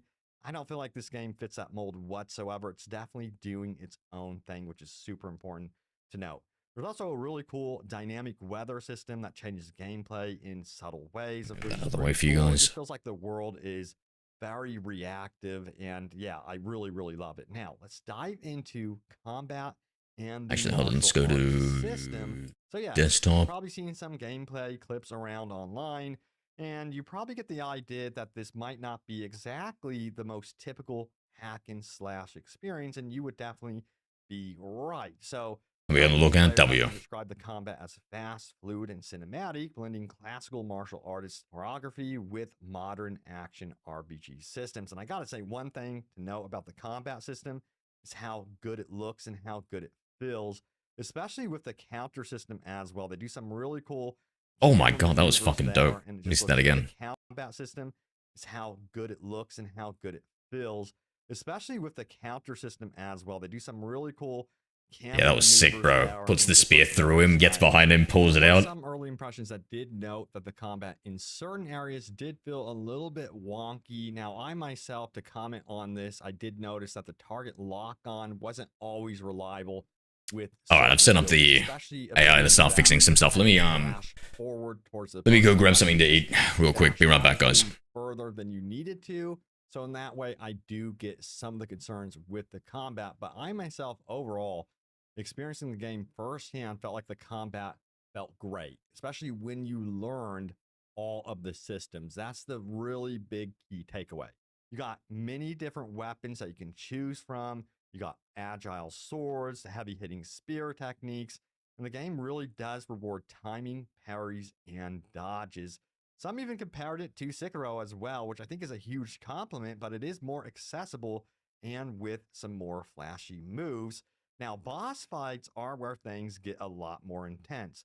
There are legendary martial artists scattered across the world who act as mini bosses, each with their own unique moves and counters as well. Now, some bosses can even learn your combat patterns, forcing you to mix up your attacks. This makes each encounter feel quite unpredictable, and it's something that, you know, Chinese players really praised in their reviews. The animations are smooth and weighty, and every strike has impact. Many players also mentioned how satisfying it is to pull off a perfect time deflect and counterattack. You get this really, again, cinematic slow-mo maneuver that looks straight out of a film. It just looks really badass, and I feel like it just fits so well into where winds meet. Now let's dive into the RPG progression system and character development. Yes, Where Winds Meet has a complete character creator, and let me tell you what, it is absolutely insane. I think a lot of you guys will be spending a ton of time just in the character creation screen. I would not be surprised. Now, instead of locking you into like one class or weapon type, the game lets you define your own playstyle through a very flexible progression system. You can earn experience by completing quests, of course. Now, Chinese players also say that this system gives you total creative freedom, apparently, and I really felt that way, by the way, when I was playing it. And you have two weapons that you could hold at any given time and rotate between them, but you can really set up some absolutely amazing combinations if you really get deep into each skill tree of both weapons. The things you could do bouncing back and forth between two different weapons is really badass. I cannot wait for you guys to actually experience it for yourself. There's also a morality system where your choices influence how NPCs react to you. You can help villagers, defend travelers, and your reputation spreads as a wandering hero. If you betray allies, rob travelers, or assassinate targets, and the world will begin to fear you or react differently, which is very cool. Now, what's cool is that the game doesn't punish you for being exactly like good or bad. It just changes how the world treats you. Some shopkeepers might refuse service to you outright, while others might secretly sell you rare contraband if you're feared enough. It sounds like this system is quite deep.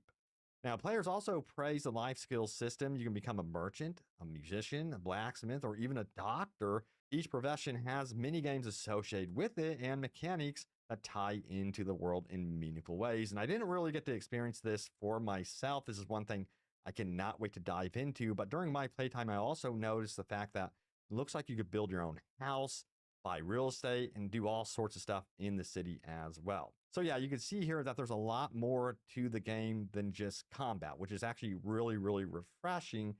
I'm just hoping that there's not like an absolute overwhelming amount of systems in place just to be there, of course. That's kind of like, of course, my worry all the time when you see this many systems. I really hope that they connect meaning to them. And it seems like that appears to be the intent so far, at the very least from what I'm noticing. But also, yeah, we got to talk about mounts, transportation, and travel. And this is a really big highlight that we've seen coming from some of these early reviews and impressions. Now, mounts play a huge role here. You can tame wild horses, each with their own unique stats and temperaments. Some are faster on flat plains, while others excel in mountain terrain. There's even a stamina and bonding system for mounts. Take care of your horse, feed it, rest it, and it'll become more loyal and responsive over time. You can also sell small boats across rivers, glide off cliffs using air currents, or even use teleportation shrines for fast travel once you discovered them. And there's all sorts of wild mounts, by the way, that you can actually unlock in this game. There's absolutely crazy options. I think you can even like ride a bear, for example. So yeah, there's a lot of stuff you could do with the mounts. But what's really cool, and this is something that's missing from a lot of open world RPGs, is that the world remembers you. So we have NPCs that actually understand what is happening around them, which is just a huge highlight for me personally. So for example, major cities are packed with life, which I did mention beforehand. You know, NPCs aren't just standing around, they're actively engaging in routines, cooking, arguing, training, even gossiping about your actions. There's also a functioning economy system where prices shift depending on local events. If bandits raid a nearby trade route, expect prices on food and medicine to spike until stability returns. And there's a lot more attention to detail. So for example, players did mention that they notice how festivals, duels, and political events play out dynamically in real time. You might walk into a city and stumble upon a street performance or a martial arts tournament underway as well. Some NPCs remember your past actions. If you save a village elder early in the game, for example, they might send you a letter later inviting you to their hometown for a feast. So there's this sense of cause and effect of the world remembering you, giving Werewind's Meat a layer of immersion that's hard to find elsewhere. And again, I gotta say, like, if all of this really pans out to be absolutely true, again, I only got to play like a slice of the pie. This would be pretty ambitious for a free-to-play title. And we definitely have to have an entire section dedicated to boss fights. And I wanted to talk about this from my own personal experience. I was blown away by how many boss fights I was encountering during my small time with this game. And I think this right here is going to be the one thing that does surprise a lot of players when you are playing this game and discovering just how many quality boss fights there are. I'm talking about very unique boss encounters, nothing that is copy and pasted from one another. Now, that might be in the game. I'm not saying that that isn't, but from my personal experience, I was absolutely surprised by the quality of animations for these boss fights, their move sets, their different stages, and also the challenge. I actually played a lot of these boss fights on various difficulty settings, and I am pleased to say that yes, if you guys are looking for a challenge, you're going to be very, very happy. Now, of course, if you're worried about that sort of thing, you can fine-tune the difficulty. You can even bring in a buddy through co-op, or even have an AI companion join you on some of these boss I'm back. fights. What is this So game? there's Oh, it looks always a cool way right now. to even the playing field if you're feeling like... So I'm still snacking away. It's Where Winds Meet. Oh, Where Winds Meet is right around the corner, November 14th. This co-op gameplay, weapons, characters, open world environment, free to play. I probably said that already, but that's my selling point. Fuck, bro. Fuck. COD's coming out then too. I gotta play this game, though. I gotta play this game. This looks fucking sweet, man. Definitely gonna give it a go, eh? Like, I can't get past this boss. There's always a way past an encounter in this one, which I think a lot of you guys will appreciate. If you're kind of like short on time, if you're working long hours and you want a game that's kind of more casual, you can have that approach. But if you really, really want something that is tough as nails, you can have that as well. But they're also just visually stunning. That doesn't hurt at all. These boss encounters are pure pieces of artwork, in my opinion.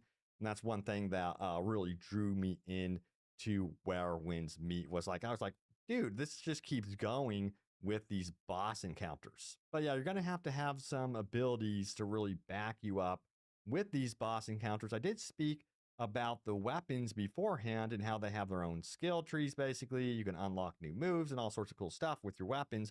But there's also this really cool mysticism and ability system in the game. And it's grounded in history, And the game gradually introduces these mystical elements inspired by ancient Chinese mythology. And I think you guys will also appreciate that. There's kind of like always like a backstory to practically everything you're doing. You can learn techniques that let you control wind currents, slow down time for a brief instant, or unleash these crazy energy blasts, which is very cool. And you can even like have a very cool, like huge bell that vibrates and sends enemies absolutely flying, or practically breathe fire from your mouth, offering up some sort of crowd control mechanic. That is one badass move, by the way. But these powers don't make you exactly invincible. They're really integrated naturally into combat and exploration. So you're bouncing back and forth between two weapons of your choice. Again, there's more than two weapons in the game. There's many different options here, including like dual blades, several different types of spears. You even have like a fan. The umbrella, by the way, I know some of you might not think that the umbrella would be your first choice of a weapon, but I know for a fact you guys are going to love what you can do with this umbrella. I mean, it could act like a literal turret while you are switching back to your other weapon. It's very cool what you can do with these weapons. But again, it also ties into this other mystical ability system as well. So you have a lot of layers going on. You could really build your own type of character through this. And you know what? I did mention that this game had 150 hours plus of content, which you guys know I have said that it's not necessarily about the quantity of a game. I'm not too concerned about that. I've played like 12 to 15 hour games and left like absolutely amazed. So the biggest thing is, do these 150 hours really carry you through the experience? Is it going to offer you constant entertainment, or is it going to be redundant? That's going to be the biggest question. What I'm seeing, what they have built here with Where Winds Meet, is like a gameplay loop that involves like investigations. You could be stealthy, of course.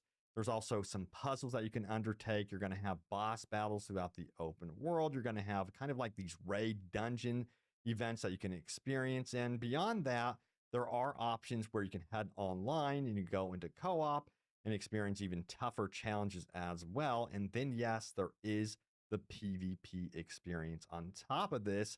But there's a lot of different story elements tied to even the side activities. And again, like this really cool ancient Chinese wushu type personality embedded in everything. There will be moments where you will just be smiling ear to ear because of the personality coming through with this game.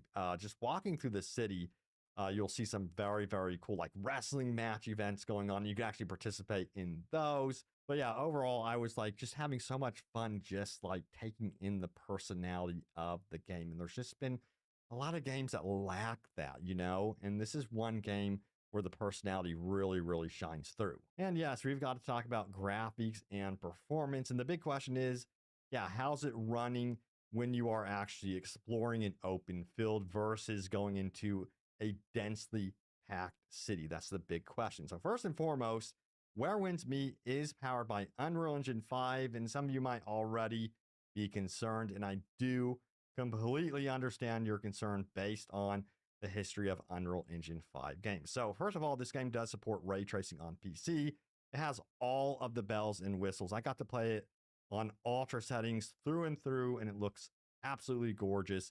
And you know, so far players on higher end rigs at the very least mentioned that this game does have solid performance, though some did note, by the way, that it does have minor stutters in dense city areas. And I myself did notice this as well, but they were minor.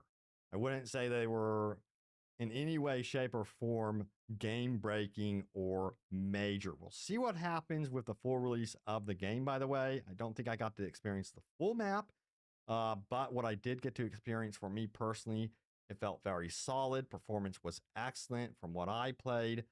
And the one downside of being on PC, it seems like, yes, if you're going to want to get everything out of this game, it seems to be pretty intensive on the actual PC requirements. And on the PlayStation 5 side of things, we're hearing that, yes, there are some frame rate hiccups here and there. We'll see how extensive those are once we get into the final release of the game.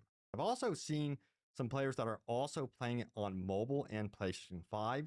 they're saying the same thing. So universally, it seems like they've really fine-tuned this engine to whatever platform it is on, which is really, really Okay, I'm back. impressive. And I guess I love the Chinese, ancient Chinese vibes, eh? So cool. Like, what was that? When I came back with where it's like that wushu, they're flying around, they got all this cool shit. Thank you, Nye, for is that a little lady beetle thing? What's that? Nye. What is it called? Can I see it? Oh, it's a it's a rose in a thing. Thank you, dude. Appreciate you. No, I'm gonna play it. I'm gonna play both COD and this. I want to play this game. At very least, if it's free to play, then we can at least piss away 2 hours and play it, right? And hopefully the viewership's even better than COD, because, you know, the viewership hasn't been good regardless. So, Beauty and the Beast Rose. Oh my god, thank you, Beast. This beauty feels so appreciated when you do that. Nye Beast. Thank you. Appreciate you. My furry fan. Thank you. I love that. Thank you. I feel like a real... sometimes, especially when you give me donations, I feel like a real Disney princess. Some players that are also playing on mobile and play. Hold on, let me just read some quick code. You fucking bastard. Yes, do that, please. This new AI is like always like, is this what we're gonna do? And it's like, yes, I told you that. It's like, okay, shall we start it now? It's like, yes, motherfucker, yes, bro. What are you doing? What are you not understanding? It's like, all right then. So, all right, Rude. Hold on, wait a second. Whoa. Oh wait, is it done? Oh, actually, you know what? I was saying all that. He's actually done. My bad. Holy shit, he's done. Next up.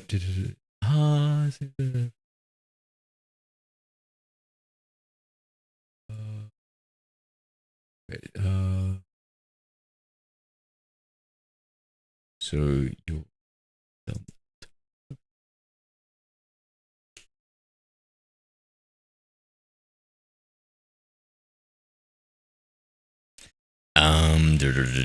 Okay, dope.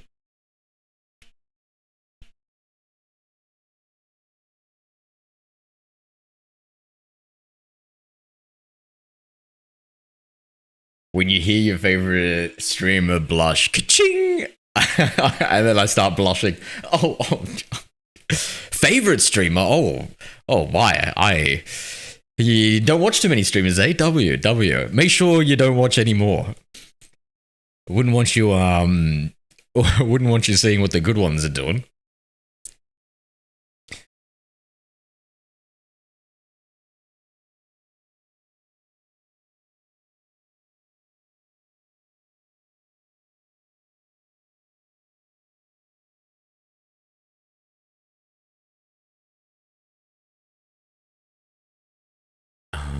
Give me a second. So.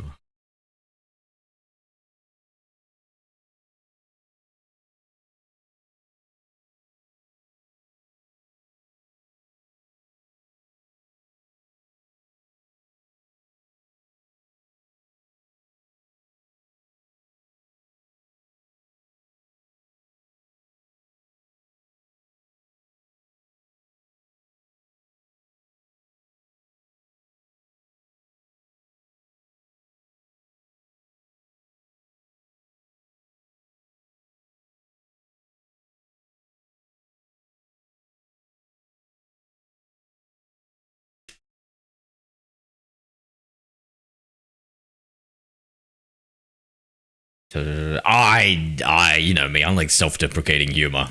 It's still a good night. 95% of the time, I'm just memeing.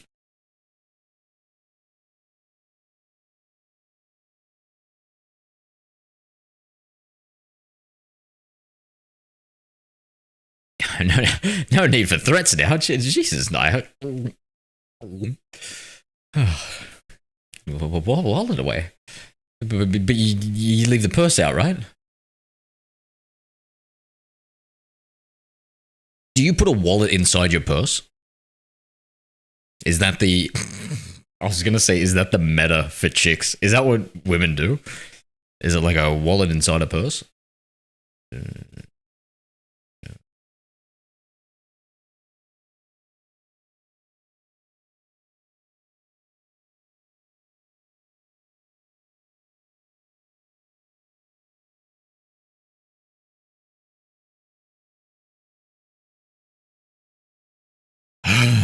Okay. Let's try running this bad boy again.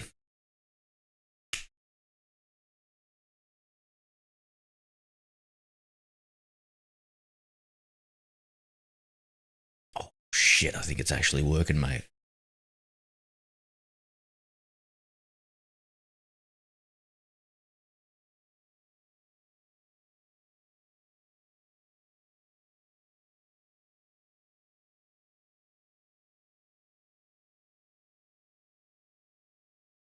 Four.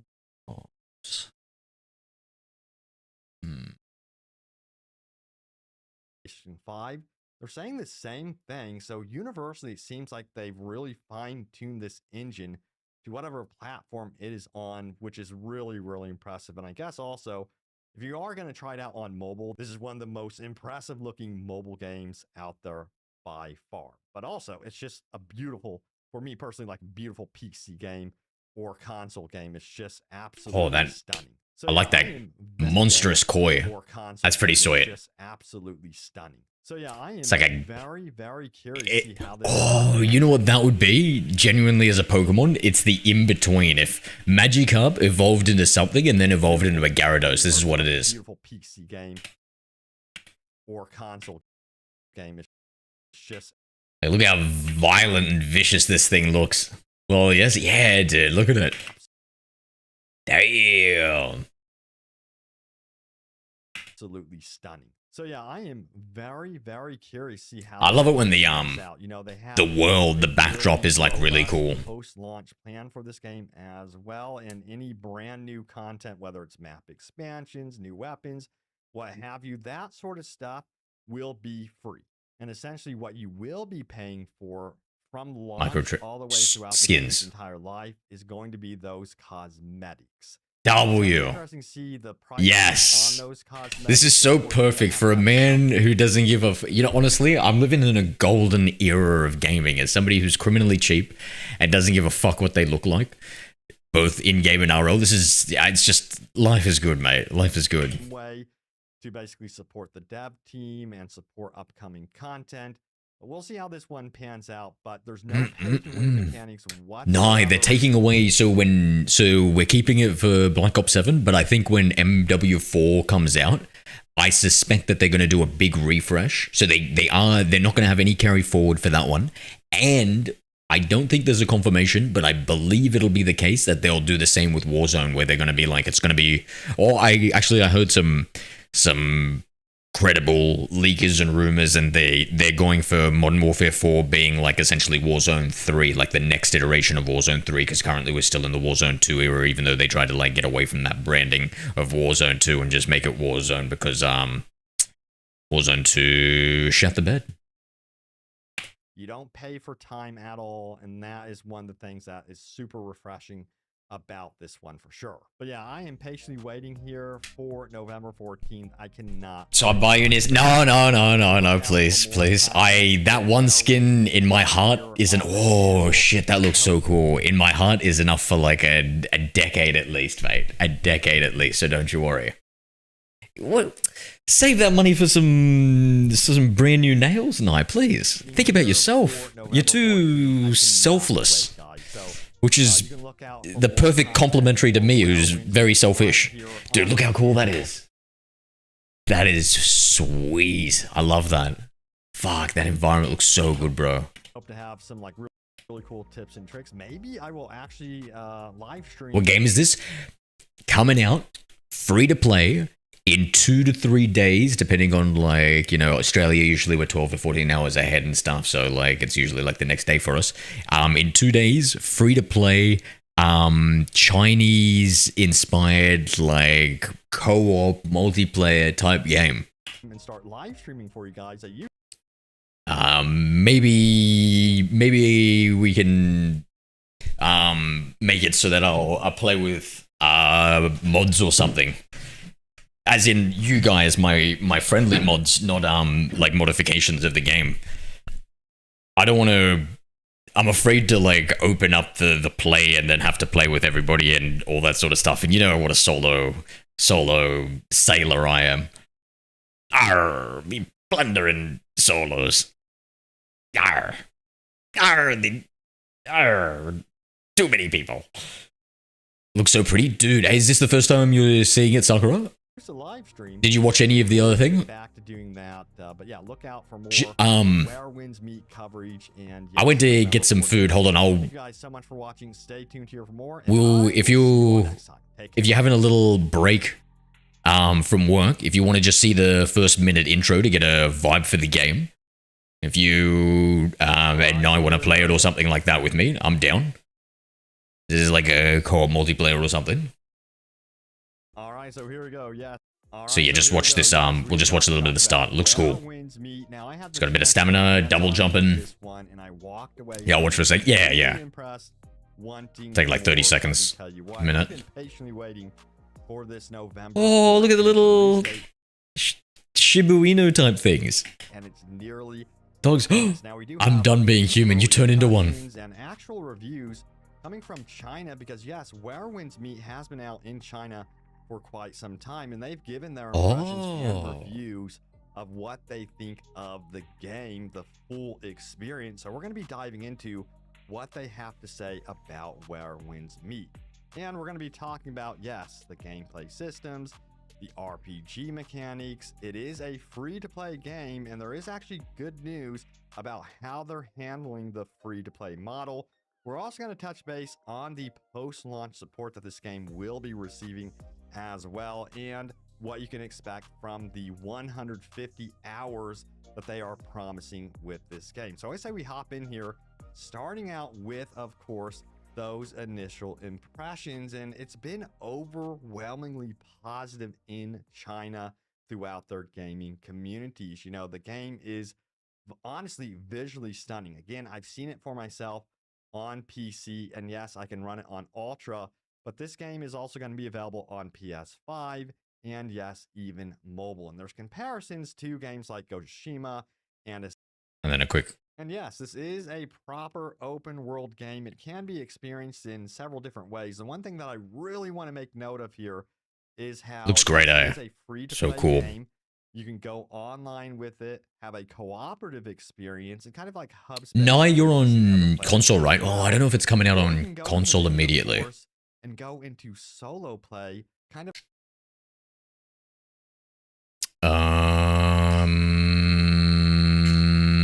How do I see graphics and performance, post-launch monetization?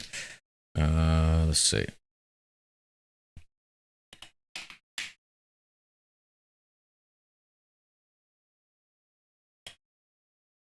PS5.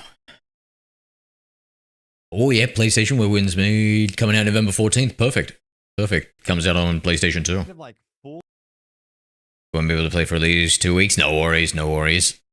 Yeah, no, you're busy. That's all good. Oh, look at this. Single player narrative experience without the distractions of, you know, a bunch of other players roaming around and online elements and what have you, and really play this as a true single player experience. And I think that. And then one more, a little bit more here, Sakura. I'll get you to go back. We'll go the combat part. Just have a quick look at that. Oh, we'll do this and then 30 seconds of the RPG. Martial arts system.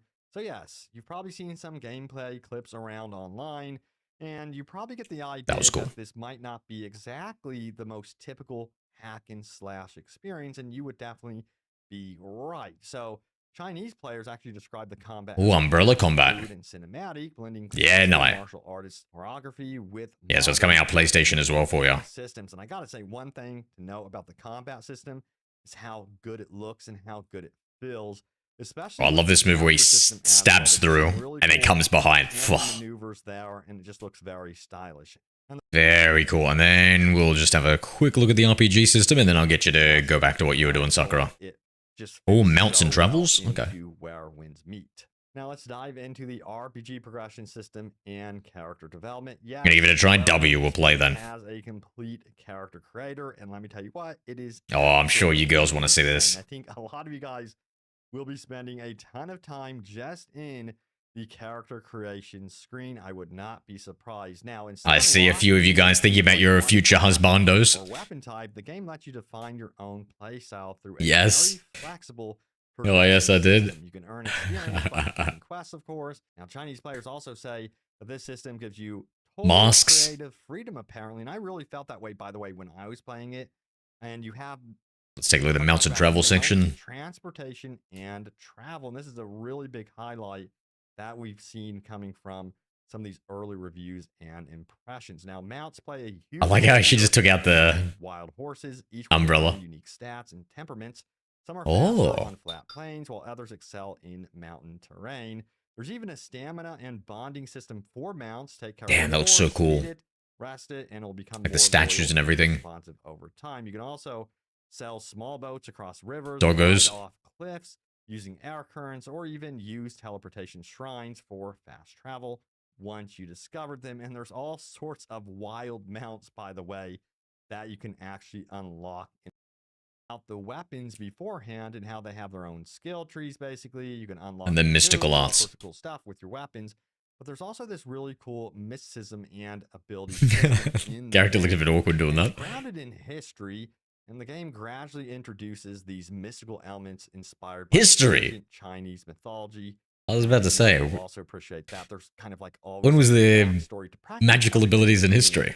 You can learn techniques that let you control wind currents, slow down time for a brief instant, or unleash these crazy energy blasts, which is very cool. And you can even like have a very cool, like huge How are you going to slow down time in a multiplayer game? That never seems to work. bell that vibrates and sends enemies absolutely flying, or practically breathe fire from your mouth, offering up some sort of crowd control mechanic. That is one badass move, by the way. But these powers don't make you exactly invincible. They're really integrated naturally into combat and exploration. All right, Sakura, back to work. Back to work you go, mate.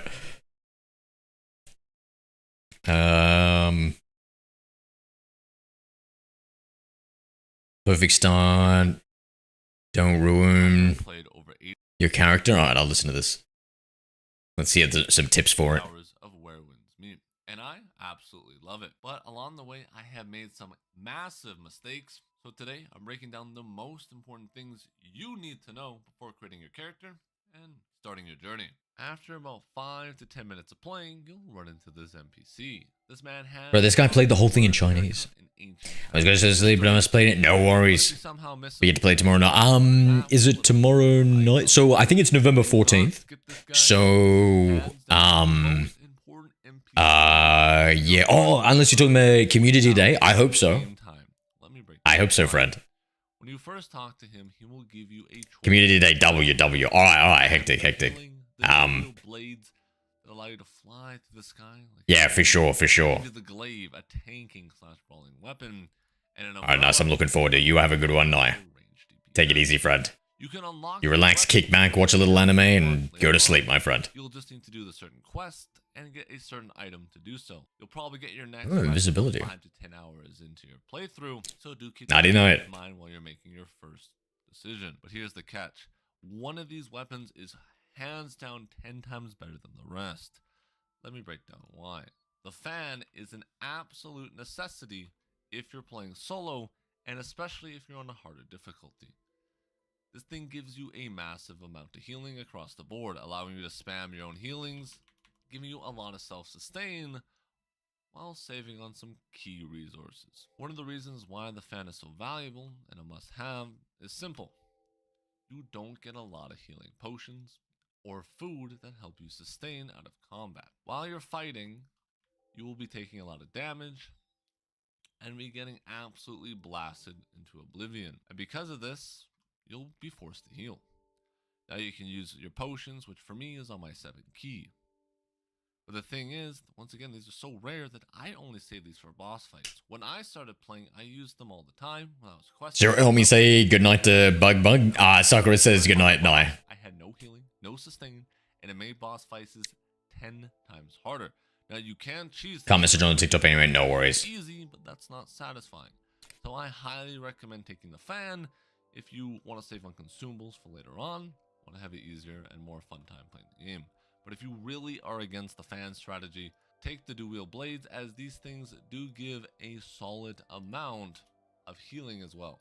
As with their ultimate, they allow you to shank yourself, and then every hit will give you a percentage of HP back. Now, let's talk about something you'll regret. Ignoring the map icons. Trust me, understanding these early on will allow you to prioritize what you want to do and what you want to level. First, the fire icon. This will unlock the entire map.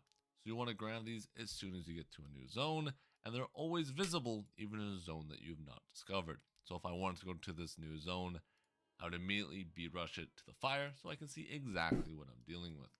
Next up are these rocks. These rocks are your bonfire or your sites of grace from Elden Ring. Grab these whenever you can, as this will allow you to fast travel across the map. After that, we have these little hat icons.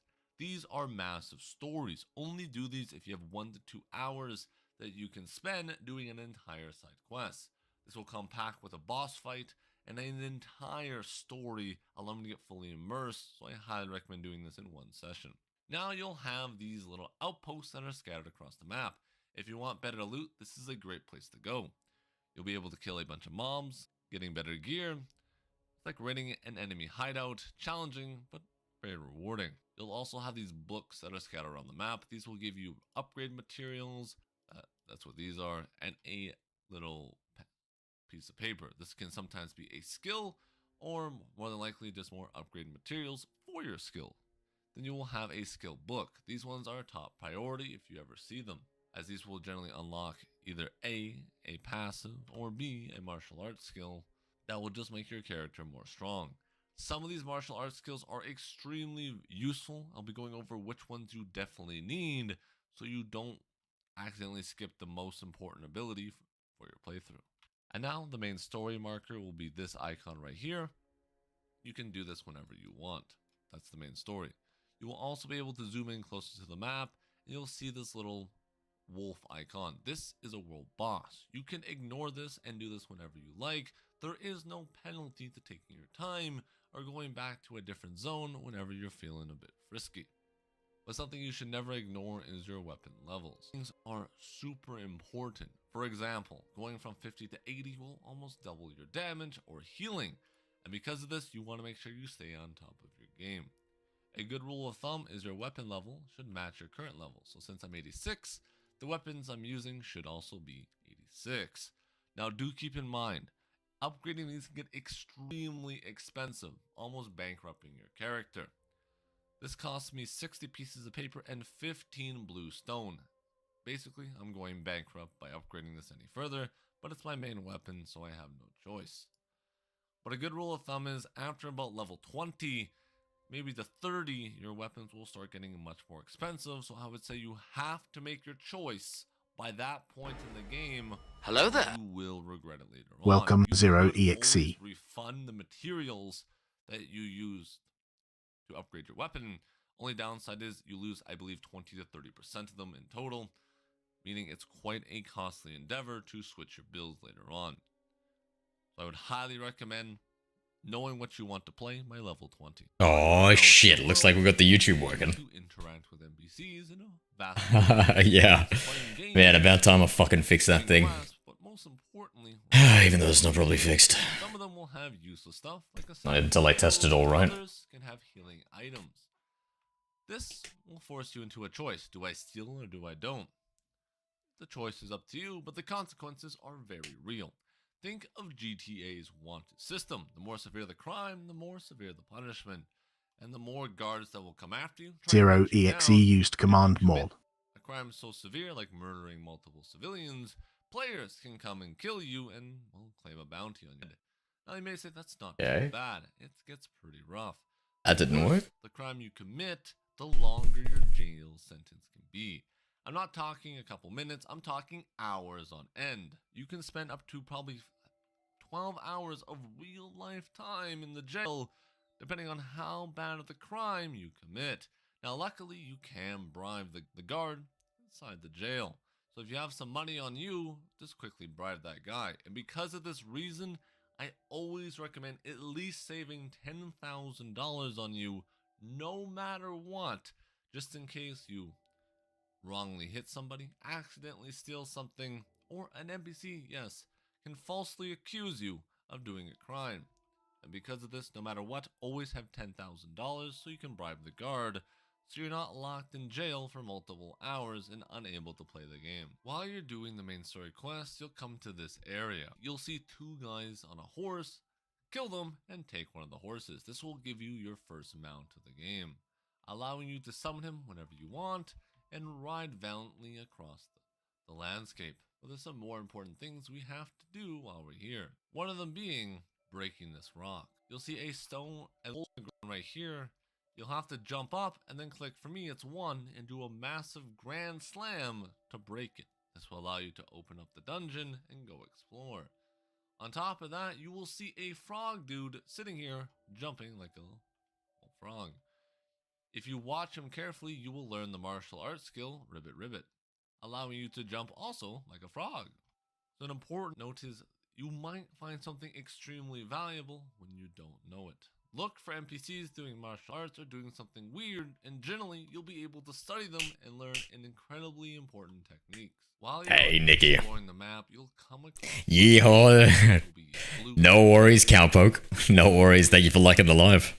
We've got this cool Chinese kind of MMO type thing coming out soon. Like this, you can tell how many more It's coming out in a couple of days if you're interested. by the amount of sticks. I'm just watching up.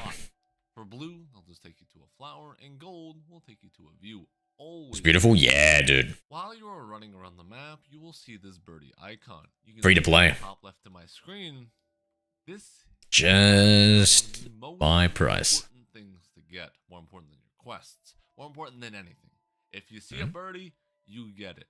They'll come in multiple different shapes and sizes. For example, this one's a grasshopper.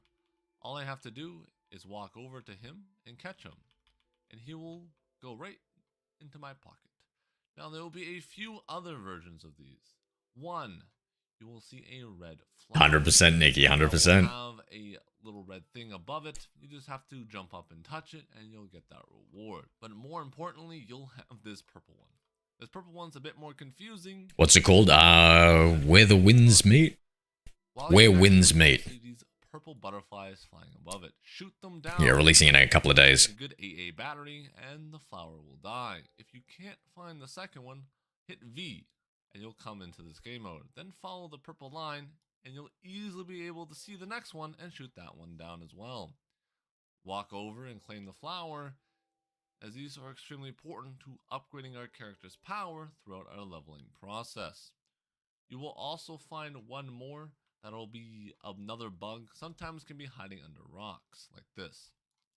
You'll be able to see the map icon, and you'll be able to see a bit of a sound icon too. That's how you'll know there's a sneaky bug under the rock. All you have to do is walk up and hit it, and then hunt the bug down, the FBI's most wanted list. Once you meet the bear here, study it, learn its ways, how to become an absolute beast on the battlefield. Once you're dealt with the bear and you finally kill him, there'll be a beehive on this tree. Shoot it down with a fire arrow, send it ablaze. You'll get another birdie icon. Come back to our vendor. He has some interesting stuff for us. He'll be able to upgrade us with the materials we've been collecting throughout the map. Eggs, flowers, Good night, Nikki. He'll take anything. He might even be a little freaky. I don't know. I'm not here to judge. I'm just here to get stronger. Upgrade whatever you like, but a good rule of thumb, just follow the main path, as it's generally the best way to do this. They give the best rewards, they give skills, and most importantly, they upgrade your stamina bar. And stamina bars, that's everything in these games. Another very important fact is fire arrows. These things are an essential part to your kit, not because you're a pyromaniac and you want to burn down the entire world, but because they're extremely useful in a vast majority of quests. Never ever go into a dungeon or anywhere on the map if you do not have fire arrows. You could be locked out of a certain chest, a certain area, because you won't be able to burn it down like the maniac you are. So good rule of thumb, keep about 20 to 30 of these on you at all times to make sure you can do whatever content you want. Whenever you come to this point on the map, you'll see an NPC. He is probably one of the most important NPCs to talk to in the entire game. Why? He gives you the finger ability. This allows you to play with your opponents in multiple different ways. But most importantly, it unlocks materials, which we're all greedy goblins here.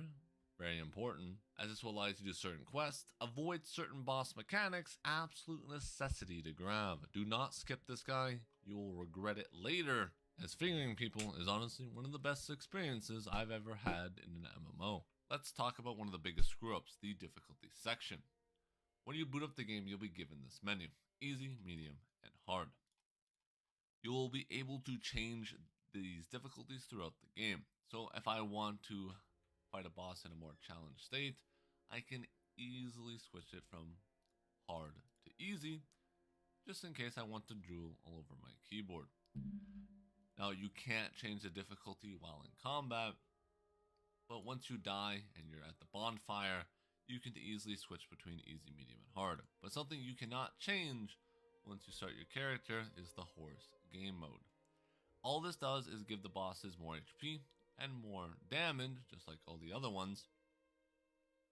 But the cool thing here is whenever you kill a boss, you get a cool number next to your name, showing that you're a Giga Chad at martial arts. Your nameplate will also glow red, and that's about it.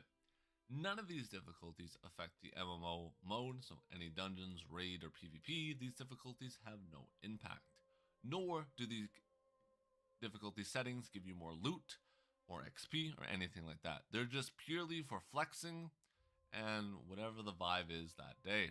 And number one, boys, never skip a cutscene. They're not just dialogue, they're cinema. And if you found this helpful or just had a laugh, hit that like button and subscribe. And check out this next video, it's packed with even more tips.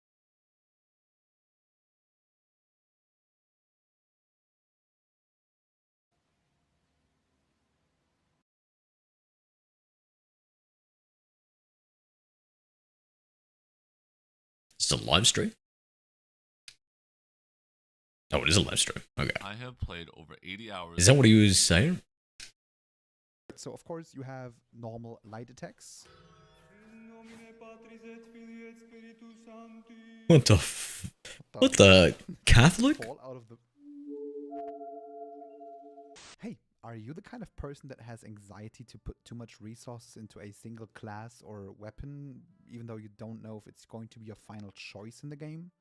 True. Well, in today's video, I want to help you That's me. make a first decision for the release of Where Winds Meet, which is going to be in just a few days. Which means that in today's video, I'm going to show you all the available martial arts styles, which are basically weapon arts that are going to be available on release. And I'm also going to show you the available mystical arts, which are basically additional skills that are available in the release version of the game. And beyond that, I'm going to answer a few more questions of what is going to be available in the release version and what is not going to be available. Can't hear the video, it's so soft. Okay, thank you. This is not a video about the perfect builds of the game, because I have a test version where I can just test all the systems, but I didn't play too much of the game because I don't want to spoil No. too, so I can't So tell you much. the best combinations of the game. What about I'm now? also not going to tell you how turned to it up. unlock everything, because one, it would be way too much for the video. The guy is and talking pretty two, softly. I kind of think it's part of the fun to like find it out for yourself. But if you do want to know where to unlock everything,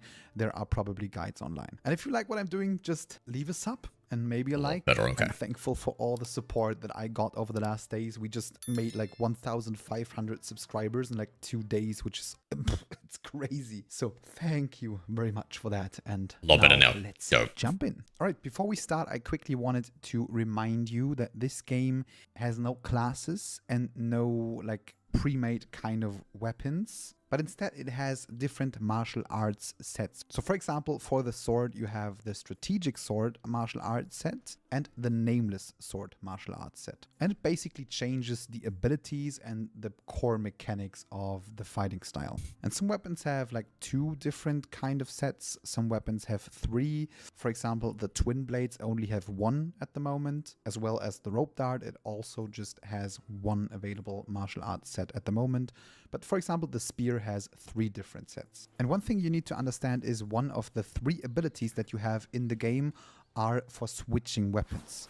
So I'm not going to talk about those because it's just a simple attack that switches to the other weapon. And what's also important to note is that you unlock the second ability and the ability to weapon swap later down the road. So if you feel like the combat is clunky at the beginning, it's because you didn't unlock the second ability and the weapon swap. And another thing that you need to understand is if you use 2 martial arts sets of the same weapon type, you will need an individual type of gear for each set. So even though both martial arts styles that you use are based on a sword, you will need at least a second sword. You can't use the same one for both sets. One important thing that I want to note is that there are 3 roles in the game, which is tank, DPS and heal. So these martial arts styles are also divided into these roles. And another thing that I want you to know is that you don't have to make the choice right now because you can always reset the material that you put into martial arts sets, but you will only receive 80% of the currency and materials that you use. That's alright, 80%. That means that I recommend to just test some of the martial arts sets out and level up them to like level 20, and after you made a choice, reset the rest and just go with 2 that you really like, maybe 3. Alright, let's start with the sword martial arts sets that are in the game. The first one is the Nameless Sword, which is also going to be the set that you will have from the very beginning. So of course you have normal light attacks.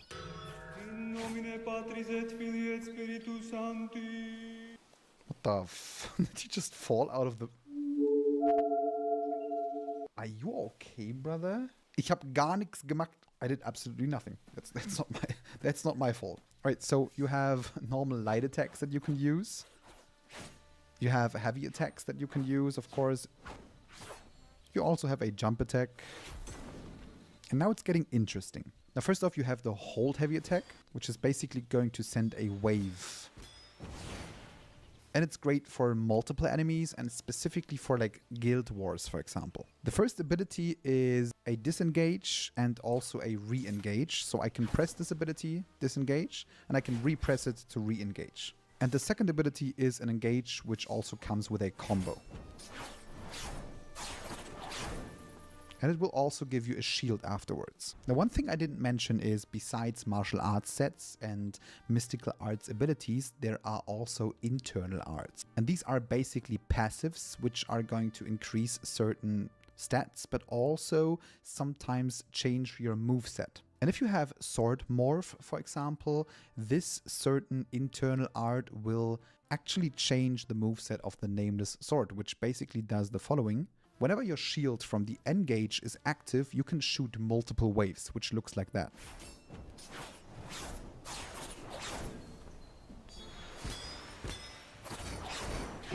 Alright, next up we have the strategic sword. So the basic attacks are pretty much the same, and also the heavy attacks are not really different. However, the mechanics are very, very different. So if you hold heavy attack, you can do something like this, which will add a bleeding stack to the enemy.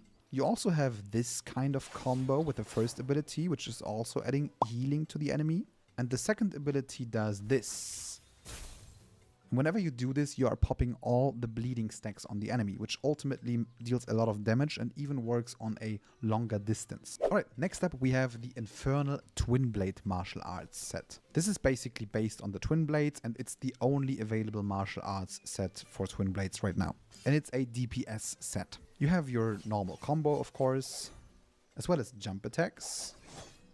But heavy attacks are not available for this martial arts set. Instead, you see a red bar over your weapon on the bottom right side, and if that red bar is filled, you can press R to go into demon mode, which ultimately makes everything that you do faster and stronger. So you can press the button, and then your attacks deal more damage, and the moveset is also altered. The first ability that you can use is basically a dash, and you have 3 stacks, so you can use it 3 times. So you can use it whenever you want.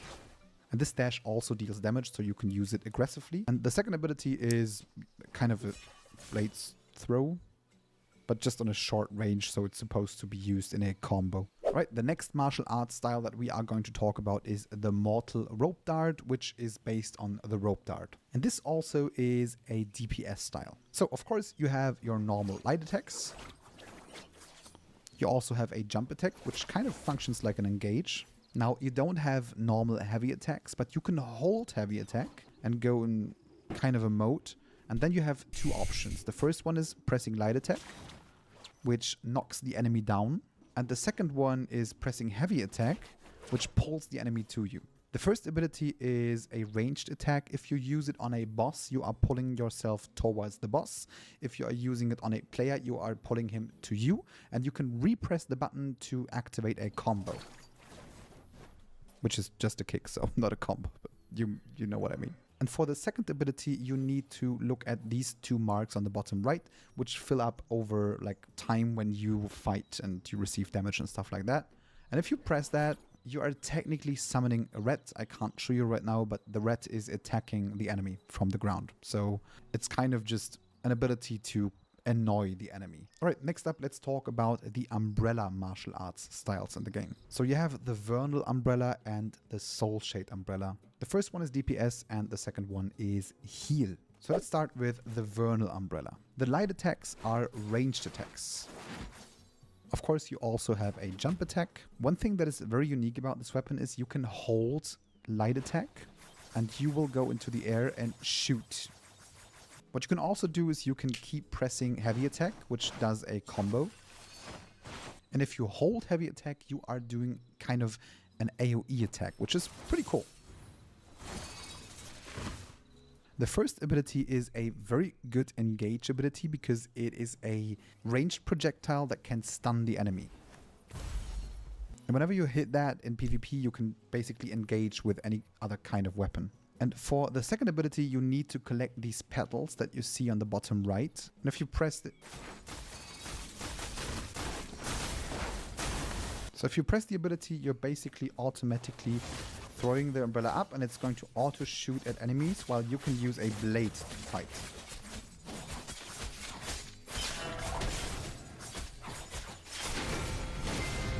Alright, next up we talk about the Soul Shade umbrella martial arts style, which is the healing version of the umbrella. So of course you have a normal light attack combo and you have the jump attack.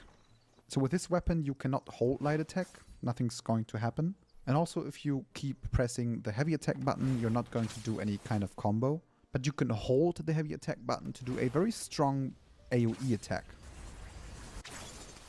The first ability is an AoE heal, which basically heals all the allies around you and also gives them a damage bonus of 15%. And the second ability basically tosses the umbrella into the air. Now you have a sword and you can fight with the basic sword kit, which comes with light attacks and heavy attacks, and you are permanently healed by the umbrella.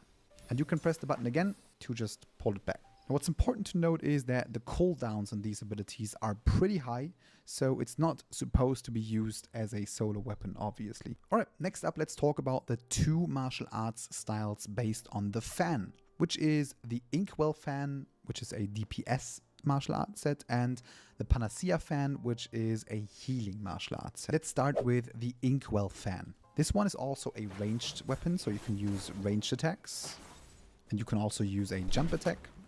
If an enemy comes too close, you can also keep pressing the heavy attack button and use a video.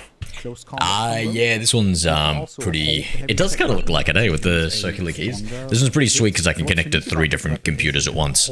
Not at once, but I can cycle through with those 3 ones, so I bought it. And shoot it, which will It has like a little this is thing for the phone here. Important because you can actually teleport to enemies that are knocked into How we the doing, air Fred? with the heavy attack button. I can show you. This is a free-to-play Chinese multiplayer game. This also works very well with the second ability, which is a knock up, and you can instantly press heavy attack to chain into that. And you can press it again to teleport to the original location. And the first ability is basically a Yasuo wall, so you can kind of disengage and have a wall that blocks projectiles.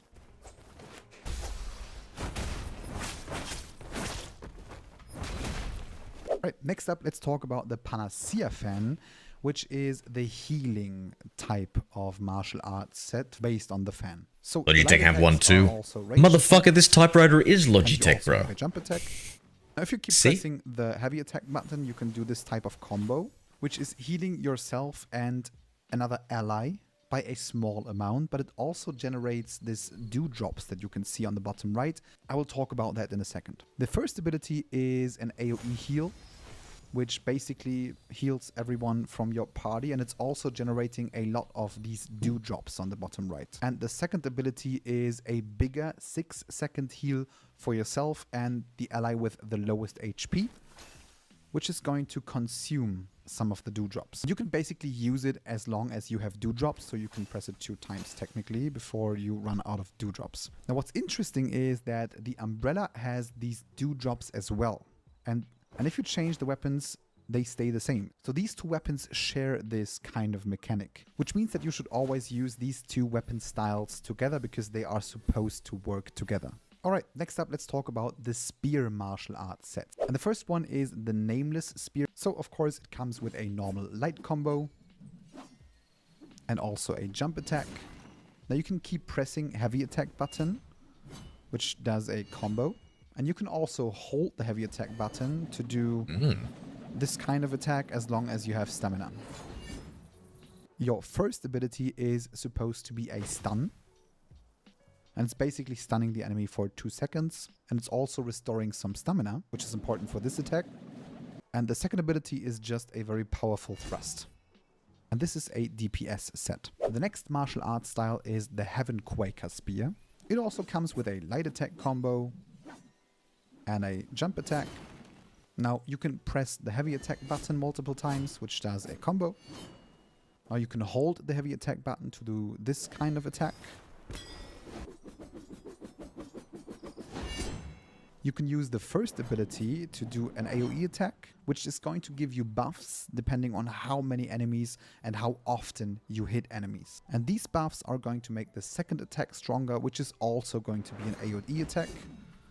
But depending on how many buffs you got from the first ability, the second ability is going to be stronger. And this also is a DPS kind of martial arts set. And last but not least, we have the 2 tank martial arts sets. The first one is the Stormbreaker Spear, which is also based on the spear weapon, and the second one is the Thundercry Blade, which is based on the Mo Blade, and it's the only available martial arts set for the Mo Blade right now. What's important to note is that these 2 weapons also share the same mechanics, which are these kind of shields. So if you switch the weapon, you have the same amount of shields. And you get these resources from some of the abilities, and you also consume these resources to make some of your abilities more effective.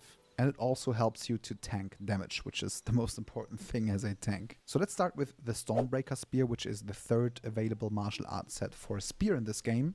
Of course, you have a normal light attack combo. And you have a jump attack. You also have a combo when you keep pressing the heavy attack button. And you can also hold the heavy attack button to do this kind of attack.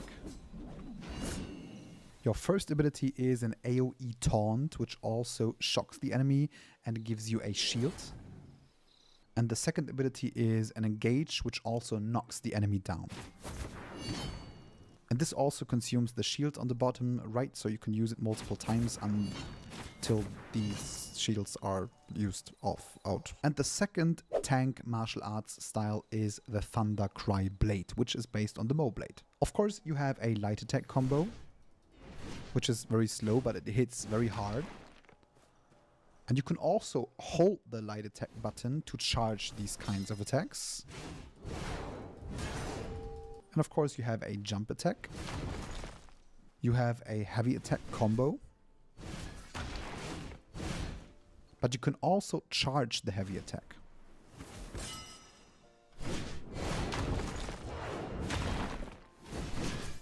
Your first ability is used to basically give you a shield. And the second ability draws enemies close to you and AoE hits them, and also gives you some of these shield stacks on the bottom right.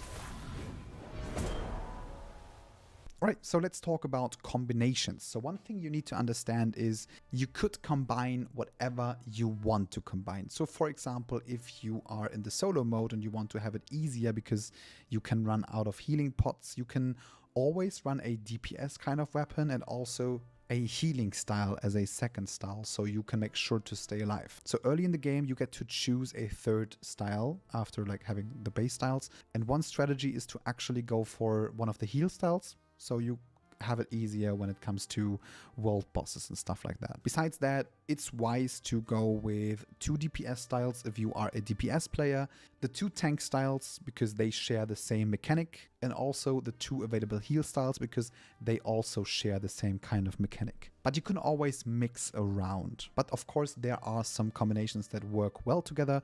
For example, if you use the DPS umbrella with the infernal twin blades, because technically you can use the range stun from the umbrella and then you can engage with the twin blades, which looks like that.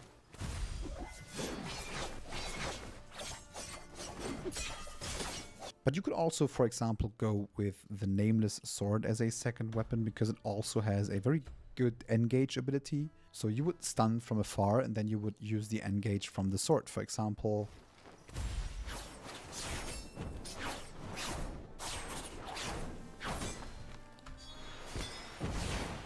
But if you have no idea what you want to combine, there's actually something that will help you out. So for your understanding, these are not like sets that give you bonuses if you use them together, because as you can see, 2 weapons always have the same kind of icon.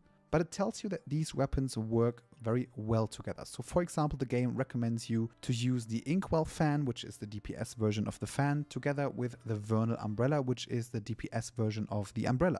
Which makes sense because both weapons are ranged weapons, so it kind of makes sense that you use them together. So if you are someone who wants to stay at range, that's the perfect combination for you. And if you click on that, you will also get some more information of recommended gear sets that you could use for this kind of combination, and also which kind of internal passive arts work really well with these kinds of weapons. And it's also giving you some like videos on how to use these weapons together. But keep in mind that these named sets are just recommendations of weapons you could use together, but you get no benefit if you use them together. So you can combine whatever you want. My recommendation is just go with the 2 weapons that you like, and when you go into the MMO mode and you have a specific role, try to at least use 2 sets from your role. Because as a DPS, of course, your job is to deal as much damage as possible. And as a healer, of course, your job is to have the maximum amount of heal. Alright, let's talk about mystical arts in the game and which one of them are available on release. So it would be really hard to show them in-game, basically because there is a system that you have vitality. It's called vitality, and you refill it by hitting enemies, and you need vitality to use certain abilities. So I would have to do a lot of fighting before I can show you an ability, and then fighting again to show you an ability and stuff like that. It's taking too much time, so which is the reason why I'm showcasing those in this menu. But I want to show you all the available ones. So mystical arts are basically additional abilities that you can equip, and you can equip 8 of them at the same time, and you can equip whatever you want. So next to your martial arts sets, you use these abilities in combat, but as I just said, you have to refill vitality by attacking enemies and stuff like that. So first up, let's talk about Tai Chi, which is basically an ability to throw enemies, but you can also do different puzzles with that. So sometimes you can even throw bosses around, you can throw enemies into walls to find treasure behind it. Small tip from my side, if you are too lazy to fish, but you need fish, you can just go into the water and use this ability to get lots of fish. Next up, we have Meridian Touch, which is an ability that can be used outside of combat to clear certain problems of the body. So sometimes NPCs have an itch and you can remove that itch. You can also use that in multiplayer, by the way, to give a player an itch, which by the way is a crime. So if someone sees you, you can get a crime stat. But you can also use Meridian Touch in combat, which basically means that you can stun the enemy from afar, which you can see in this clip right here. Sometimes it knocks them back, sometimes stuns them. The next puzzle ability is Heavenly Snatch, which allows you to steal objects in the game world, but you can also try to steal weapons from enemies in combat and throw them at them. When you use that on NPCs, you will see a chance of success, and if someone observes you, you might get a crime stat, so keep that in mind. Next up, we have Cloud Step, which can be used in combat to basically jump to an enemy and knock him away, but it can also be used outside of combat to jump to certain points on the map. Next up, we have area debuffs, and the first one is called Lion's Roar, which basically summons a bell, and it hits the enemy 14 times, basically silencing them and also giving you a 15% damage reduction. Next up, we have Leaping Toad, which can be recast 3 times, and it's a offensive ability that hits the enemy 3 times. Hello and there. ends with an AoE slam and also Welcome Zero deals EXE. venom damage. Right, now we get to the area damage effects. The first one is Ghost Bind, which basically can Zero stun EXE multiple used enemies, command mod. but it also needs a lot of vitality. The next area damage mystical art is Guardian Palm, which is a combo ending with a Buddha's hand kind of attack, but you can also use that in the air to do like a huge AoE attack. The third one probably needs the most vitality, but it's called Flaming Meteor, and you jump on the back of a horse and you do like 3 huge area of effect kind of attacks. Alright, let's jump over to the single target control skills. The first one is called Talon Strike, and it can break the defense of the enemy with multiple hits. So if you have someone playing very defensively, this is a great ability. The next one is called Yaksha Rush, which dashes to the enemy, breaks his defense and knocks him into the air.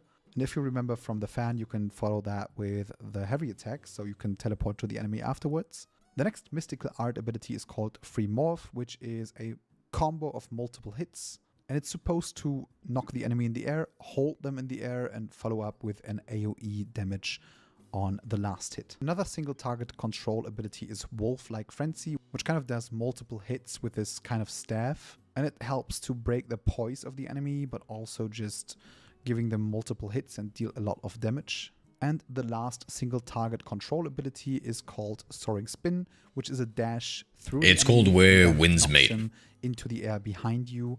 And it deals That's the damage game. and also Summon? Nah, sorry. Sorry, I'm just Next up, we testing have out some the stuff. single target burst mystical art. The It's first like one is we're called getting closer to Breath, fixing it. which is a fire breath kind of. And it's not just dealing damage, but it also ignites the enemy to deal damage over time. And you can also use that out of combat to burn fields of NPCs, for example, to get a crime stat. The next one is called Drunken Poet, which basically does 5 hits. Each of them needs 6 vitality. Now, what's interesting is that in order to use these hits, you need to drink something to be intoxicated. And you do the same when you use Dragon's Breath, which means that after using Dragon's Breath, you can use Drunken Poet without drinking, as you can see here right now.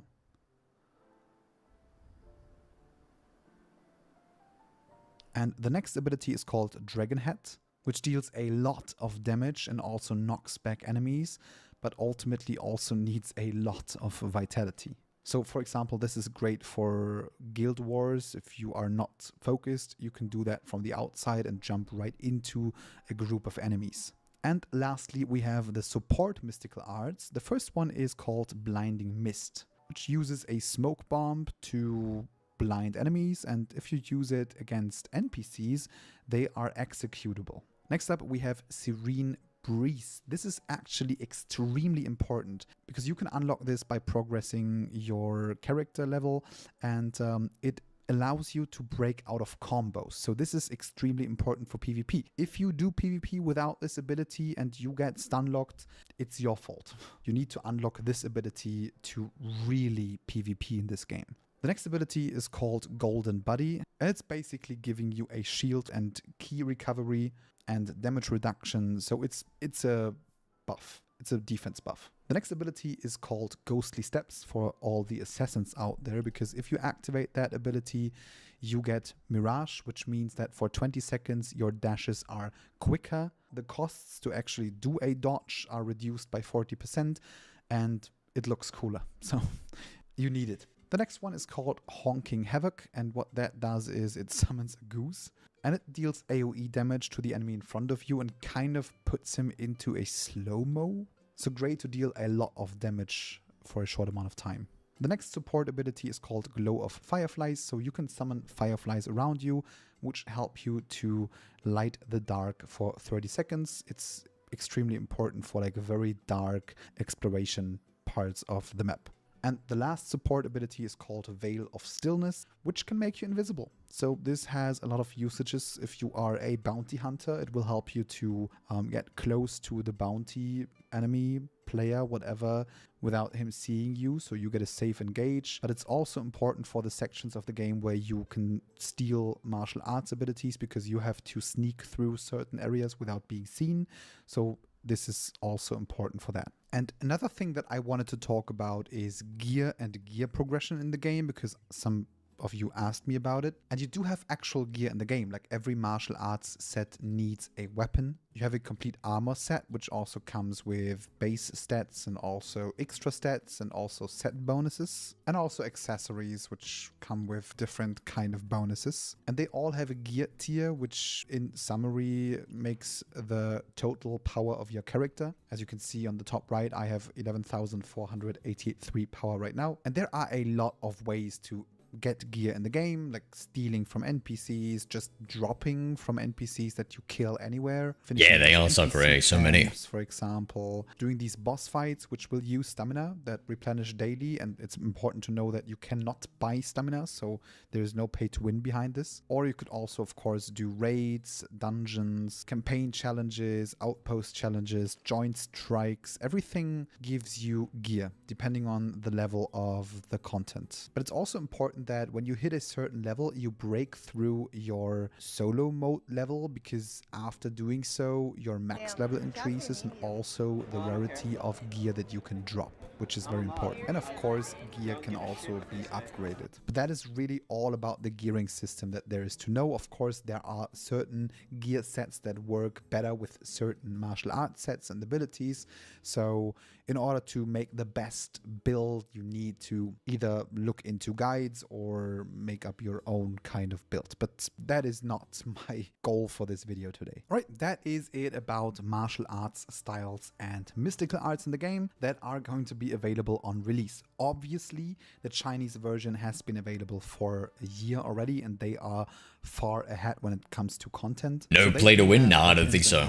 Seems like it's all cosmetic. That we don't have. I don't know. No pay to win, no pay to skip time. But technically, they only have to localize the content updates and they can bring them to us. So I think we might get seasons a little quicker compared to China. But what's more important is we are getting the bug fixed versions. So China, of course, had a few bugs on release and a few bugs in new seasons, and we are not going to get that because we get content. 0EXE used command good boy. If you know what I mean. Some people wanted to know if the English voiceover is going to be available on release, and I can tell you, yes, it is. The English voiceover is going to be available on release. Another question that some people asked is, will the mobile version be available on release? And as far as I know, no. They are running a beta test for the mobile version right now, but it's not going to be available on release. But I think in China, the mobile version was available like 1 month after release, so I think we are probably going to have the same schedule for the mobile version release. But I think that is everything that I can tell you about the release version of the game. Of course, please also keep in mind, you will see a lot of cool cosmetics and stuff from the Chinese version, but we are not going to have all of that in the release version. So I did share a few cosmetics in my short content and some of the mounts and stuff like that, so check that out. But keep in mind that we are probably going to get the cosmetics that were available on release in China, and we will get the other cosmetics over time. So if you saw anything from the Chinese version that you liked, maybe save some money for that, or like save some in-game currency to buy it in-game. But now I would like to know your thoughts. Which kind of martial arts style are you going to use on release? And when it comes to the MMO content, are you going to be a DPS, a tank, or a healer player? I would like to know that because I would like to get a feeling of how the community is split right now. Do we have any tanks out there, any healers? But also keep in mind that you don't have to make the choice right now. You can reset your martial arts sets, so you don't have to pick your choice right now. But share your thoughts in the comment section below. And if you want to know more about the available sects in the game and social systems like the guild, the brotherhood, marriage and stuff like that, maybe check out this video. I did a pretty deep dive kind of video about that, and it was a lot of work, so check it out. And if you don't have the time for that, thank you for watching this one. I see you in the next video. Have a good one. I was wrong about Where Winds Meet. Because in one of my last videos, I said that the sandbox of the game is not complex enough. Well, let me tell you, I have spent a lot of time with Where Winds Meet content over the last weeks, and I was also fortunate enough to get access to the game early, thanks to Everstone Studios. Thank you very much. And I didn't expect the sandbox features of the MMO section of the game to be that deep. I mean, to be precise, we are still not talking about Age of Wushu levels of deep, but it's getting close, and even closer. But if you don't know what Where Winds Meet even is, you are at the wrong place right now. You should check out one of my videos that I already made about the game. You can find the links in the video description, and you should do that. It's a great game. But in today's video, we are going to talk about the social sandbox features that are in the game. So we are going to talk about guilds, we're going to talk about sects, which are technically the schools in the game.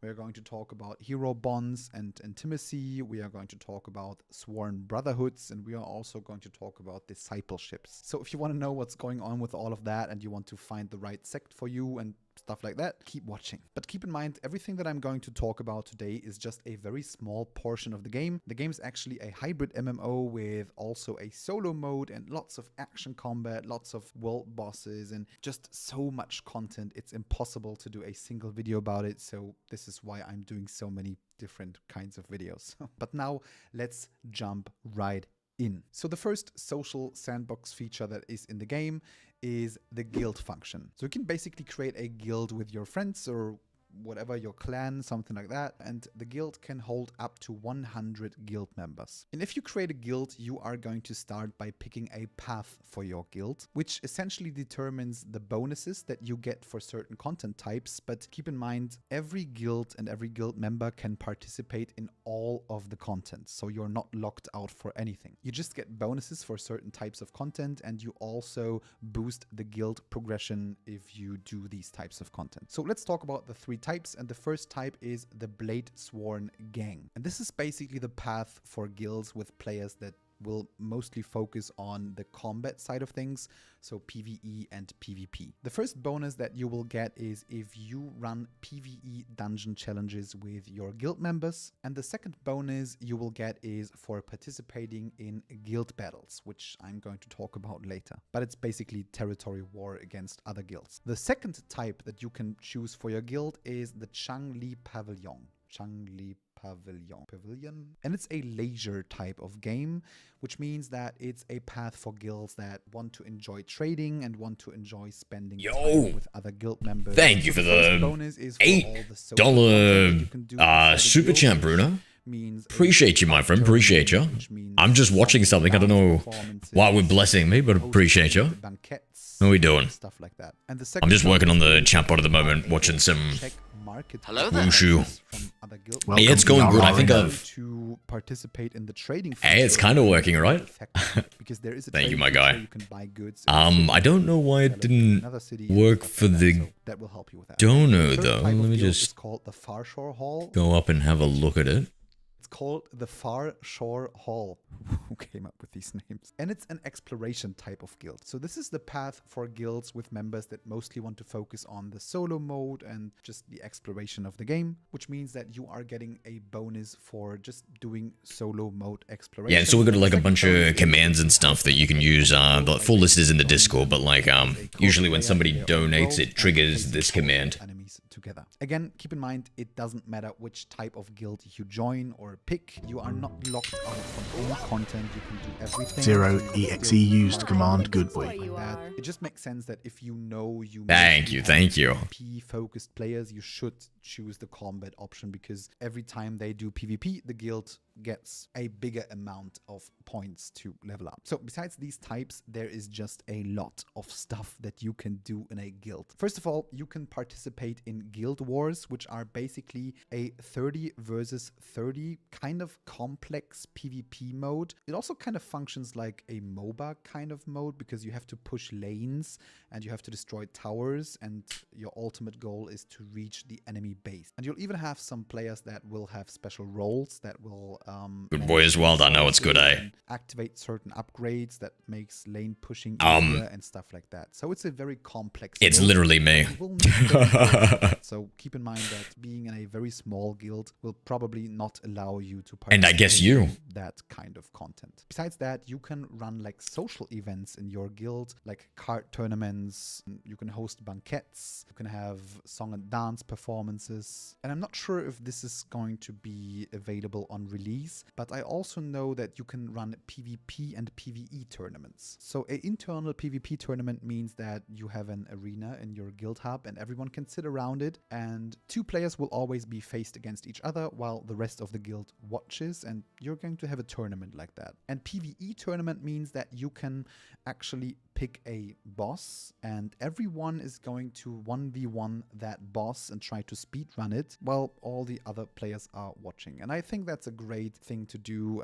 We are going to do that in our guild by basically just running internal tournaments frequently, and we will give guild ranks to those who did the best PvP and PvE performance combined. And for all of that, like all of the content, you have the guild hub, which is a huge area just for your guild. So you have a building which is kind of your... Can you get custom stickers on YouTube? What does that mean, my friend? As in it pops up on the screen, or? Where you can just do sparring. So you sent me a super sticker, right? And interestingly... Oh, for members? Yeah, like... So it's kind of like custom emojis, right? Not really used for... Or is that something different? Some people I need to set it all up. They are working on the function that allows guild members oh my god, look at how crazy this is. Game to actually build inside that area. So yeah, this is a free-to-play Chinese game that's coming out in a couple of days that looks pretty sweet. To your guild members, and they can build stuff there. I think that would... Yeah, I need to. Right now, only the TikTok has all the custom stuff. For the European region, so if you are from the EU and you are looking for a guild, check out my Discord server. I would love to have you in my guild. Let's talk about the next social sandbox feature, which is sects, or basically schools. Some call it schools, but it's official. Yeah, it would be. Oh man, I got so much on my plate at the moment. It's important to say that joining a sect in the game is optional, but it comes with a lot of benefits. And honestly, way more gameplay elements than I initially thought. In my last video, I said that there's nothing to sects, but I was completely wrong. What about you, mate? What are you doing today? So you can stay sectless, but if you stay sectless, you will have some disadvantages. And one thing that you will notice right away is that every sect comes with a specific martial arts style, which means that if you join the sect, you will unlock the martial arts style if you don't have it already. But keep in mind, you can just unlock everything without ever joining a sect. But it actually helps progressing that certain martial arts set faster. It's basically lowering the costs to upgrade that certain style. So when choosing the sect, you should keep that in mind. But besides that, each sect comes with a specific gameplay element and specific rules and visions that you will have to obey. And if you do that and you follow the rules and you participate in the gameplay segments, you can rank up within your sect, which unlocks more cosmetics, more titles, more emotes, and more benefits that you can use. And you can even participate in the voting to become the sect leader, which is someone who even unlocks a certain skill that buffs all of the sect members around him. What's also important to note is that joining a sect is not permanent, so you can always betray your sect and just join another one, which ultimately means that you will lose the progress that you made and you will lose the access to the shop of that specific sect, but you will keep the cosmetics. And another thing that I want to mention is that it's not important to be in the same sect than your brotherhood members or guild members. And joining a sect is not really straightforward, but I'm not going to spoil you how you do it because it's kind of part of the fun to find it out for yourself. So next up, I'm going to list all the available sects and what I know about the rules so far and the benefits, but please keep in mind that we do not really know if these sects are all going to be there on release, and I'm also missing some information, so I'm going to make a separate video on that topic after release, but this is a work in progress list, so please keep that in mind. The first one that is available is the Well of Heaven. They are basically the Robin Hood faction of the Wuxia world, and they rob the rich to aid the poor. And they also value righteousness above gold and do not obey laws. And there are two major rules. The first one is that your weekly earnings should not be excessive. There is a limit. I'm not sure what the limit is going to be, but you shouldn't exceed this limit of your weekly earnings. Otherwise, you are going to lose points. And the second one is that you are not allowed to duel your own sect members. One of the benefits is that you can buy red packages and you can send them to the chat, which is basically an item that everyone in the Oh yeah, I was just kidding around too, Bruno. Don't worry. Receive gold. And the main martial arts style of that sect is the Thunder Cry Blade. The next available sect is the Silver Needle. It's also called Jade Current in some videos. I'm sorry to hear that, man. Name is going to be. And this one I'm sorry to hear that. the Have you got like some sort of handheld gaming device to help you take your mind off everything? But also to get paid for it. And if you don't know it, you can actually become sick or injured in the game permanently, and you have to find someone to heal you. You can do that by going to an NPC, but I can tell you this can become very expensive. Or you could do that by using the world chat and searching for a healer. And the main task of members of this sect is to heal 10 players a week. Otherwise, they will lose points, so they will desperately search for people with permanent injuries. So finding a healer should not be hard. One of the benefits is that they have access to a lot of herbs and special healing items, and they can also craft the best healing potions in the game. And For the freedom to think, fair enough, fair enough. Styles, which is the Panacea fan. Yeah, usually I like to take my mind off things. Is the Raging Tides. They are basically But each to his own, eh? wielding sect which is all about fighting and drinking. So what have you been thinking about? Is you basically Listen, as long as they're not negative thoughts, it's fine, you know, but if you start finding yourself spiral into negativity and sadness and depression, I don't know, I'm no fucking psychiatrist though. I feel like taking your mind off it, but I don't know, maybe there's something to be said about working through it or something, I don't know. About the Raging Tides. Next up, we have the Midnight Blades. And this is the PvP focused sect with an assassin fantasy kind of. Defeating other players grants karma points, and being defeated by other players deducts karma points. And your main rule is basically to just not spare alive, but stay alive, especially in bounty hunting and arena combat and stuff like that. And your goal is to have a high karma level that you got by killing as many players as possible without dying. And there's a special mechanic as far as I know, because in order to claim a higher rank in this sect, you will have to kill another player from your own sect with the higher rank to claim this rank. So I think that's a pretty interesting one. And the main martial arts style of that sect is the Twin Blade DPS style, which is called Infernal Twin Blades. Next up, we have the 9 Mortal Ways. This is basically a sect for all the tricksters and the scammers, because you will have multiple tools and ways to trick other players in the game when you are in this sect. For example, you can dress up as another sect member and you can try to lure other people into your sect. And if you remember, I just spoke about these red packages that you can send to the chat and people can click it and get money. Well, you can send fake red packages to the chat, and if people click on it, they will lose money. So basically your goal or your rule is to not be caught. If you scam someone successfully, you will get points, and if you are caught scamming someone, you will lose points. And if you are going to jail, you are losing way more points. And their main martial arts style is the Mortal Rope Dart, based on the rope dart weapon. As a next school, we have the Floral Reverie. So I don't know too much about this sect, but I think its main purpose is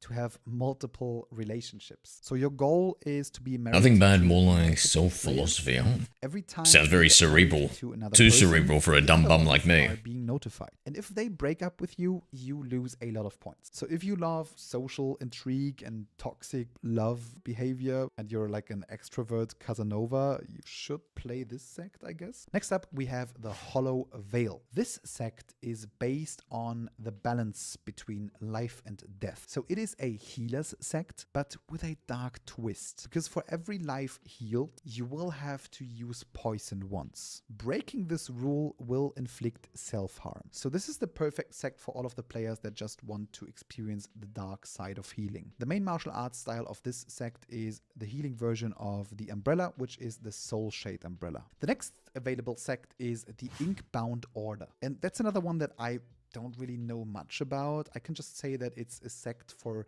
scholars and those who want to play like attorneys. All the game really tells me is that their word is the law for everyone under heaven. I don't know what that means, but I think that your job is to talk people out of like wanted statuses in the game. So if they have a wanted status, you can talk to the NPC that like gave the bounty and you can try to talk people out of that. But I'm not sure if this is the gameplay element of that sect, so we will see. Next up, we have the Lone Cloud sect, which is the sect for intellectuals and puzzle solvers and also romantics. In order to join the Lone Cloud, you will have to pass a math and logical test. And I think that their main mechanic is just solving stuff and solving riddles, but they also have a main rule, which is loyalty, which means you should stay loyal to your married partner in the game because breaking up with them deducts a lot of points, and also means that you are not allowed to marry for a long time period. I think it was 6 months.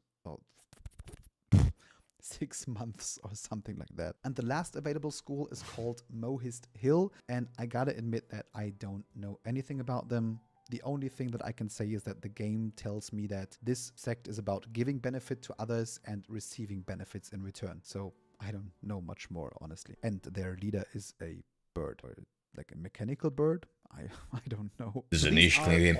No, it's kind of like a hack and slash Dark Souls type co-op game that also has this element in it. It looks really good. Depending on their rank, which I think is pretty cool. But you can also just decide like the Chinese influence to it. If you do that, this guy's just going specifically into hyper depth for this one element of it. Means that your learning costs for martial arts styles will be increased. So keep that in mind. But that is not all when it comes to social features in the game. So let's talk about the next one, which is called the Hero Bond. Because friendships in the game can ultimately be turned into bonds. As in every game with multiplayer aspects, you can add friends, you can spend time with them, and this will actually increase your intimacy level with your friends, giving you access to certain benefits and also bonds. So if your intimacy level reaches level 2, you can form a bond. And for every other level, PvP, I don't know, I think so. Benefits.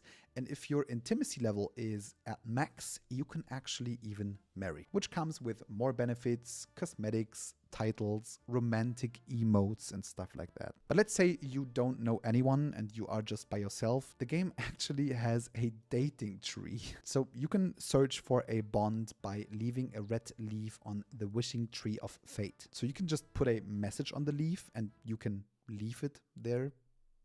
And you can collect other leaves that other players left, which means that you can just get to know them. And you can become friends, increase your intimacy level, and ultimately form a bond or even marry. Another feature in the game is the Sworn Brotherhood, which ultimately means friends are turning into brothers or sisters. And you can create a brotherhood with up to 9 other players. And you can even do a sworn oath ceremony at a shrine to deepen that bond. And within a brotherhood, you can complete activities together to increase the level of your brotherhood, which will unlock certain cosmetics, certain emotes, certain titles and stuff like that. And being in a brotherhood means that you trust these players, so you get messages when they come online and they can join your solo world, I think, without even asking. And I heard that they could even share cosmetics for a certain amount of time. And the Sworn Brotherhood is actually important for some types of content in the game, for example, jailbreaks. So, as I've already said, there is a wanted system in the game. So if you do bad things like killing NPCs, stuff, you can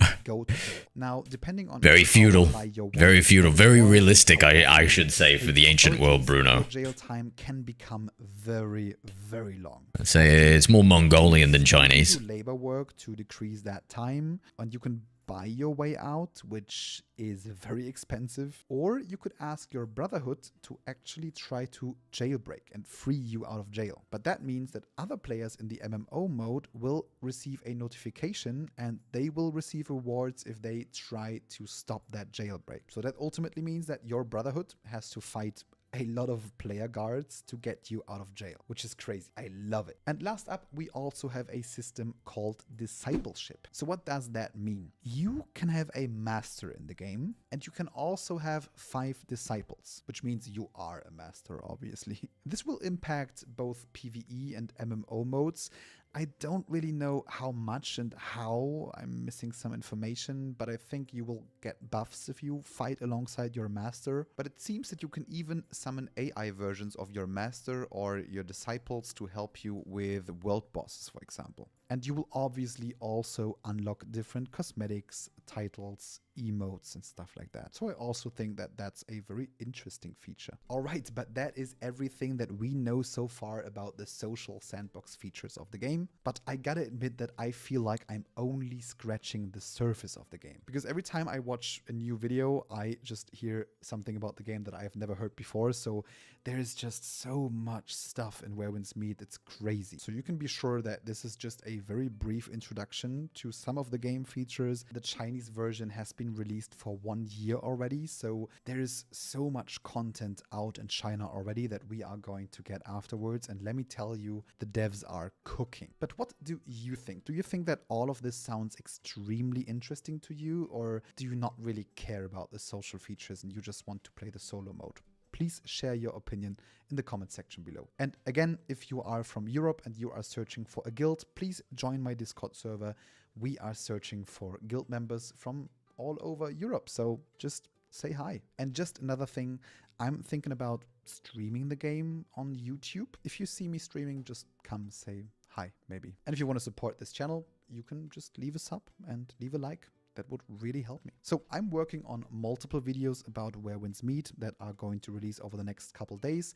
And one of these videos is stuff that you need to know when you start playing the game, or stuff that I wish I knew before I started playing the beta. So if the video is already released, you will find it here. Just click on it. You should find a great video. Yeah, for sure, It will help you to... Did we already see this? I know that you are going to play Where Winds Meet on release.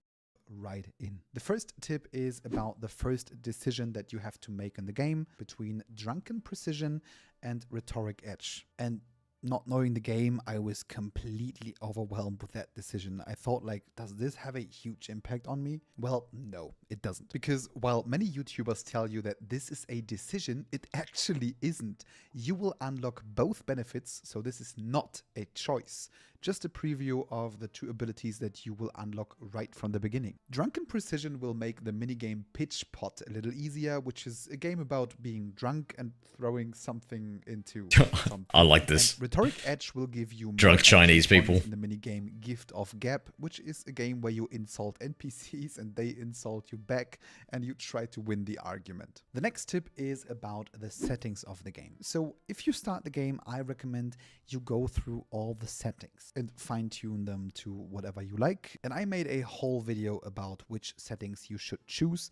If this video is already online, you will find it in the top corner. If not, just wait a couple of days. But there are specifically 2 settings that I want to talk about. The first one is about auto parry. So the game technically asks you at the beginning if you want auto parry or not. And I think that if you choose a low difficulty, it will be activated by default. So what that does is it slows time whenever you are about to get hit, and it will give you a prompt to auto parry, which makes the game far easier. And I think if you are into action RPGs and into games like Sekiro, for example, you should absolutely deactivate it, because that is not how the game is supposed to be played. And I also kind of recommend going with a high difficulty, because that's the whole point of the game. There's one bigger reason for that, because if you go into the MMO mode of the game, and if you go into the raids, and if you go into PvP, auto parry will not work. So you should not get used to it. So do yourself a favor, choose the higher difficulty that is available from the very beginning and deactivate it. And the second one is about the treasure hunt mode, because I highly recommend you turn that on. This option allows you to destroy objects in the game world, which ultimately allows you to find loot. but it could also lead to a wanted status because you can destroy property of NPCs. But honestly, I think that just adds a fun component to the game. The next big tip is about oddities. Now, this is something that completely blew my mind because I gotta admit, I absolutely missed that one. And I found it out like 1 week later, and I was just... I'd say all content creators to a certain degree are on the payroll. Always collect them. And afterwards, speak to a NPC with this symbol. The first one is actually locked behind a side quest, which is not really easy to miss, but I somehow managed.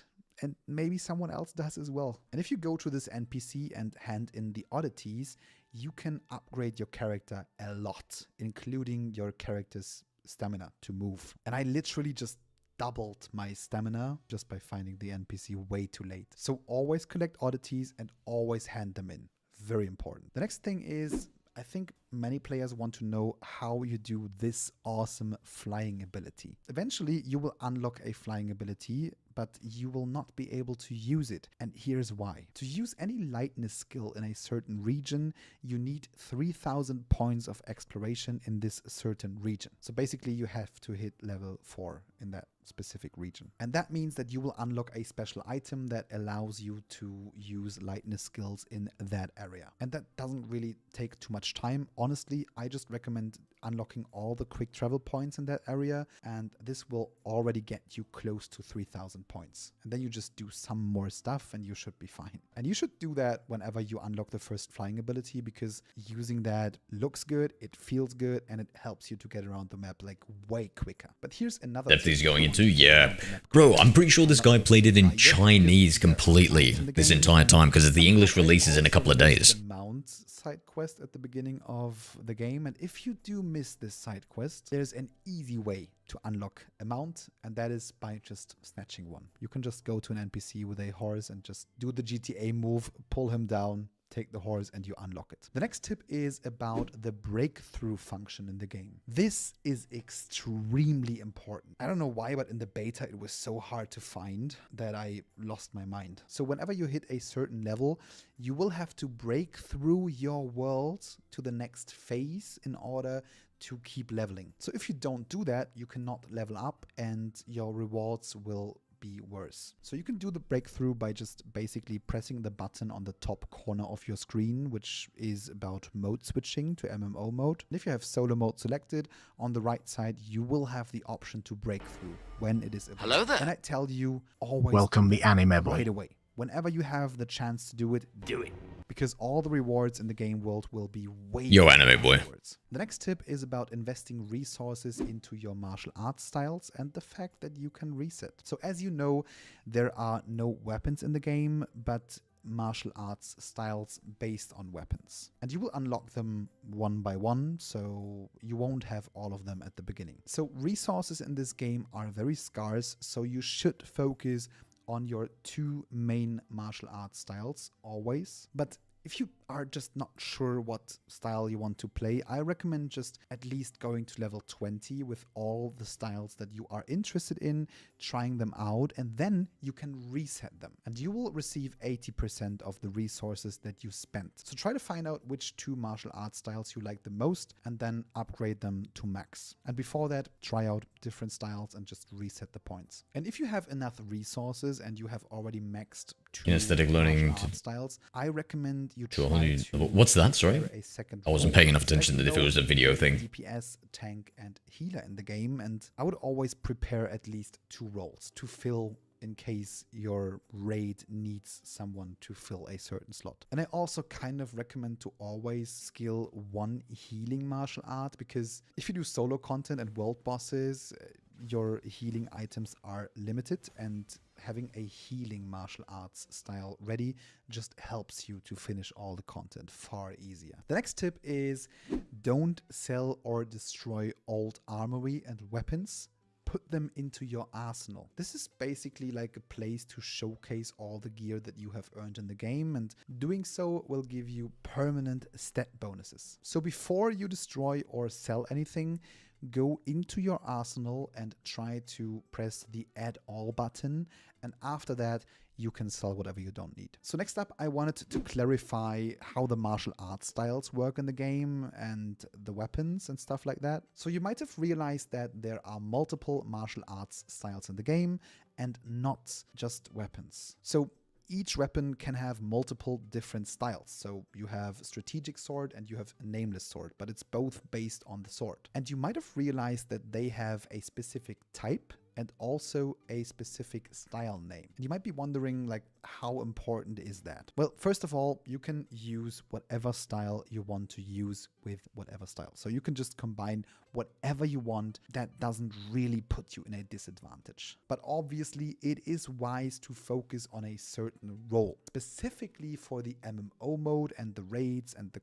co-op stuff. So this is very important. So the first one that you can see on your weapon is the type. It's either saying DPS, tank, or heal. So I recommend that if you go into MMO mode specifically, you should try to pair DPS with DPS or tank with tank or heal with heal. But that is of course up to preference. But for example, as a healer role in a raid, it's obviously easier to heal if both of your weapons have healing abilities. And the same goes for tank weapons, obviously. Besides that, you will realize that two martial arts styles have the same style name. This is not impacting gameplay or strength in any way. This is just a recommendation of the game which two weapons work very well together. And it also gives you more info on how to use them together and what the optimal gear set is to use with them and which the optimal internal arts are that you should equip. So you could just go the easy way and just use one of the recommended combinations that the game offers you, but don't feel forced to pick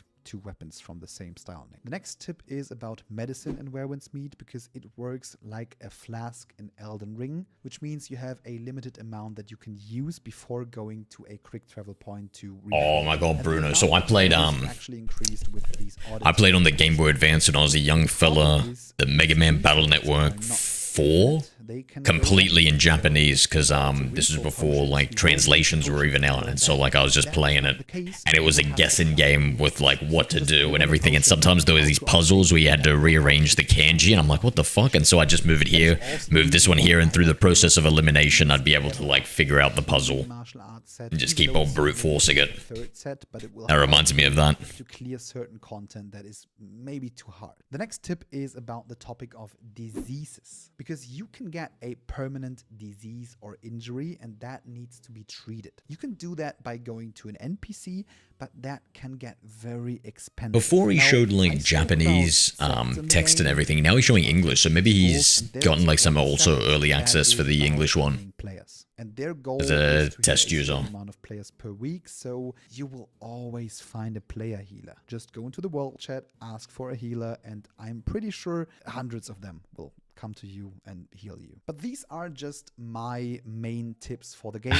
Yeah, I mean, if I knew Japanese, I think it would be an authentic experience. It was more of an autistic one. For other players that I didn't cover in this video, please share that in the comment section below. I'm looking forward to it. And maybe we can just make a library of tips and everyone can just come to the comment section. Okay, that's just great. And if you didn't know, I am going to run a guild on the European server. So if you are from Europe and you want to join my guild, just check out the video description and join the Discord server. And I want to create a fun community about having internal tournaments and stuff like that. So just check it out. And I'll be doing more videos on Where Winds Meet over the next days. And I already made one about sandbox elements in the game and sandbox social features, because there is a lot.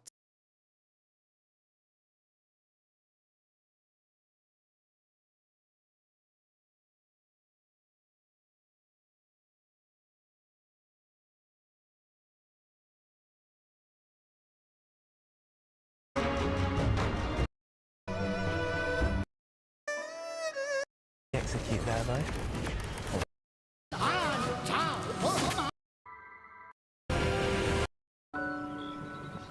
History. Today I'll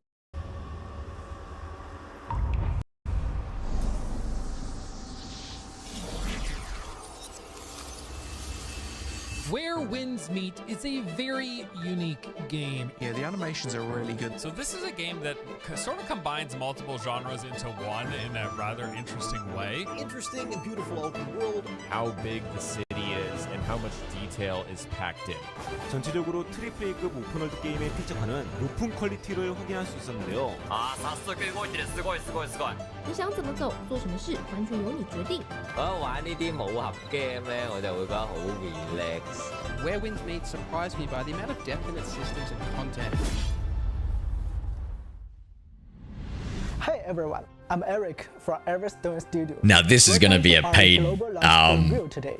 We've got puff something paste. special. One of our beta players is joining us to explore the world of Where Winds Meet together. Hello everyone, I'm the Lazy Peon, a gaming content creator. It would have been perfect if he also did a Chinese accent. Sneak peek. Today I'll be grilling the devs on the development progress of the game. I still remember our first trainer review back at Gamescom 2022 in Cologne. That's when we showed the first look of this incredible world. And now, after 3 years of development and feedback from our amazing beta players, we are officially launching this streamer. I know this streamer. It looks like Xi Jinping has forced himself just to stand there under threat of death.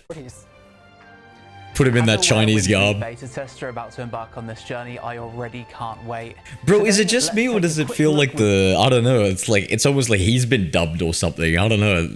Maybe it's my Bluetooth headphones being slightly out of sync and I'm paying a lot of attention to their mouths, but it looks freaking weird. The dev team at what is at launch.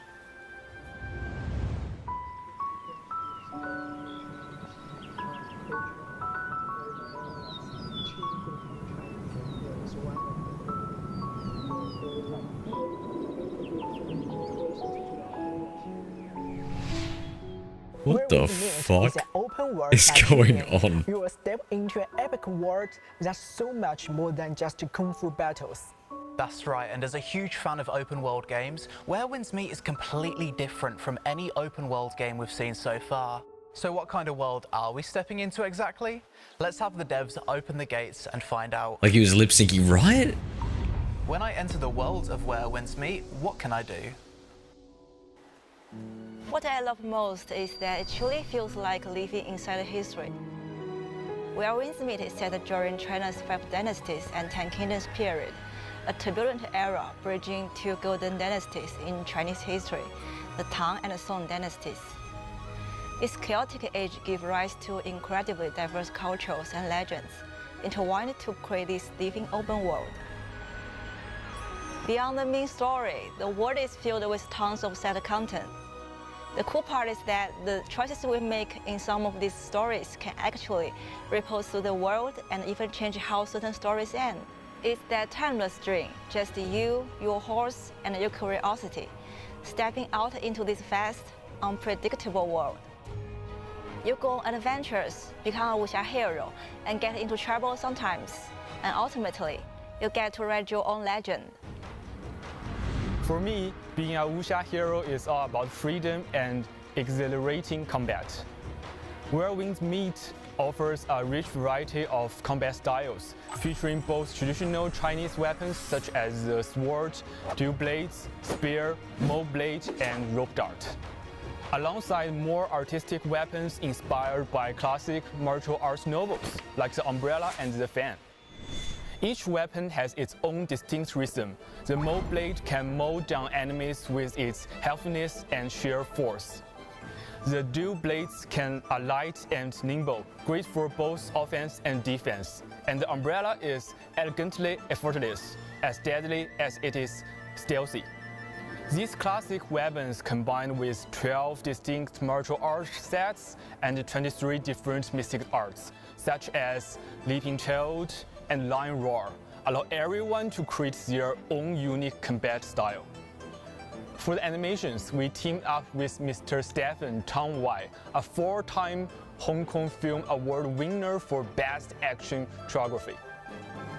We've incorporated tons of film-grade motion capture to recreate aesthetic and traditional martial arts moves. Also, you can enjoy the most exhilarating combat experience as you wander the world. You Kung Fu masters out there have a lot to look forward to too. There are lots of bosses and enemies with different fighting styles across dozens of campings and regions.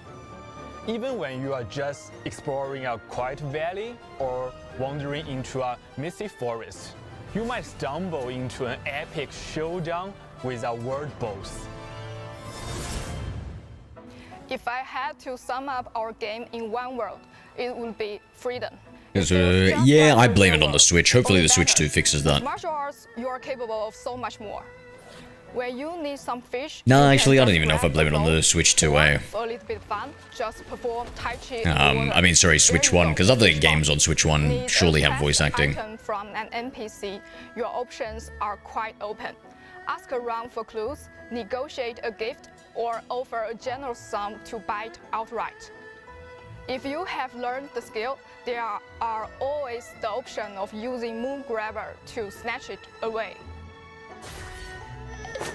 We are building a world that feels alive, where days fade into nights, weather changes on the wind, and everything keeps moving all on its own.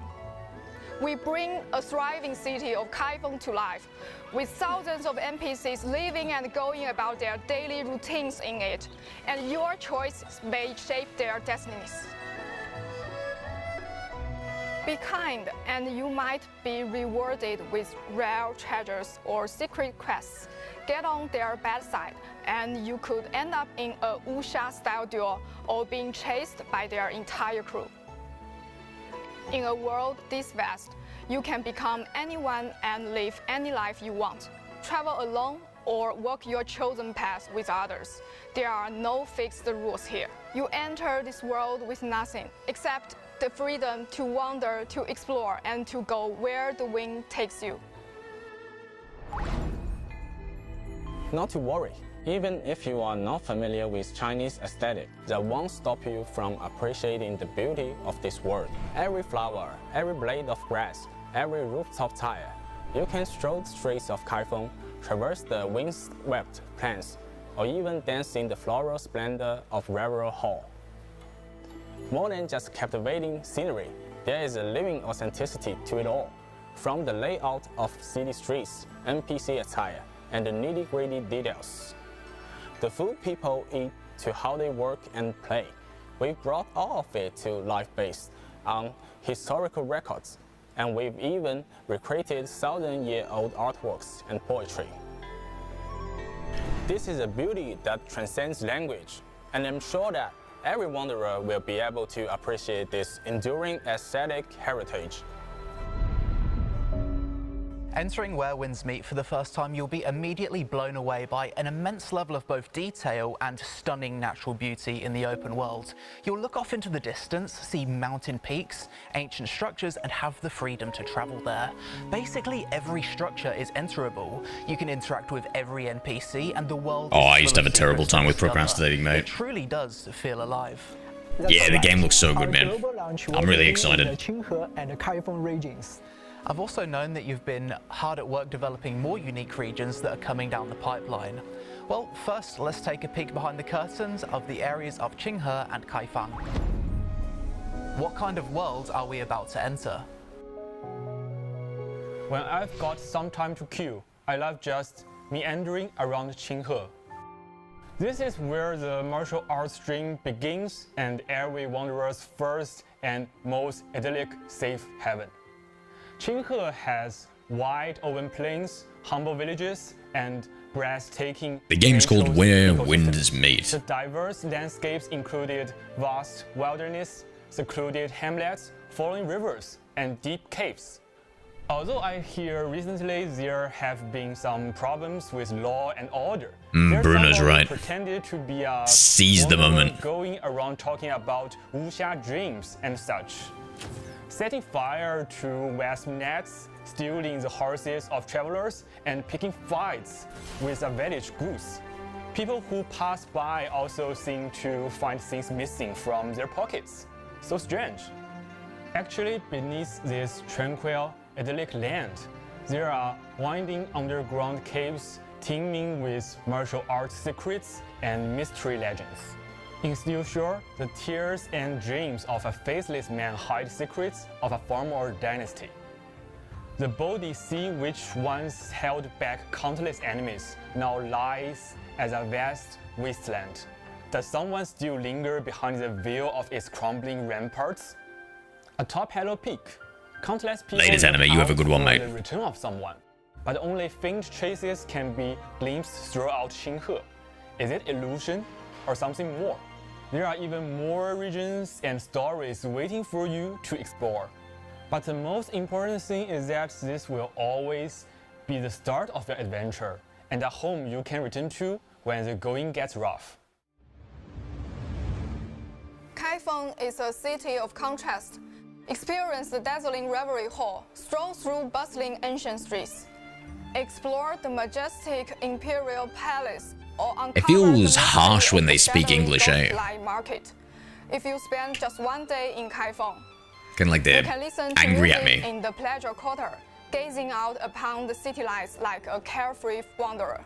Or you can join the common folk, seeking the legend of the Golden Leaf and rebuild rundown streets through righteous heroism. Or you can dive into the city's shadows, uncover buried secrets in the Ghostlight Market. We've populated Kaifeng with over 10,000 NPCs that you can interact with. Like they're shouting? Yeah, yeah. And I feel like Chinese, like, their language is like that. And so it's kind of like instigators of passed over to English. Their English. System, every person you met feels real. Each character has their own unique habits and personality. When it rains, they will dash for cover and might even start a conversation with you on the way. As you explore, you will also discover all kinds of folk culture, from shadow puppetry and pitch pot games to card tables, local opera, and lion dance. Shadow puppetry brings folk tales to life with nothing more than light, shadow, and a touch of magic. Ma Diao may look like a simple card game, but is packed with strategy and street smarts. And as you explore, you can uncover over 1,200 artifacts across 16 types. This whole world is yours to discover. Think of it as one big gift, just waiting to be opened. As you explore this great wide world, we hope to return to the purest and most sublime expression of martial arts fantasy. It's so weird when he says that, bro. Just waiting What is to that? be opened. As you explore this great wide world, we hope to return to the purest and most sublime expression. Me when I think I'm risen up a chick at the bar. Acupoint strikes, Tai Chi techniques, the mighty drop, the lion's roar. Yeah, agreed, Bruno. Telekinesis, wall striding, and so on. This has got everything, eh? These romantic visions so deeply rooted in wuxia fantasy. The core concept of our work is a crossover and mashup of Chinese wuxia fantasy with an open world game. Wuxia warriors shatter limits and break with conventions through their martial arts. And in this wuxia world, every wanderer is free and unrestricted. While exploring the world, we've set up many hidden places like a secret room under a stone slab. So for example, one might think to use mighty drop to crash through the floor and get to the underground. Or for example, for a treasure trove behind a stone wall, a player might use Tai Chi to use bear's weight to break open the stones and get the loot. In Where Winds Meet, you can always use any method you can imagine to achieve your goals and explore the delights of this world. Just hearing the developers talk about all this fills me with an immense excitement to play the game again. Where Winds Meet isn't just an open world, it's a fully realized world. It is indeed, as they say, wherever there are people, there is the Jianghu.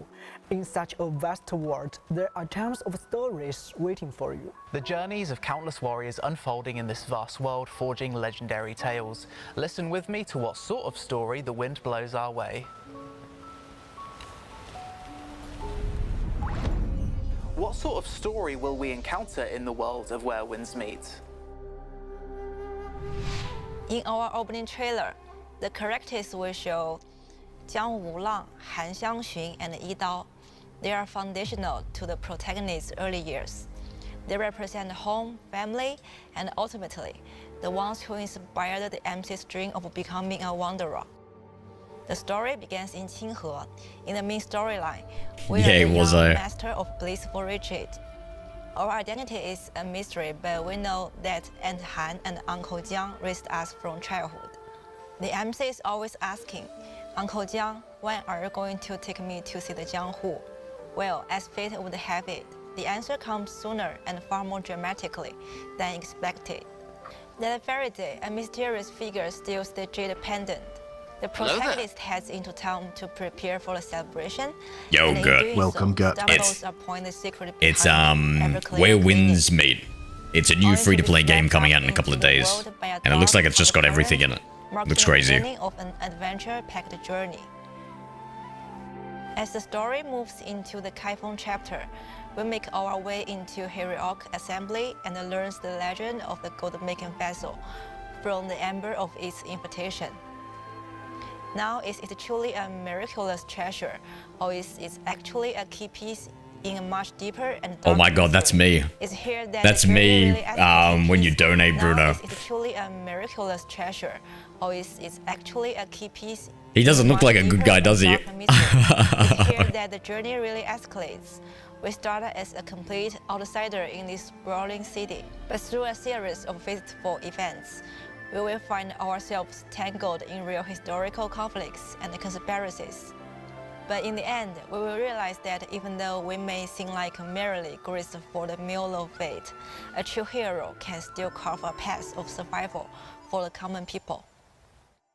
And as for how that all plays out, well, I'm afraid we will have to save that for you to discover in the game. Hey Trace, how are we? Innovative approach that combines overt and hidden storylines. What are we doing, friend? We're looking at this new free-to-play game that's coming out in a couple of days. It looks pretty dope. The hero's personal journey, experiencing the Whilst I try and fix my chatbot. The hidden storyline, on the other hand, Welcome BRR is also fragmented narratives with clues scattered Yeah, good, just a little tired. details of exploration. The main storyline plot accounts for roughly 20% of the overall story. And as the hidden story unfolds, we learn more about the vast forces at work and its past secrets. Meanwhile, the player's exploration of the world and the story is the critical linchpin connecting the overt and hidden storylines. All of this combines to form a vivid and immersive wuxia experience.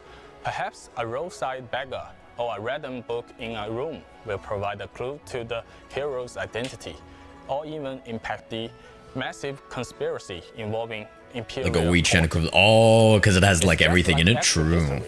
Under the surface, it's teeming with Yeah, there, Pookie. Thank you for the heartbeat in the popular vote. But no matter what joys or tears lie ahead, for a young wanderer like you, constantly pining I think we've kind of solved the YouTube for now. Will be enjoyable. Thank you, devs, for that description of such an enticing world. No matter what joys or tears lie ahead, surely those tears won't be mine, right? The beginning of the player's journey is this little bamboo groove hut beside us. Very funny. What the fuck? Why did he? What was the tears comment? Was that had to be something about the in-game mechanics that went over my head, right? I remember hearing something about tears. Thank you, I don't even get that joke, eh? Description of such an enticing world. No matter what. No, I haven't tried Wild Hearts. Is it good? Ahead, surely those tears won't be mine, right?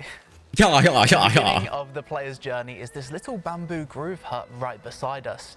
Eric, have you prepared any gifts for us wanderers? It's pretty sweet that they put them in the game world. Of course, with the coming global launch, we have a welcome gift for all the players, and even more gifts are waiting for you to uncover in the game. Maybe from a storyline perspective, good, but it looks like there's just so much the in-game content is other stuff to do. There's no pay to win. Yeah, exactly. According to the developers, later versions will I would make it in-game content. Yeah. I feel like I would make the perfect.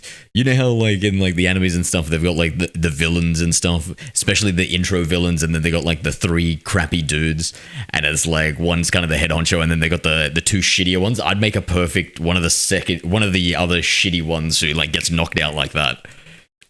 Yeah. Wait, that's the wrong keyboard. Some of which advance the core world narrative, whilst others will focus on introducing new game modes and limited time events.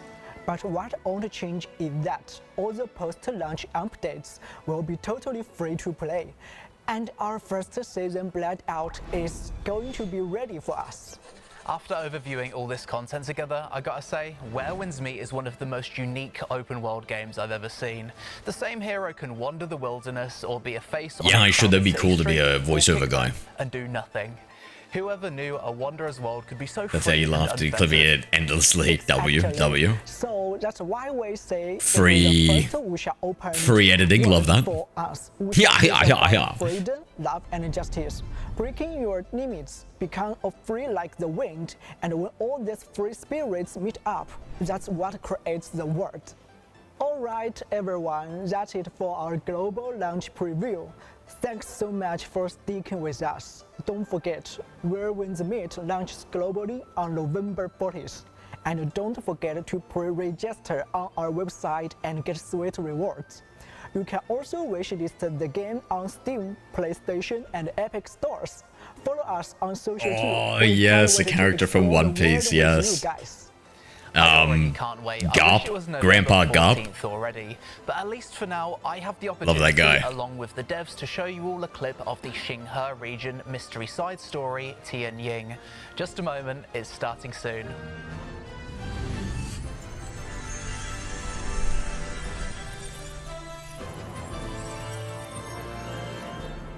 Where Winds Meet live game demo.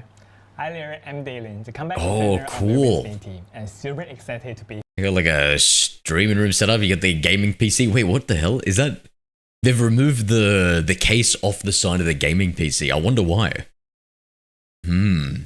Sometimes you do that for airflow, so maybe the thing gets super hot. Or, I don't know, look at those cables sticking out on the right there. I feel like maybe if they tried to put the glass on it, it's not going to get put on. And they might have made a mistake when building the PC. I wonder. Here today. First off, a quick Let me just see if you guys can see the full screen. On showcasing the hidden storyline boss in yeah, you can see enough of it. The battle against Miao Shan. Word is he's the guardian behind Xinghe's secret plotline, and honestly, bro, give this guy a fucking raise for being able to say all these Chinese words back to back without stumbling over them. There's something really mysterious about him. That's right, we are heading to one of Xinghe's key spots, the Halo Peak. So this was once the site where a divine halo appeared, and the villagers believed it was a heavenly sun. So they gathered here, carved a massive grotto, and to try to raise 1,000 brutal statues in devotion. Sounds like Miao Shan's identity is anything but straightforward. Yeah, absolutely, but we won't spoil it too much. Legend has it that when the halo shines upon this place once more, then Master Miao Shan will return to his homeland, and the truth will be unveiled by you, the Wanderers. Alright, enough talk. Let's dive in and chat whilst we play. Sure, let's go. Okay, so this guy is some kind of monk or something? Yeah, exactly. Miao Shan actually is a very famous monk because he actually helped a lot of people. And so you can also hear some like information during the exploration of the world. I think I remember whilst exploring Xinghe, there was lots of like NPCs and books that would mention him actually. Okay. Just like nice straight out the CC.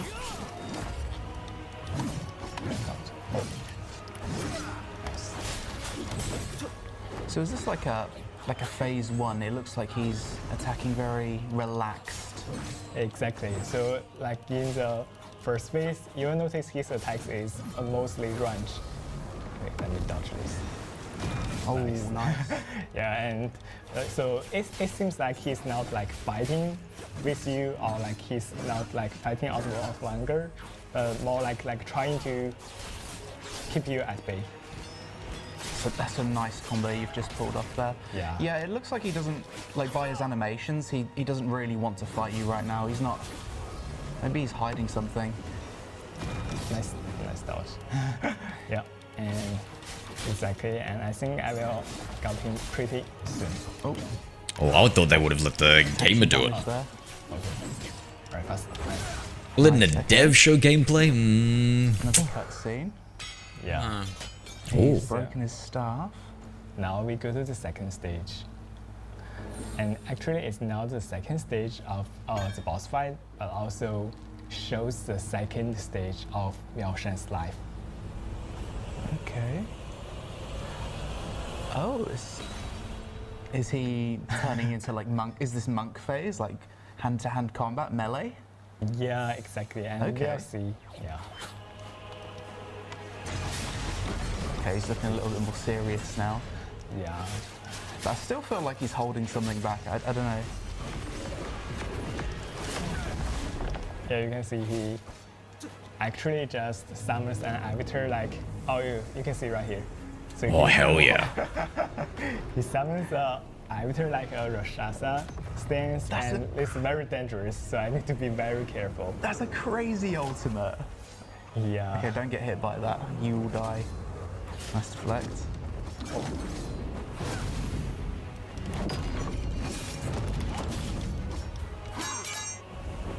Nice. Oh, love it when you get that counter. You've broken his posture. Big combo. So when you face the right light attack, you need to use the deflect. Yeah. As like certain time too. I missed the execute there though. It's got you with a big combo. I missed the timing this time, so I got hit. So deflect is, if you successful, you will be like very helpful, but if you lose it, you will also ultimate be hurt. Careful. Oh. Oh, yeah. This is he's out on the second stage. Yeah, I need to heal. Nice deflect. Feels so satisfying when you pull off those deflects and get the combo. Yeah, exactly. Very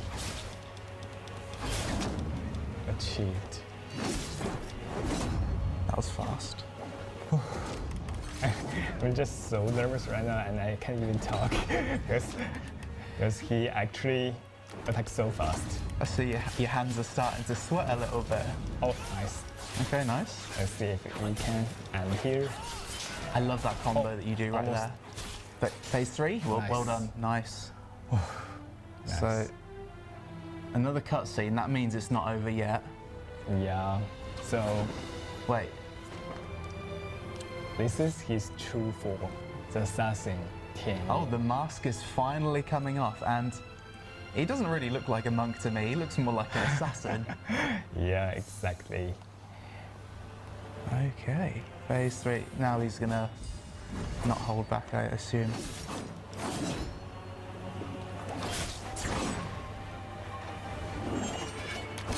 Well, the speed of those attacks, he's just blinking through you. Exactly. So on like the third stage, speed goes very fast, and you need to be very careful. You almost got his posture down. Almost. Nice. 2, I wonder 3. Oh. You're low. I missed it. Almost. Oh. You got him? Okay. Yeah. Nice. Big combo here. Execute. Nice. Almost up. So I wonder if he has like a ultimate in phase 3, like phase 2. Yeah. Oh. Oh man, that is so hard to parry. It's legendary assassin. Yeah, he also has an ult on the third stage to switch. Nice. Nice. Oh, you're really low. Oh. Quick, drink. It's okay. We're good. I like that he's struggling now. Holy fuck, dude. This is insane. 3. Come on, Dylan. Oh. Oh wait, what's this? He's jumping up. Is this another ultimate? Did he? Yeah, this is the out for his third stage. And actually, he just... Are those clones? Yeah. Yo, what? Oh, shadow clones. No, sand clones. How do you defeat these clones? I'm getting a Naruto vibe from before, where he was like a Jinchuriki or something. And if like he is successfully, one clone will Like Gara or something when he had the sand So the clones attack first, but he attacks from the shadows. monument. Yeah, exactly. And to defeat the clones, you need to deflect the clones. I see. Oh. Wow. Wow. What a pity. Like next time. Yo, I actually freaking like that he had died there, bro. Hell yeah, man. Hell yeah. I thought like that they would have like trained his ass off so he gets it like perfect and stuff. But this is interesting. Let me just try again, but we'll do better next time. He was just warming up. It's a bit rusty. Yeah, exactly. So for Oh my god, imagine this poor gamer was like, you've got 2 attempts. If you don't do it in 2 attempts, we're firing you. Because this is a live stream, you need to look good. the third stage, Did 70 hours of no base, says he finished it, took 3 years, fun to go back to finish Mafia 3, that's so funny. And trust me, it would be Ah, yeah. You've had a warm up. I like the type of gamer your dad is. Phase 1. I can respect it. Like work with this. Stage 1 should be easy for me this time. Let's see. Okay, so far so good. Nice. I like how in phase 1 it kind of eases you into the fight and it progressively gets more and more difficult. Yeah, exactly, because at the first stage, Miao-shen is shown as a monk and he always help people, and just like Miao-shen's first stage, he don't really want to hurt you. He just want to actually leave himself alone. That's beautiful. That deflect is so nice. Yes, we got him. The audio-visual feedback from the combat in this fight as well, it's super impressive. Like the animations, it's quite an epic battle to watch.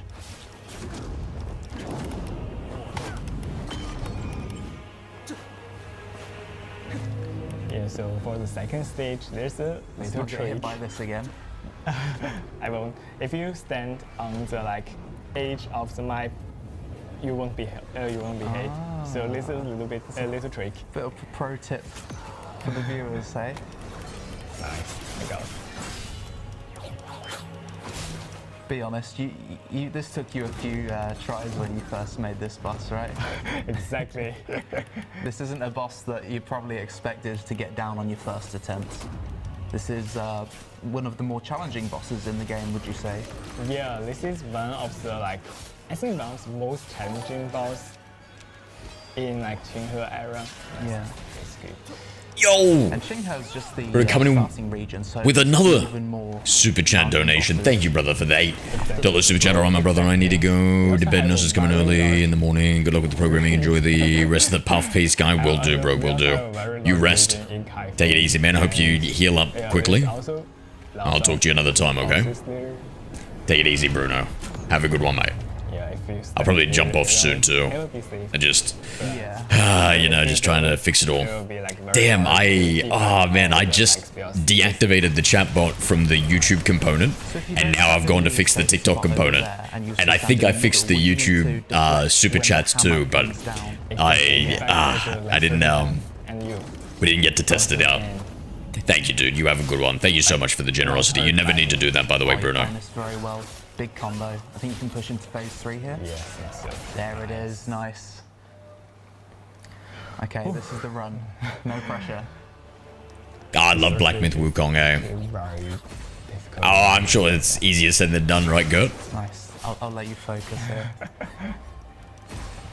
2, 3. Nice. Actually, every time I beat this boss, I will just say 1, 2, and 3 to count for myself. 2, 3. Oh, a little bit earlier.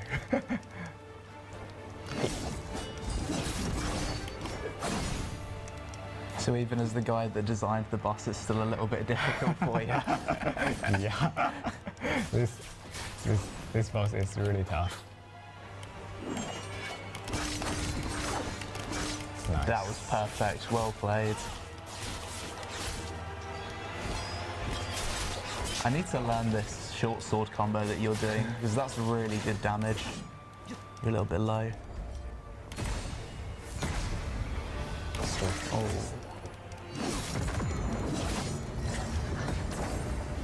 I think this might be the run, yeah.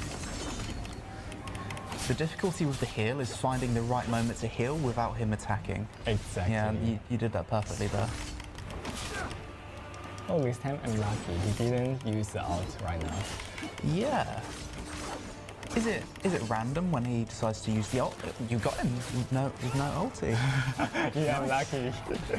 Actually, it's also a little trick. If you keep a little bit distance with him, yeah, he will have like lower possibility to use the ult. Oh, yeah. So it's nice that it's not completely scripted like that every time. So this is a little bit tricky.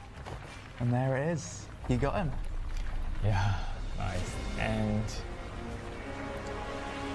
there's even more like stories and more like information about Tianyin in the like exploration world. So yeah, hope you guys like it and hope you guys can find the story behind the Tianyin. If this is like an early boss in the game, I can't imagine. He's attacking too fast for too long, attacking combo. Yeah, I mean, true, but it feels like one of those things where it's We've only shown the tip of the iceberg, but where it's like us watching some guy play football or something, you know, we're like, oh, he's doing this wrong and that wrong, but when you actually have to do it, it's like super fucking hard. So it's easy to be like a backseat quarterback. Yourself and find out. Yeah, thank you so much for coming and turning in. Then again, I'm not very good at these games, so.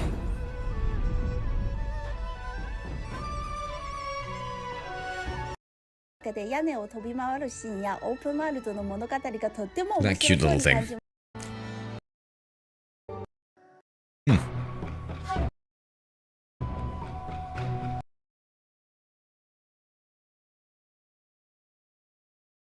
With Amazon announcing that they no longer want to develop content for New World, and seemingly with no publisher or developer interested in buying the game or even a private server kicking open, I asked you guys, what else are you interested in? And one game that I have been hearing just endless amounts for the past couple of weeks now is Where Winds Meet. The game is set to have a free-to-play launch on PC and PS5 on Friday the 14th of November, with Xbox coming about 6 months later. However, you can play the game right now on the Chinese servers, which is what I'm doing here.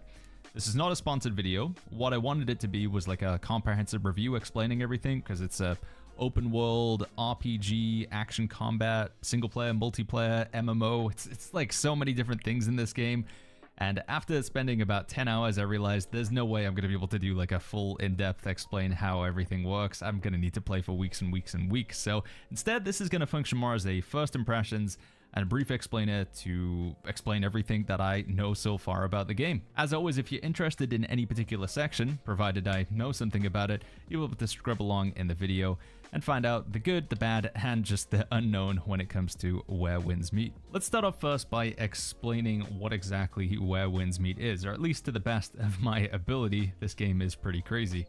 Yeah, kind of like that. Exactly, yeah. MMO, it is very detailed. You can upload a picture of yourself. You can even. So I think it's valid to point out the critiques, but it's also like, oh man, once you enter the world, it's a lot easier in a single player environment. Said than done in the heat of the moment, eh? Into your lobby from the get-go, to my understanding. However, once you hit level 10, which doesn't take very long at all, you're just following the main storyline or doing side quests, you will have the option to enter online mode. Now, in the Chinese version of the client, it's just up here, but you can also get to it from this menu hell, but we'll just go to this button up here, and we have single player and then we have multiplayer mode. So if I go here and we hit join multiplayer mode, basically we'll now be teleported into a village with a ton of other players. And here we are. Now we're suddenly in an MMO. We're in the same version of the map, except I've been teleported from over here to here, and we have a bunch of other players nearby. A lot of them just stand AFK. I don't know. I guess that is, now that I think about it, that's what we always did in New World as well, just stand AFK in town.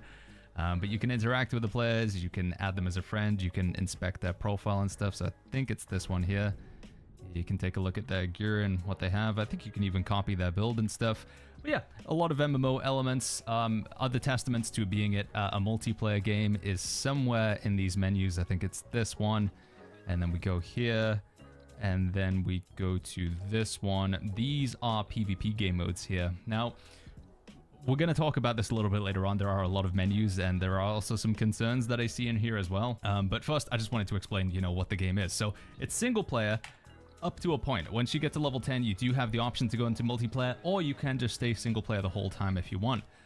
There are elements where people can come and crash your world effectively. So there is a wanted level in this game. Tracy, are you still there, my friend? Grand Theft Auto, where if you kill a lot of NPCs, do you mind just sending like a letter or something so I can just quickly test my TikTok bot? I just need to see if it's accepting messages. By killing you. So if you're bad in your single player world, you can have other players invade your world and come and attack you. And I think I'm chat banned. I'm chat banned from my own fucking stream half the time. Hold on, let me try and access it now. Them as well. Outside of PvP, there is also group dungeons. I did this co-op fort attack thing. So I have this other guy. We just killed a bunch of bosses and got some chests at the end of it. I'm not far enough in the level, or in the game rather, to talk about what happens at max level, but I know there are raids as well, 5-player dungeons. You do have tank damage and healer in this game as well, so the healing weapon in this game, or one of the healing weapons, is the fan, and I guess it's briefly worth mentioning that as well. So if we go here, we can take a look at all the different weapons in the game. Some weapons have multiple skill trees. So if you remember in New World, for example, you would have the fire staff, you'd have the left-hand side skill tree and the right-hand side skill tree, kind of like that, but each one is its own independent weapon. So we have the strategic sword, which is what I'm currently using right now. But then we also have the nameless sword, which is what you start off with, and they have different abilities. In terms of abilities, there's not that many to press. You have a Q ability, which I think, again, this is compatible with controller. We've got this ability here as well. I have a default sort of just spam attack like this. I've got my tab ability to weapon swap. We do have a block as well. There is a parry, which is just like a quick block. And then obviously we can switch between the two different weapons. Everybody gets a bow by default. Bow is not its own dedicated weapon, I'm afraid. It is just like a sort of utility weapon that everybody gets access to. But yeah, 2 weapons, each one with... I'm guessing, yeah, we have 3 abilities. Yeah, each one with 3 abilities. So kind of feeling a bit New Worldy there. But then you also have these additional abilities as well, like a special power. So I've got this Tai Chi ability. I've got this other one where I can go invisible. I've got another one where I can target somebody's like pressure points. And is this going to get me in trouble? No, okay. I've got a one that breaks me out of stealth. And then I have another ability that I can't use where I hold a goose and it shouts at somebody and it stuns them, but I don't have the energy to use that, and I can't figure out how to get the energy. Did you switch keyboards? There's a goose ability. No, I've got 2. I'm just programming on the second computer with that one. Each weapon has 3 abilities, and then there's a lot of build customization in that as well. There is a lot going on in this game, as you can tell, but I briefly wanted to explain just, what it is. So the TLDR, single player game with a story, doing the story. So I've got 2 computers running at the same time. One I stream off. Around 90 right now, at least on the Chinese I guess version. program on. Once you get to level 10, you can go into multiplayer. It's what the chatbot runs on. It's what I stream on. And the other one's just purely for gaming. You can explore.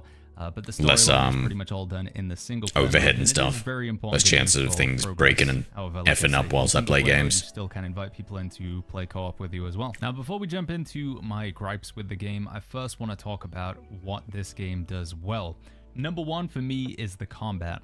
The combat feels really, really good. It looks clean. The animations are very well done. The movement and the pacing, it is just a very nice game to play. It feels good. Now, this is from the perspective of mainly single player. I will say that when I played multiplayer, I'm gonna give the game an excuse because I'm from the United Kingdom. I'm from England, and I am playing on the Chinese server, so I assume I was playing with a very high ping. And yeah, combat doesn't feel good on a high ping, but on low ping or no ping when we're playing single player, combat feels amazing. I'm hoping that this will be the case that when we play on European servers, when you play the multiplayer mode with low ping, it would still be true. But yeah, single player anyway, combat feels really, really good. The second thing I want to say is the game looks incredible. Graphics wise, I think we're on max right now. I'm not entirely sure because, yeah, just trying to navigate through this and figure out what everything means. I do have this little translation tool which I've been using from time to time, but it doesn't work too well. I'm sure that's so I rough believe playing it this all in is with Japanese. Max graphics, I'm pretty sure. I'll have to double check with you guys. But it does, even if this is not max graphics, the game does look incredibly good. It's a 150 gigabyte download, at least it was for me. I think there's even a version above that with higher resolution textures. But yeah, aesthetically, this game looks incredible. Ooh, I want to It's a lot download of the one fun with to higher just be resolution in the open world and do textures. stuff. You can sort of wall run up trees. Dude, up that wall hills, running looks you get these sweet. flying abilities. You can dash around. There's a triple jump. We can smash into the ground. We can block, parry. Game just feels super clean to play. For a free-to-play game of this quality, it feels amazing. I know it sounds like I'm glazing the game a lot here, but it's got to be said. I mean, this is just, it looks really good. Hopefully it's translating the same after like my recording compression and YouTube compression, but visually, aesthetically, and also from an immersive standpoint, just being in the open world feels really good. There's a lot of stuff to do. Pretty much everywhere you go, there's gatherables, there's collectibles, there's NPCs to interact with. At one point, I went into a village, I turned into a dog and played some So good free to play, bro. Dominoes game. And then another point, I got drunk with a villager and we were chucking arrows into a pot. The game just feels alive. There's a lot of cool stuff going on, and like I say, the combat is absolutely top tier. Really, really good. If it feels the same in multiplayer, then this game is definitely, like, it's got its core gameplay just nailed down in terms of how it feels to play. Another big benefit, obviously, with Where Winds Meet is it's free to play. You don't need to spend any money for it. We're going to get onto the monetization a little bit later on because I have some slight concerns there. They have said time and time again there's no pay to win. I've been taking a look through the store. No obvious evidence of pay to win, but again, we'll leave that for either the bad or the unknown, the other sections we're going to have in this video. It's also cross-platform and cross-progression as well. So if you're playing on your PS5 and then you want to play on the PC, or you're playing on PC, you want to play on PS5, you can play with the same account, and we do share the same servers. So that's also a big win there as well from the social standpoint. Now we're going to talk about the bad with Where Winds Meet. Now, this is obviously subject to personal opinion. This is just stuff that I personally don't enjoy in games. And I do feel like a lot of the problems that Where Winds Meet have, it's just what seems to happen with Eastern games development and Eastern MMOs. But the first one is the sheer amount of menus. There is an unbelievable amount of menus in this game. Now, because it's already been out for a year in China, it might be that it's nowhere near as bad when we get the Western release at the end of this week. But take, for example... Yeah, Ghost of Yotan looks really cool. Here, and then we've got menu, menu, menu. Each one has a ton of different like sub-menus within it as well. Obviously, it doesn't help that it's all in Chinese because I don't really know what most of it means.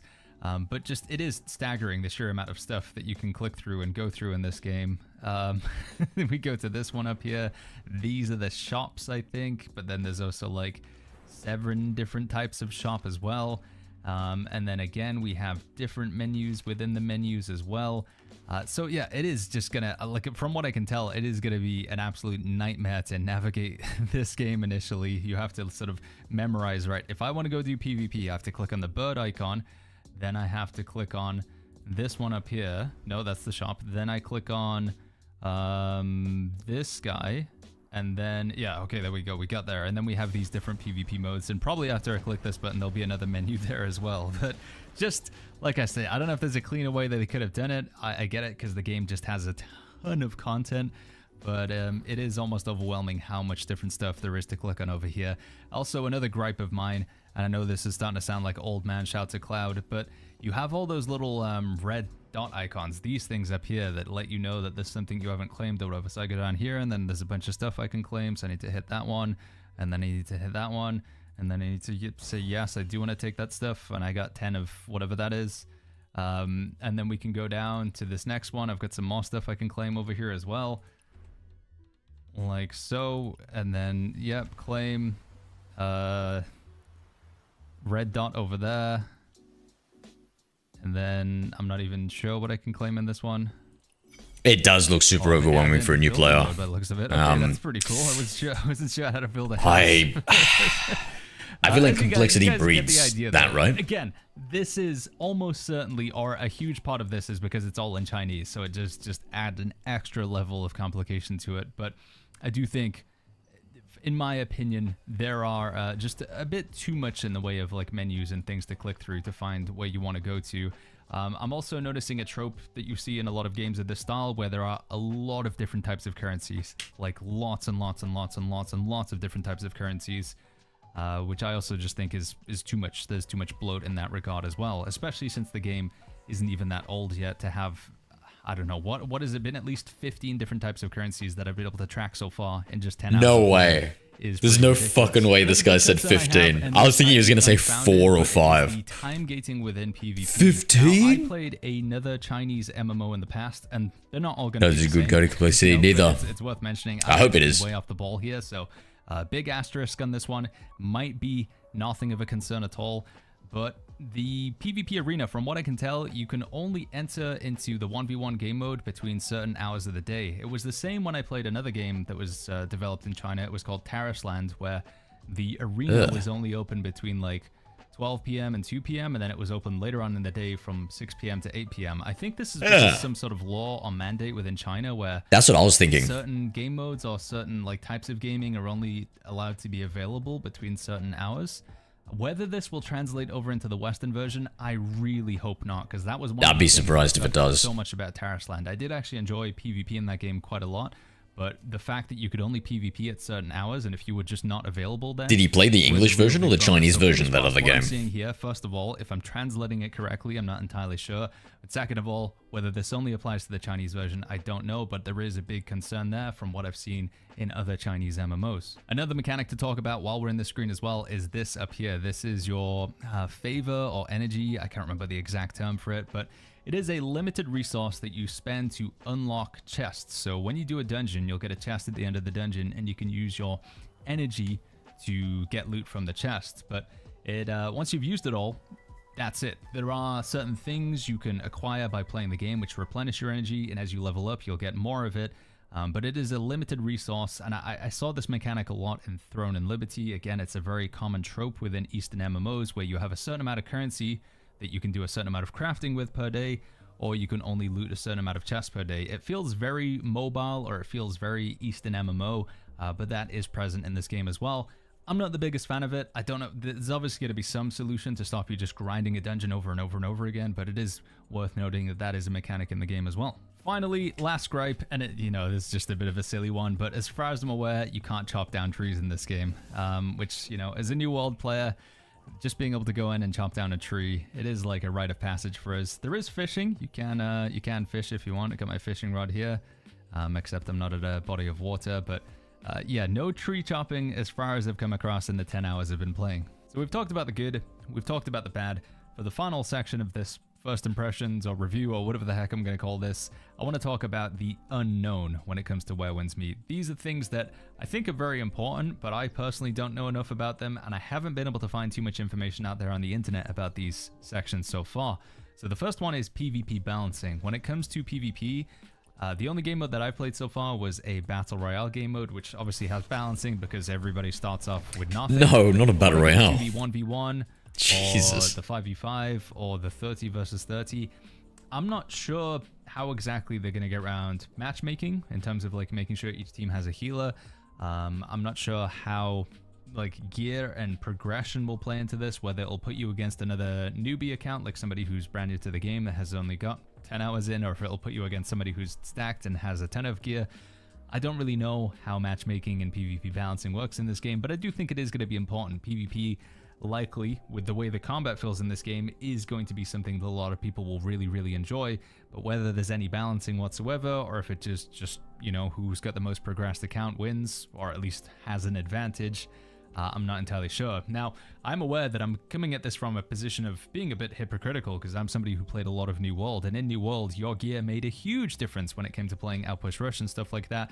But I did always think that it should have been the developers trying to balance it out to make sure that like skilled or geared players went against other skilled or geared players whenever possible if the queue would allow it. So whether this game facilitates that, I don't know, but I would like to know. Another big question I have for Where Winds Meet is the the importance of the multiplayer MMO mode. So far, when I'm playing the game, it feels like I'm encouraged to play single player as much as possible. Now, this is more about the rest of the non-PvP experience. But in terms of doing the story PvE. quests, in terms of doing side quests, in terms of unlocking abilities and everything, it feels like it always pushes me to do it in the single-player mode. If I go into multiplayer mode and then start doing quests, it says, hey, you need to go back to the single-player mode to do that. So how much progression... What are you doing? Up again, mate? You can get some sleep? Mode seems to be quite limited, at least early on. Again, this might change in a little bit, but it is a big question as to the benefit of playing in the MMO mode. Is it purely just for fun, or can I use that for progression as well?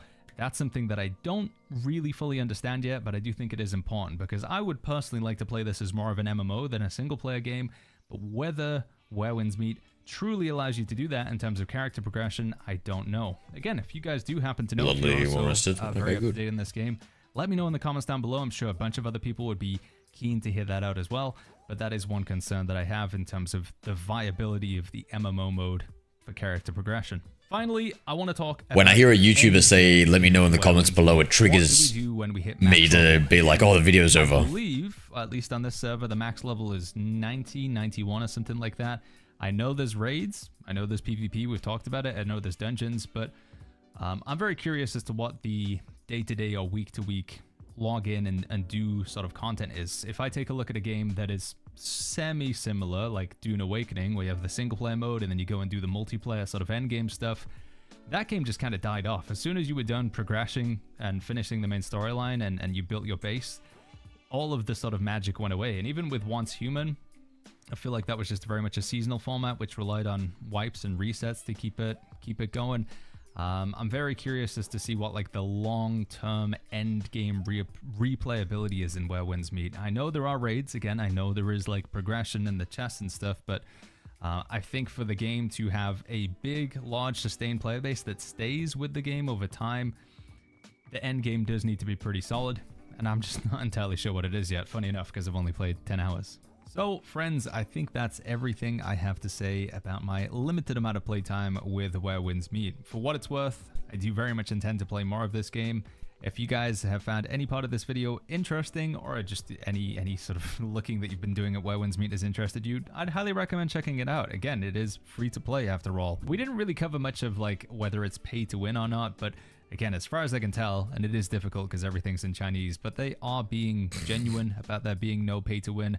I can't really see any evidence of it. The only thing that even like sort of apart from the 15 fucking currencies on the scale is the fact that the paid version of the Battle Pass does have some currency that you can use to upgrade your gear, but you get this currency in the game fairly frequently.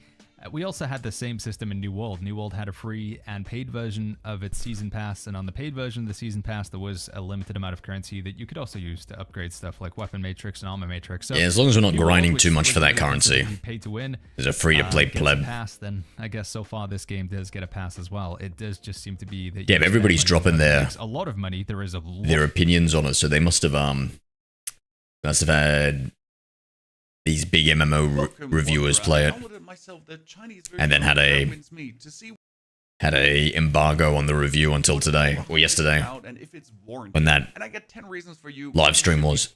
For the game. Number one, and it's actually a very big point, it's free to play, really free to play. It will be released on Steam. You can just download it and play it. And if you don't like it, you delete it. Keep in mind, the game is 100 GB for medium graphics and 200 GB for super ultra graphic. But it does actually look the part and play the part. We'll get to performance later on. The only pay part I could find in the game is pretty much for costumes. Yeah, let's hope that that guy fucking didn't know what he was talking about because it was all in Chinese. However, 15 seems that seems like single player or enjoy. Like I don't know. That's but if you want to, hey, even for the most predatory marketing monsters in the gaming industry, that just seems impossible. Online mode, PvP, dungeons, world bosses, and the actual huge region number 1 with a region number 2 next to it, full of POIs that are worth to discover, hidden bosses, yep, that you need to find and fight off. Ah, man, there's so much to discover. Let's get to number 2. The bread and butter of a game like this is the actual combat. We are getting on release 7 different weapons. It's a sword, dual blade, spear, mow blade, which is a glaive, rope dart, umbrella, and the fan. Some of them are buff weapons, other ones are full DPS weapons, and others are meant for tanking. However, you can always carry 2 of those weapons, and the actual combat is very fast, but you have many actions you can do. We have normal blocks, we have the perfect parries, and we do have the perfect dodges, whereas the perfect parries will deplete the stamina of the enemy and open them up for critical strikes, for backstab attacks, for hurting them tons. And that's actually how I am fighting mostly. I'm going to parry, deplete the stamina bar, and then win. Your weapons themselves have techniques. For example, my umbrella can stun enemies like this. And I can also go for sweep attack. That is from my spear. So I pretty much can, from my umbrella, swap over to the spear. Whoop, that's my spear. And then again, with my special A attack, I can just go back to the umbrella. So you can seamlessly swap between your weapons. And the weapons do synergize with each other. Then we get our normal light attacks, heavy attacks, charged heavy attacks. This was, for example, my charged heavy. This is my normal light.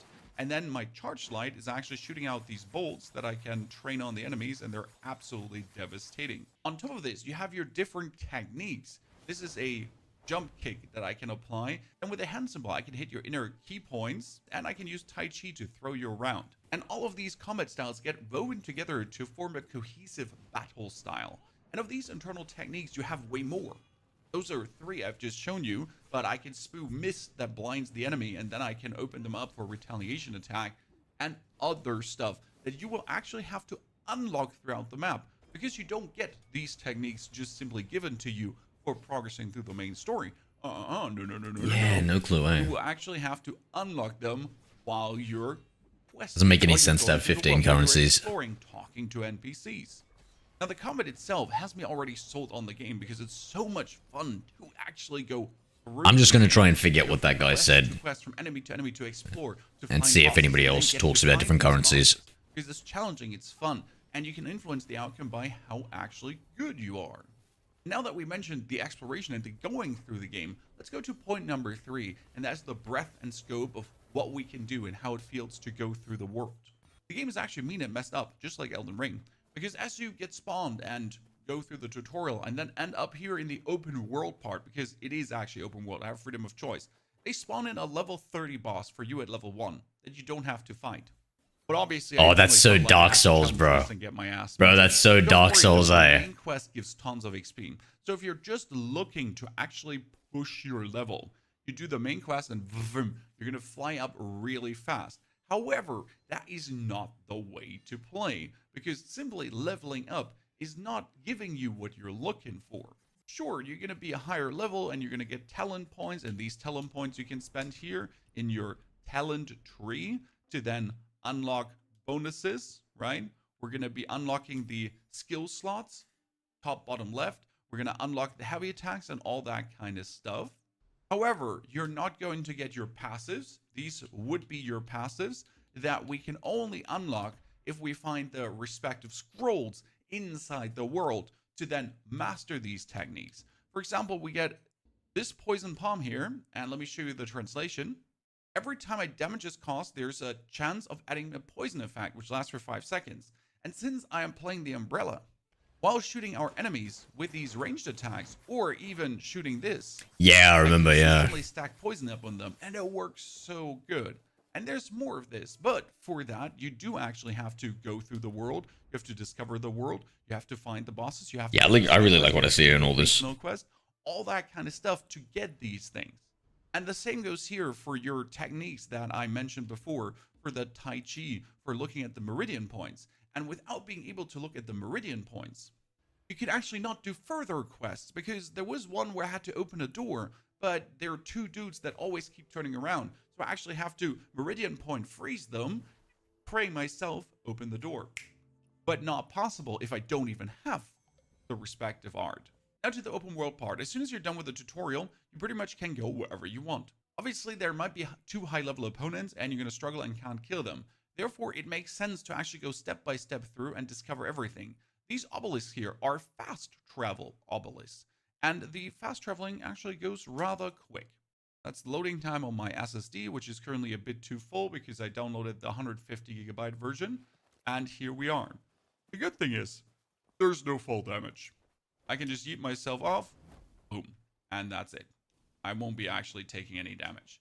And not only is there no fall damage, right? If I do actually need to get up this mountain because there's a quest on the tippity top, since there was a quest on the tippity top, since we are a Kung Fu master, this is a Wujian series. I hope I pronounced that correct, by the way. It's a hard word for me as a German. The developers said one thing. Everything is better with Kung Fu. Which means if I need to go up this mountain, I will just use the masters of my Kung Fu, my movement, my whatever, to just walk up the mountain. Obviously, this will deplete stamina, but I don't have to press a single button. I literally just have to walk up the mountain. Like, I mean, I press my controller and I go forward. Do you need to play controller? No, but it feels very good on controller because of the blocking and everything. So I'll just walk up this mountain, no matter how steep. And suddenly I am up here and the game looks absolutely gorgeous with its day and night cycle and all the other things going on. Beautiful, right? Oh, and there's a little cheese. If you actually play Umbrella, you can do this. I can fly. You can fly later as well. There is ways to traverse the actual world, like with movement techniques, like you've seen in some of the intros and trailers already. Oh, these are level 45 opponents. I am not level 45, so... Yeah, I'll probably stream it in a couple of days. But, like here, we're gonna attack them. We're gonna use our art to jump up, hit him. Then key technique stun. Then we can use our umbrella hit to freeze the guy. Dodge out of the way. Go for the shooting. Break his stamina. Then dodge again. Kill him. Dodge. Shoot 1, 2, 3. Jump in. Boom. Buja finger. Punch. Break his stamina. Dodge. Execution move. Up in the air again. Free aim. W. Freeze him. Oh, this one looks good, pretty good to us. What are the other Asian MMOs? Dodge. Like Black Desert Online and stuff? Heavy attack. Block. Yeah, this one looks pretty sweet. Block again. Block. Deplete his stamina. Actually, not his, but I want to have his depleted. Stun. Jump. Finger punch. Jump in the air. Free aim. Hit him again. Block. Broken. Hit. Kill. Nice. Only got him remaining. And now after clearing those lads out, I could go into this cave. Yeah, they good. Again, right? Have to use my arrows. Have to get this chest. Amazing. I'm going to get currency. I'm going to get upgrade materials, all that kind of stuff. Now I'm level 43 to get higher level. Now what does higher level I love all the mean? movement and everything in this. This is kind of like the Again, it's MMO going I want to give you the play. actual skill points that we can get more talents going. Then on top of leveling up, you will have to upgrade your martial arts, your Kung Fu. Mine is currently at 40 out of 40. See that in the top? And I can keep upgrading this to actually get more damage. Right now I have to unlock the 40 out of 50 to then go further and further. And this will make then my whole martial arts better. For this, I will need to get materials like these pages down at the bottom and the gourd too. The pages and the gourd I can buy from an in-game store with materials that I have found. So I can, for example, hover over this right now, and then I can buy these boxes with the jade that I have found in the game to then get myself the respective items, right? To upgrade my weapons further. However, as you have seen, the actual items, the things are limited, and you get to choose which weapons do you want to upgrade. You can, I've seen a 3,000 hour player upgrade every single weapon. However, you should probably focus on 2 in the beginning. And that's where it gets hard. Because in order to use these weapons, you need martial arts. The spear and the sword you start with. So you have these at the beginning, you have the martial arts for them. Okay? If I now would, for example, want to equip a rope dart, I couldn't do that, or even the fan. It says I can't equip the fan because I don't have the responding martial arts yet. And in order to get the responding martial art, I have to track down a master and kind of steal it from them. So the fan martial art is all the way up here.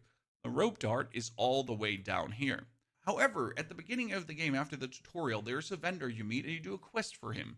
And he offers you the glaive, the dual blades, rope dart, umbrella, and fan. And you could choose which one you want and instantly get the Kung Fu for that. So in this case, you really actually have to make a choice. You will unlock all the weapons there, and then later down the line, okay, you will definitely get them. But you gotta make sure to know that you have to make a choice there. And you can't just simply run to the location as soon as you spawn with level 1. That being said, if you actually focus on the main quest, as I just said, if you don't go much for discovery in the beginning, you can boost through the levels extremely quick, still get the materials, and then obviously go for the respective schools. I went with the umbrella, for example, because you actually do get the umbrella relatively late in region number 2, if I'm not mistaken. And the umbrella is amazing, as I've shown you with the dart shooting and all the other stuff. It feels like a very powerful weapon. And there is even a buff umbrella later on, but I've chosen to go for the damage umbrella. The map itself is full of POIs. This is, for example, a boss. This was a hidden boss that I couldn't find until I actually went into this region and unlocked a side quest that would then lead me to the hidden boss. Here are camps you can clear for bonus stuff. There is a bunch of vendors. We got a side quests, so we got regional quest areas and that kind of stuff. A bunch of fast teleport points to unlock, and it shows you on the map. This is, for example, now a demon mask, and I'm not actually entirely sure what will happen here if I now talk to this guy. Well, what happens is that I'm getting, oh my lord, getting a nifty boss fight. Wrong weapon, let's swap over to the umbrella. Goodness, he is doing I don't know, dude. days. See if we can. I don't know about numbers being different in thingos. Okay, well, yeah, I don't sorry, know. You shouldn't try new boss fights when you're like talking to your YouTube video, and that's just randomly on the map, right? There's so much to discover, and the boss fights are actually what really has me going. I want to find these bosses. I want to fight these bosses, and after you actually beat these bosses, you can fight them again, and again, and again, and again, and get more loot and more cool stuff out of them. If you really like one, just, you know, keep clobbering away at them. I haven't played Death Stranding. I hear good things, but then I watch it and I feel like it was a walking simulator, so I don't know. Probably the gameplay mechanics get more fun later, right? You can co-op side missions. I had a Chinese brother join me to fix a puzzle, because there are puzzles everywhere in the side missions, and they're amazing, they're fun, they're varied. Puzzles, mini games from NPCs, all that kind of stuff. Bunch of discovery. And you can do this with your friends or solo, however you feel. You have hundreds of hours of free-to-play content just for yourself. But there's also the online mode. And the online mode has PvP. Yep. 1v1, 2v2, 3v3, 5v5, 20v20, 30v30. Quite some PvP with equalized gear even, so it doesn't matter what you actually have. Then there are world bosses. There are dungeons. There's just social hubs. There's guilds.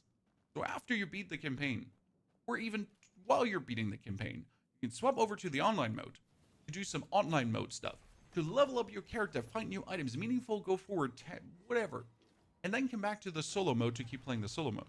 Or you don't care about that and just keep playing the solo mode forever and choose to beat the game with 1 of 7 different weapons. Interesting is that the Chinese version actually has more.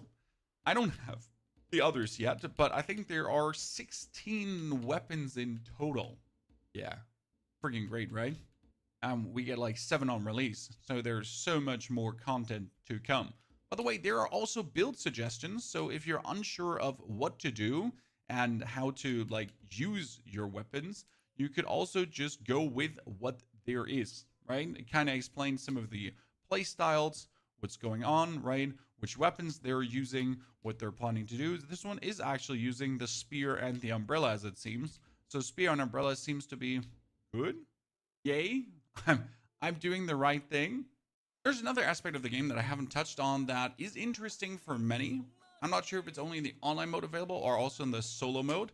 However, if I'm interacting with this vendor here right now, he does sell me decoration, because yes, there is also housing to just have your own little place to be. And the game will tickle your inner completionist. This is the completionist menu. It shows you for the regions the amount of quests you have here. These are 6 regional quests with things to do. There's a vendor that we have to go for with stuff to collect. And while you're going over the map, you actually hear the constant chirping of crickets, butterflies, and other things. Look at the map, top left corner, the crickets. All right, I'm gonna have a shower and get ready for bed. Good. You have a good one, my guy. I'll talk to you another time. Have a good one. Take it easy. Go 2S. Anybody else left out there, Tracy? There are Talk to all of you later. terms that you have to break down to then get your respective cricket, and those. Oh shit, he's playing right now. He's playing the English version? Nah, he's playing the Chinese version.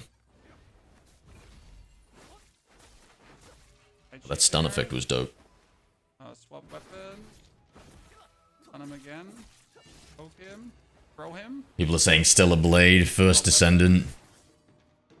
Stun him. It's kind of working something early on, but the story is so good. People just say that because there tends to be subway surfers. Even the walking is super fun to me. Yeah, no, maybe I need subway surfers. So the game. So for me, it's more like if I want a good storyline with subpar gameplay, I'd rather just watch a good movie instead of having to be like actively involved with a minimally fun gameplay mechanic, right? So if it doesn't get any better, I don't know. I'll wait for the Death Stranding movie, eh? And now the sad part is, again, my umbrella. All right, ladies, guys. At level 32. Right? So how much money do we have left?